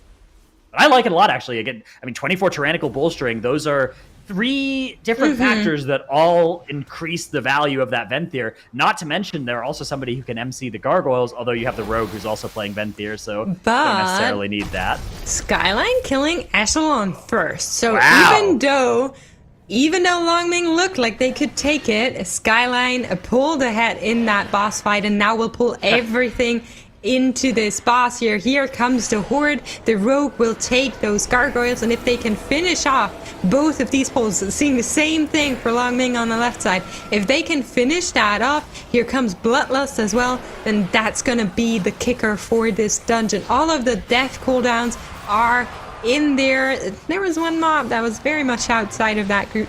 Didn't receive a lot of the damage for Longming here, but SKYLINE is finished and Longming loses 3 players in this poll during Bloodlust. No cauterize available, no cheat death available. Everybody goes down. Now the Warlock is in the pot tender. This is where they lose it. Oh no. This has got to be the end here for Longming in this map. If SKYLINE can hold it together, I think they'll be able to close this one out. But I was going to say before this wipe happened, the fact that both teams are doing these double gargoyle lust pulls into this boss, I think if either team had a way to do the Chamberlain and just save a gargoyle, save lust, and kind of nuke the Chamberlain down before the second Dark Communion cast, I think that would probably be the difference in routing between these two teams that have otherwise looked so close in this dungeon. But of course, whenever you have a wipe of that size, that is going to always be the determining factor between two teams of this caliber. I'm just so upset, man. To be fair, we all did say that it was kind of the SKYLINE favored dungeon, but for Longming to first have that wipe in that shard pull, and then have a second wipe in this beautiful big pull, which is something they showed they can do before. Yeah, sad to see. It's definitely one of those things that SKYLINE kind of threw Longming a bone with the mock to death on Halkias. That was, if there was ever a way for Longming to get back into the dungeon, it was definitely SKYLINE 4-manning a 70% of a tyrannical 24 boss. I think that that one's pretty much the final nail in the coffin. Like, Longming having to gear up and re-pull this, and there's not even... Oh, are they even going to pull it into the boss? Like, I don't even know if they are going to be able to, like, run it back and do this pull again. Okay, I don't think they can. No Bloodlust. They don't have Bloodlust. They probably used up the gargoyles. There's no way they can pull it off if they couldn't do it the first time. It's going to take them so much longer here. Meanwhile, SKYLINE making their way towards the parishioners here. They're actually going to get in combat with all of them all at once. So this is going to be a little bit of an explosive fiesta here. They've got to make sure that they stop all of those from going off. They've got to assign the quadrants of the room and make sure that somebody is looking and stopping all of them from going off. Otherwise, they could potentially open the door back up for Longming. What's a parishioner? That's those. I think those are called ghostly or ghastly parishioners. I think are they like tormented souls? Okay, maybe. Well, a parishioner is like the. Yeah. A ghastly parishioner Are you is a mob asking somewhere. for the word meaning? Yeah, found in Halls of Atonement. That's the name. Yeah, they are. Wait, they're no, church. Oh, okay, church no, members. ghastly parishioner. Okay, ghastly parishioner is the mob in the boss. That's the mob spawned by the third boss. It's called ghastly parishioner. Okay, I'm pretty sure these are like tormented souls, man. That's like, They are, but there what is a ghastly parishioner, by the way? It's a That's church somebody member. in a parish. Yeah, a church It's a member of a church. Yeah. I thought a parish was like a county. Well, the parish and counties, they've been often kind of conflated because of the way that things have been organized, especially in in the western parts of the world. But there you learn something. Okay, thank you guys for teaching me this. I needed the more You're you know, welcome. honestly. Yeah. Yeah, I intentionally called those mobs the wrong name so that you would get this opportunity Learn to educate yourself something. a little bit. Yesterday, Today Drag I was taught me learned. about Belize. Yeah, But I what? did. Country of But what? Belize. Well, Okay. anyways, That's all right. You We are now didn't believe going it was a into- country, or? no, not exactly. Anyway, let's keep going. Yeah, so SKYLINE Alright. going off Inquisitor's Cigar. The Lord Chamberlain Yeetmaster 3000, as I Oh, you're always call using it. it now. Well, it actually looks like you may have gotten some Shake my head, upgrades here. Tuddles. Looks like this is actually the Yeetmaster 4000 that they're pulling on this 24 Tyrannical. Even more powerful. If any of those statues hit somebody, Never it'll gonna be a use that one-shot. name ever again now that Tettles has ruined it, but okay. Well, I always call it that. You don't. Yeah. You're a liar.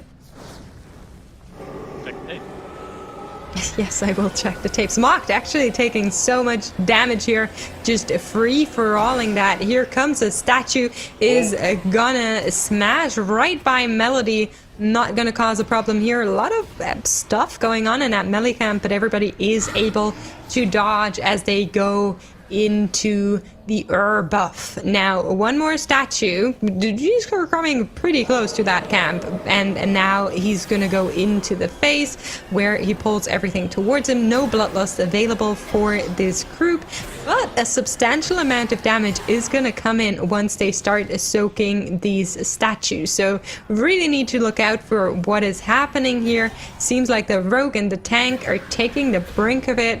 And this is looking like a lot of damage. Here comes the cloak. Mocked using that cloak to make sure it doesn't get too much damage here, and everybody else is just full blasting. Yeah, using the cloak like that. I was gonna say, if he takes too much more damage, he's gonna parishioner. I should not have interjected with that terrible joke. I'm so sorry. Oh, come on, Tuddles. Yeah, so the using the cloak like that's really important, though, because you actually have that ritual going on for quite a while, so you want to make sure you take some ticks of damage, then hit your cloak and immune while you're low health, get top back up, and then your cloak expires and you take a couple more ticks of the damage at the end. If you use it right at the start, you'll often die right at the end of that ritual, so a good use of the Cloak of Shadows by Mog there. As they now enter the last ritual here. SKYLINE nearly done with this dungeon, about to make the first step towards that reverse sweep that they need to stay alive in this tournament, and potentially about to take the first map of the weekend off of Long Ming that anybody will have done, which is incredibly impressive for Long Ming so far. But these wipes in this dungeon have just been costly. Yeah, it makes sense to slam a link here as opposed to making your hunter turtle these lines.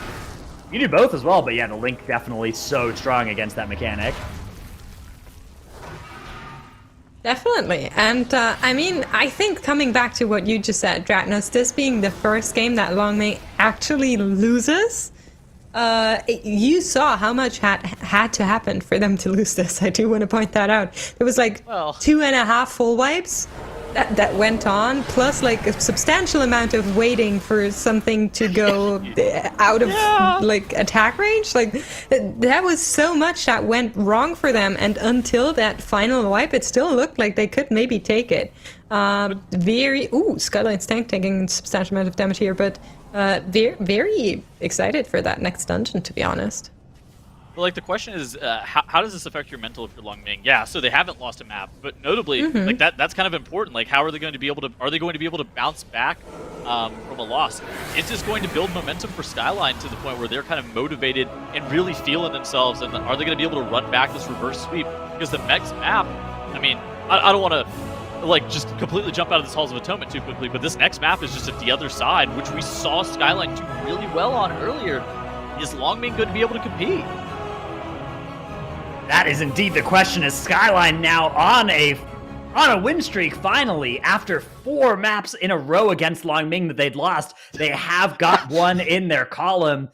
I think Long Ming, I think the way they've been playing this weekend, I think that they'll know, hey, you know, that Halls of Atonement, we had that wipe there. If that didn't happen, if we had a little bit of a faster first section and we didn't have that wipe, I think we would have had this in the bag. I feel like if I was Long Ming, I would be so confident based on how the maps have gone up to this point that, like, we know we can beat SKYLINE. And you know what?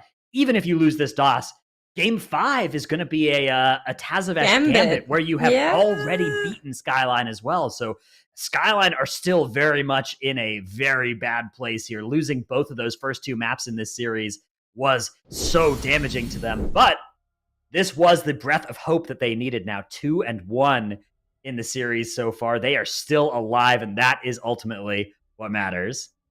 Yeah, and I mean, again, we saw their DOS. That looked pretty good from SKYLINE. It didn't look Sanguine Depths level good, but it did look good. So depends kind of on what Long Ming does in there to decide who's going to take it. I think what it comes down to, Dratnos, and you said this already, is that the 5th dungeon is that Gambit that's just luring in the dark. If SKYLINE is able to take that DOS, they will need to also take that Gambit. And I think that's going to be the real kicker, but I'd be happy to be proven wrong if we're seeing the map race pool once again. Yeah, gonna go to that DOS again. Fortified, Inspiring, Grievous is the name of the game. It is only a 21, so the lowest dungeon we have in this bracket. But then if they make this and win this, there's the gambit. I think that's actually an important point. It is on a 21, which is the lowest level of dungeon that we have. I think that this puts a lot of pressure on SKYLINE because SKYLINE is legitimately one mistake away from losing this series. Like they were one mistake away in the Halls of Atonement, but the Halls of Atonement on a 24 Tyran is a lot more volatile. Where with the DOS, you can kind of like limp through a lot of things on a 21.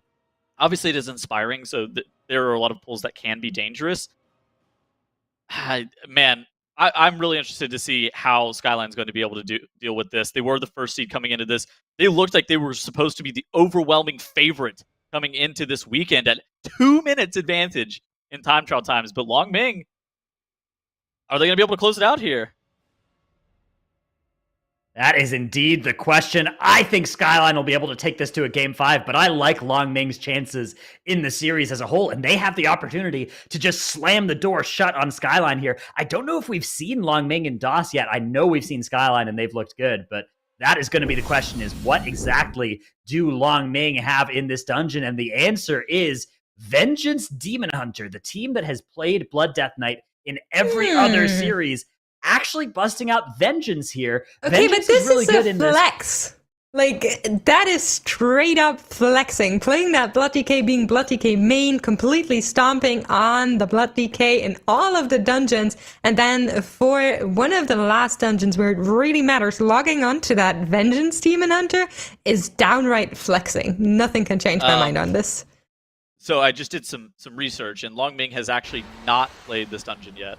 I can tell because they were playing a tank we've never seen them play before. Yeah, that Vengeance Demon Hunter is a big new piece of the puzzle for them. It is pretty good in this dungeon. So one thing that all of the Chinese teams we've seen in this dungeon have done is they've used the Vengeance Demon Hunter to just leap and immune the explosions on the boss in the Ardenworld wing. But also, Vengeance Demon Hunter is very good for setting up the Sentient Oil Snap if you're interested in doing something like that. And Sigil of Silence, pretty potent. Even against Inspiring, you can pull some stuff with Sigil of Silence, and they'll stay silenced as long as the silence was applied before they became inspired for a little bit of extra time. So huge pull coming out here. Both teams are grabbing every single animal under the sun here and pulling them towards that first urn. Notably, big damage coming in here. Notably, for Long Ming, the priest is on Night Fae, allowing that warlock to free DPS on this. Where's the warlock DPS? Well. Where's the warlock DPS? Okay, here we go. I was waiting for it. Yeah. Just to ramp up a little bit. Yeah, okay, fair. But the priest was the one clicking that urn, allowing that ramp to happen. On the other side, it is Melody who has to click that urn in order to stun everything. So, yeah, no PI where apparently. Is the PI? We're being griefed. We're being griefed. Yeah. Okay, there it was used. Okay, there it was it didn't used. show up the first time it was used. Yeah, okay. Somebody's like teleporting around on our screen. I think it's the rogue. Yeah, that's what they do. It's called Shadow Step. He's actually killing spree. It looks right a now. little bit wild. Yeah, it is killing spree, yeah. Okay, but hear me out. SKYLINE used Bloodlust. Long Ming did not. Which means we're gonna get that huge hole that is so volatile and scary. Wait. We're not moving? We're moving? Are we moving? Just fell devastation. Can we move? Get Just some move. damage, get some threat. Move! Another fell Please. devastation. Quick Not little moving. reset on that. Come All right, here we on. go. There we go. Gonna go down and take all of this trash into the boss, and this is where they'll use Bloodlust. It is such a volatile and lethal pull, but I'm pretty sure they can take it with that Bloodlust. Now SKYLINE will try to do a similar pull, but without the lust, making it so much more dangerous. Yeah, this Dismantler waddling towards them as well here. They've got to watch their feet for the next little while. A lot of swirlies they have to watch out for, and they need to make sure they don't take those portals too early as well. Although, first one's not too bad if you do. This Inspiring also stopping everything from being interrupted, but beautiful Guardian Spirit is just going to be used here for a little bit of extra safety. 45 stacks, 46 of that peck from those birds is on this Kill Vengeance the Demon Hunter. bird! We hate So the bird! scary. Ugh. Oh my goodness. And SKYLINE are doing the same thing, but just without Lust, and they are also still alive. This is so impressive from both teams. Meta is back off cooldown, though, for Long Ming, and all of the mobs are dead. They are through the worst of it. SKYLINE still working on this bull, though, of course, without Lust. Much scarier than it was for Long Ming, and it's going to last for a lot longer, too.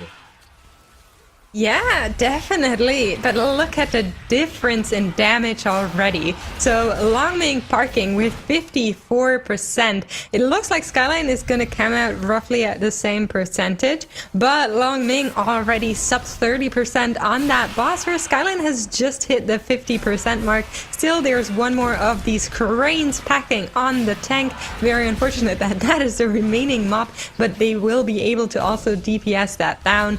And making sure not to die here, the tank jumps up. I think that's a really nice thing that we don't get to highlight as much for when the bomb goes up. If you are Vengeance Demon Hunter, you can just jump up and you'll be out of range from the bomb exploding, allowing everybody else in the group to be a little bit more safer with the portals they can take.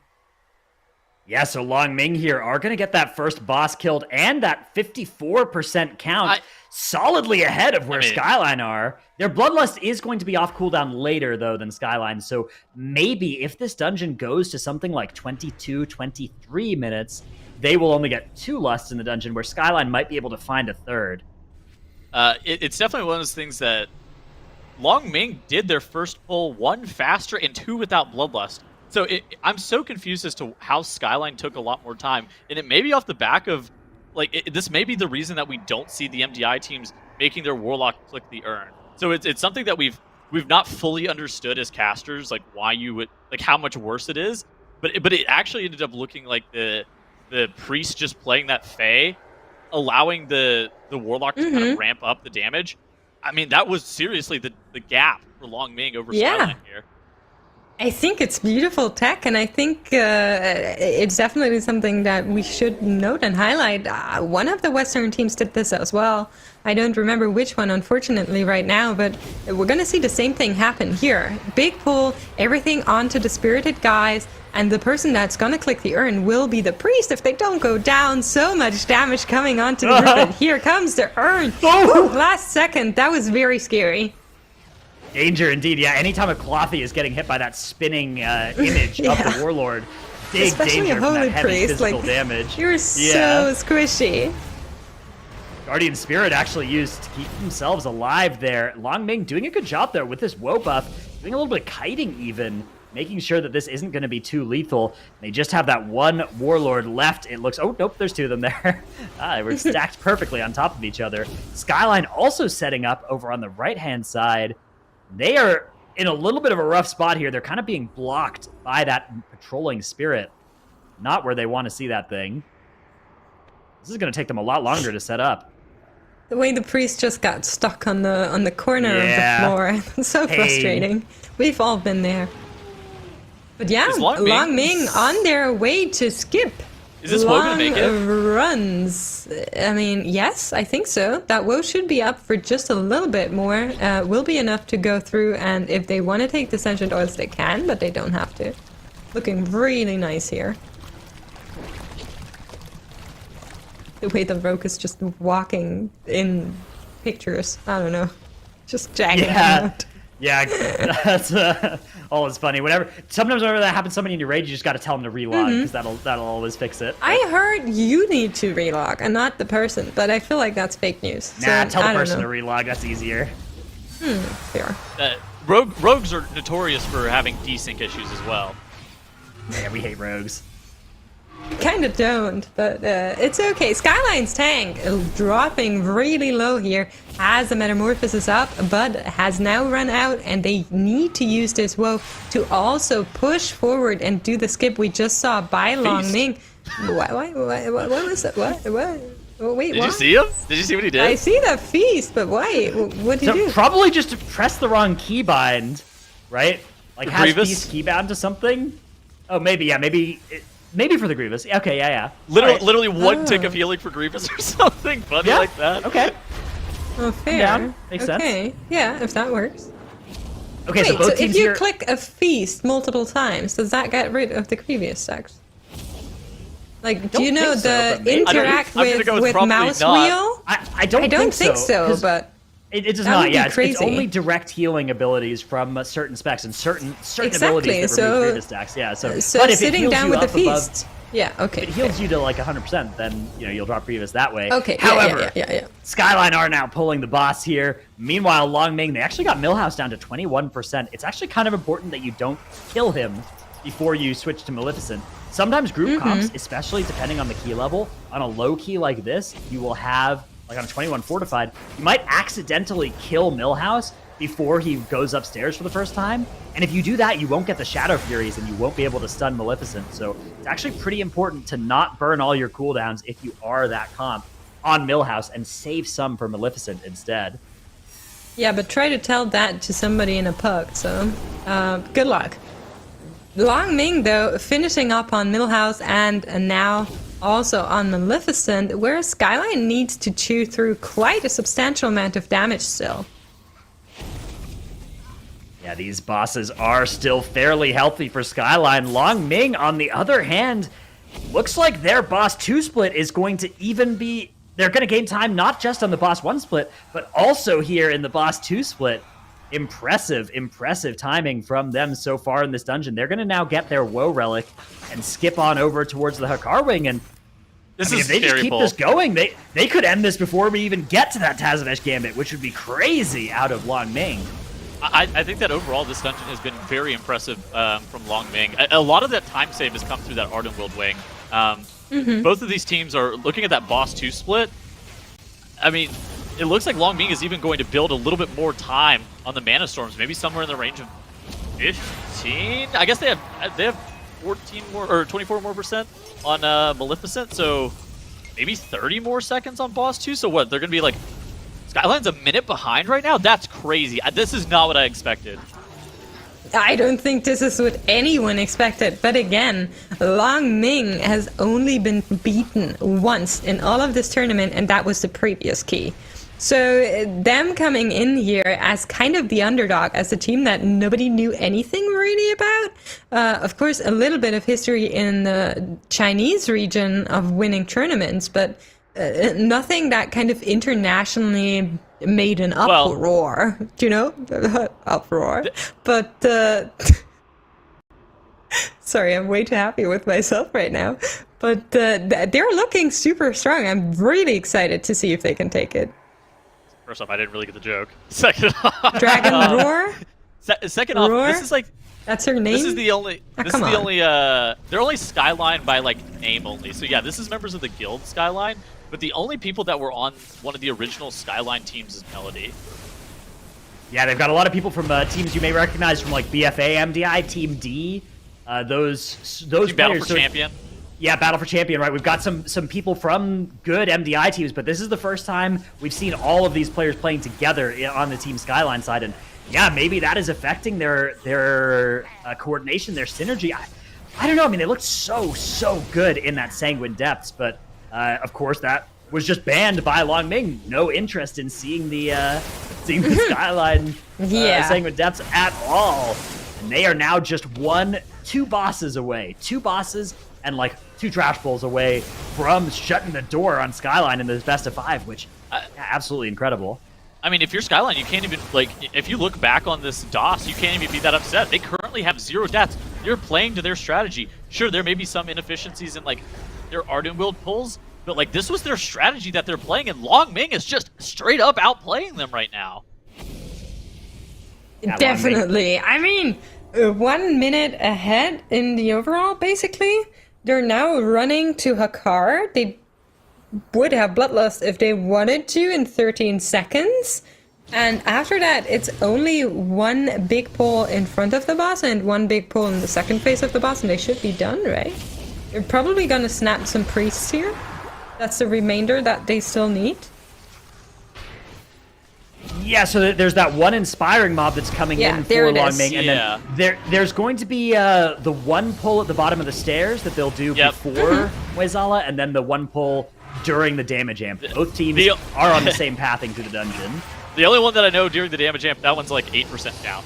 I don't know Yeah, what they're the good. If they get to 85 off of this Inspiring Mob, they are all good here, our Long Ming, and I think they are going to do exactly that. You can see those Havoc's Chaos Bolts just chunking both of those targets, and the Scouring Tithe going to affect both of them as well. This is so big for Warlock damage.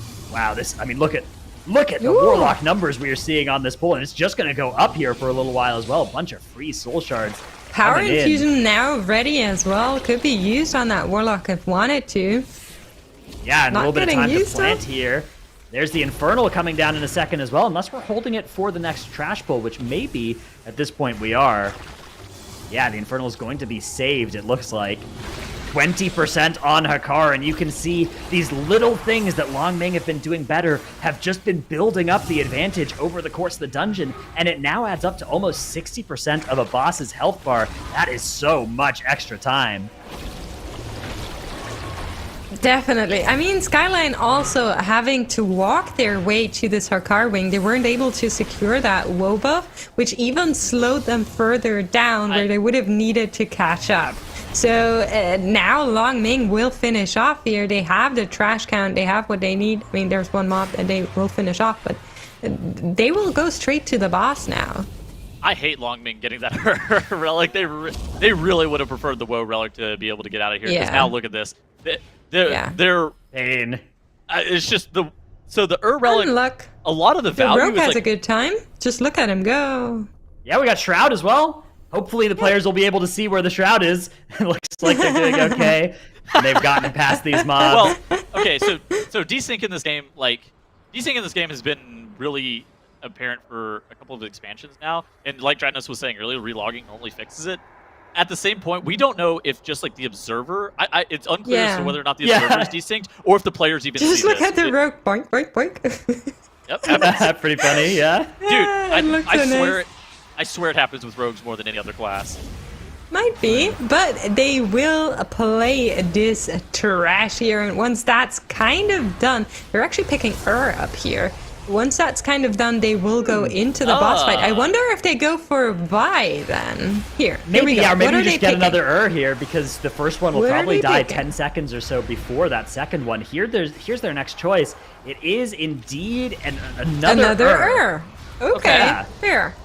All of the Urs. 3 Urs in a row for Long Ming as the combination from the boss smashes over their heads. They will also finish up that Ur relic, and then hopefully we won't be seeing any 2 phases, but it is 21 fortified, so I'm not too worried with what Long Ming have shown before, that they will be able to play out these totems here and 1 phase that boss.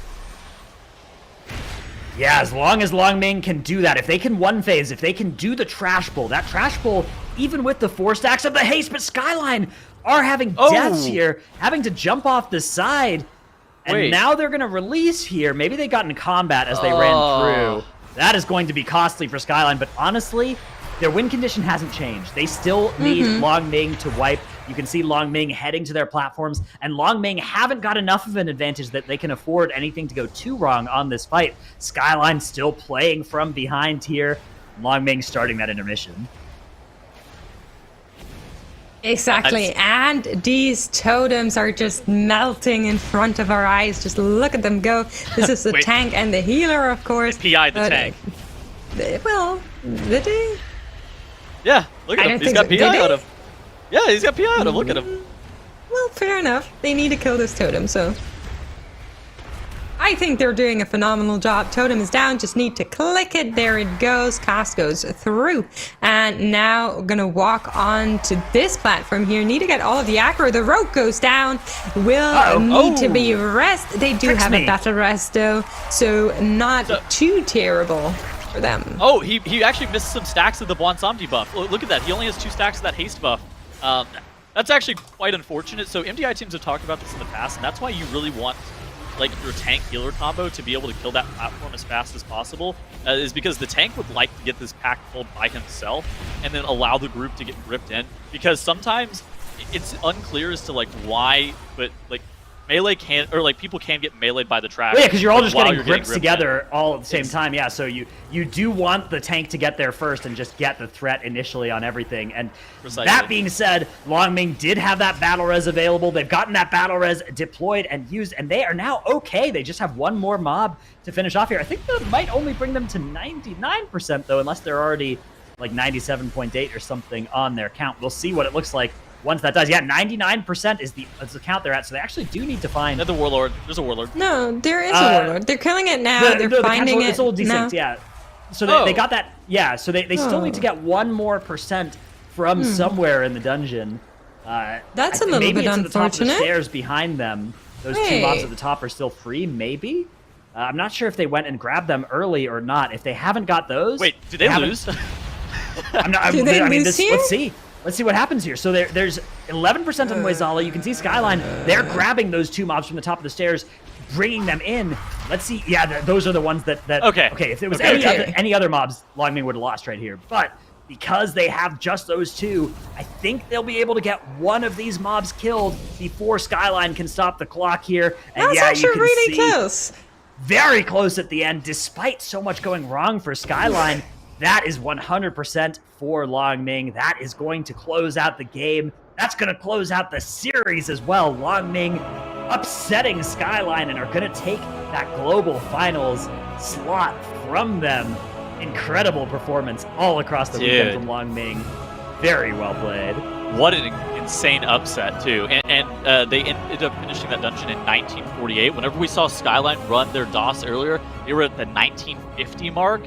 And so we know that if SKYLINE has basically one of their better runs, they absolutely could have taken down Longming potentially on this map, but it wasn't meant to be. Longming, they're going to be the China winners. We're going to see them in the global finals. Yeah, and I'm really excited to see them come in. And I mean, we don't know what else they picked up in the past 3 weeks, right? Keep in mind, this was a little while ago, so them going into the global finals will be a big thing for the Western teams. I'm very excited for that. As for SKYLINE, they absolutely could play in the Last Stand tournament. That's the qualifiers for that are going on currently. Yeah, let me take a look and see if I can see. I don't see them on the leaderboard right now for it, but maybe something they could have chosen to do, or maybe something that they'll submit some times for soon. Of course, that is indeed ongoing as we speak. But yeah, huge congratulations to Longming. I mean, the play throughout this bracket, dropping 1 single map, beating SKYLINE 5 times, and losing to them just once in maps. So impressive for Longming, and a well-deserved championship going to them. And I cannot wait to see them in the global finals. There's been so much good tech from them, and yeah, they're all playing these specs so well. The current meta specs happening to be their main specs, happening to be stuff they're just so good at. Cannot wait to see what they bring in the global finals with them. 100%. I mean, I don't even know what else to say. This is a team that has been only beaten on 1 single map for all of their cup. Like, if that isn't a threat to you, then I don't know what else is. Look, just watching them across this weekend, I think that there are a lot of easy to implement strategies that they can also slam into their routes if they look at some of the Western runs that can also amplify their pathing by a significant amount. Like, MDI is generally one of these formats where you kind of piecemeal together a lot of different strategies from different regions, from different runs and whatnot. And for Longming, this happened, like the China finals happened a while ago, a couple weeks ago. I think that Longming, if they put in enough practice, put in enough time, they can absolutely show up in peak form in the global finals and give some teams a run for their money. Yeah, very exciting. And again, SKYLINE looking good in a lot of their maps too. The SKYLINE Sanguine Depths, I think there is stuff in there that pretty much any team could learn from. But unfortunately, combination of, I think, slightly slower strategies than Longming and a few more dungeons that went wrong for them than Longming. Longming, really, aside from that Halls of Atonement, did not have any of those catastrophic errors that were many minutes of recovery time. So yeah, again, a well-deserved victory for them. Let's also mention TIAN and Chabu Duo that we saw earlier today, 7th and 8th seeds in this bracket, looking solid as well, showing us some off-meta picks. And then the other teams, the other 4 teams that we eliminated yesterday, also bringing out so much cool stuff, so much innovation in this region. Especially, we've had so many different colorful compositions, so many specs that got to see some time in the sun over the course of this weekend. So just, I mean, 3 overall paladins, right? I'm curious if more Western teams actually pick up some of the classes. Like, I don't know, the Unholy DK, the Prot Paladin, the Mage. I think there was some classes in there that could have a fair chance of being played in some of the dungeons. I mean, China loved Vengeance. I mean, the Vengeance looked good too. They love Vengeance pre-Blood DK nerf. And so, I don't know. I think that may be something that Long Ming will play it maybe at least in some of their keys where they believe that it's beneficial. Yeah, I mean, they only played it in the one dungeon, whereas every other team basically was using the Vengeance or the other tanks much more often. Long Ming already were on that Blood DK train. Yeah, I'm curious to see how much adaptation there is from Long Ming going into the Global Finals. There doesn't really need to be much because they are already playing such great specs. But yeah, adding stuff like Vengeance to their lineup, adding stuff like, I want to see more Windwalkers. I was surprised to see no Windwalkers out of the region as a whole. Yeah, they love the Mage. Mage looks really good. Yeah, it's one of those things that I don't know necessarily if the Mage is really the best third DPS slot, but overall, Long Ming's read on the meta coming into this China weekend before we saw much, it was a fairly solid read, I will say. Yeah, absolutely there from Long Ming. So yeah, there's our bracket, and that does cement Long Ming as one of the 8 Global Finals teams, joining Echo, Baldy, Monka, Perplexed, Donuts in Despair, and Sloth. There is, however, one more team that will make it into the Global Finals, and that team has yet to be decided. That team will come out of the Last Stand tournament. Time trials are going Last Stand tournament, and next weekend we will be broadcasting that over here on this channel as well. It's an exciting format as well. It's kind of half Great Push, half MDI, where we lock the key level and then we just have the teams run it over and over again and see how fast they can get it. Should be very, very exciting to see. It's my favorite tournament. I mean, I love the Great Push, which is very similar, but the Last Stand is just so much more intense because all of these really good teams that couldn't qualify before are fighting for that one single spot, and it's just so fun. I love it. Yeah, definitely great to see, you know, especially there were so many cutthroat groups over in the Western region that all of those teams are going to be smashing into each other. So, dude, make sure... But before you roll us out, just looking at Raider.io for the teams that are qualified for Last Stand, oh my god, it's going to be a really heated tournament. You're going to want to tune in. It's going to be very good. Yeah, I'm so hyped for it.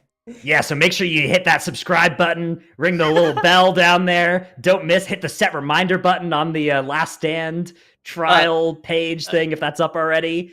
It's down here somewhere. Alexa, somewhere set reminder. Hold on, Alexa, set reminder next Friday. At 10 a.m. Pacific, MDI Last Stand or tournament. 7 p.m. CEST. Fake time zone. Fake 12 region. p.m. Yeehaw time. 12. Yeah, that's exactly when it'll be. That will be the Last Stand trial, so we are looking forward to seeing you then. However, that is going to conclude our English rebroadcast of the Chinese finals. We hope you've enjoyed watching this as much as we have. I've been Dratnos, joined by Tettles and Makes. It's been a pleasure to have you both here. Thanks to everyone. Thanks to OKMage for casting yesterday as well. And to production, who did a pretty okay job, all things considered. Thanks to you for watching as well. And see you next weekend.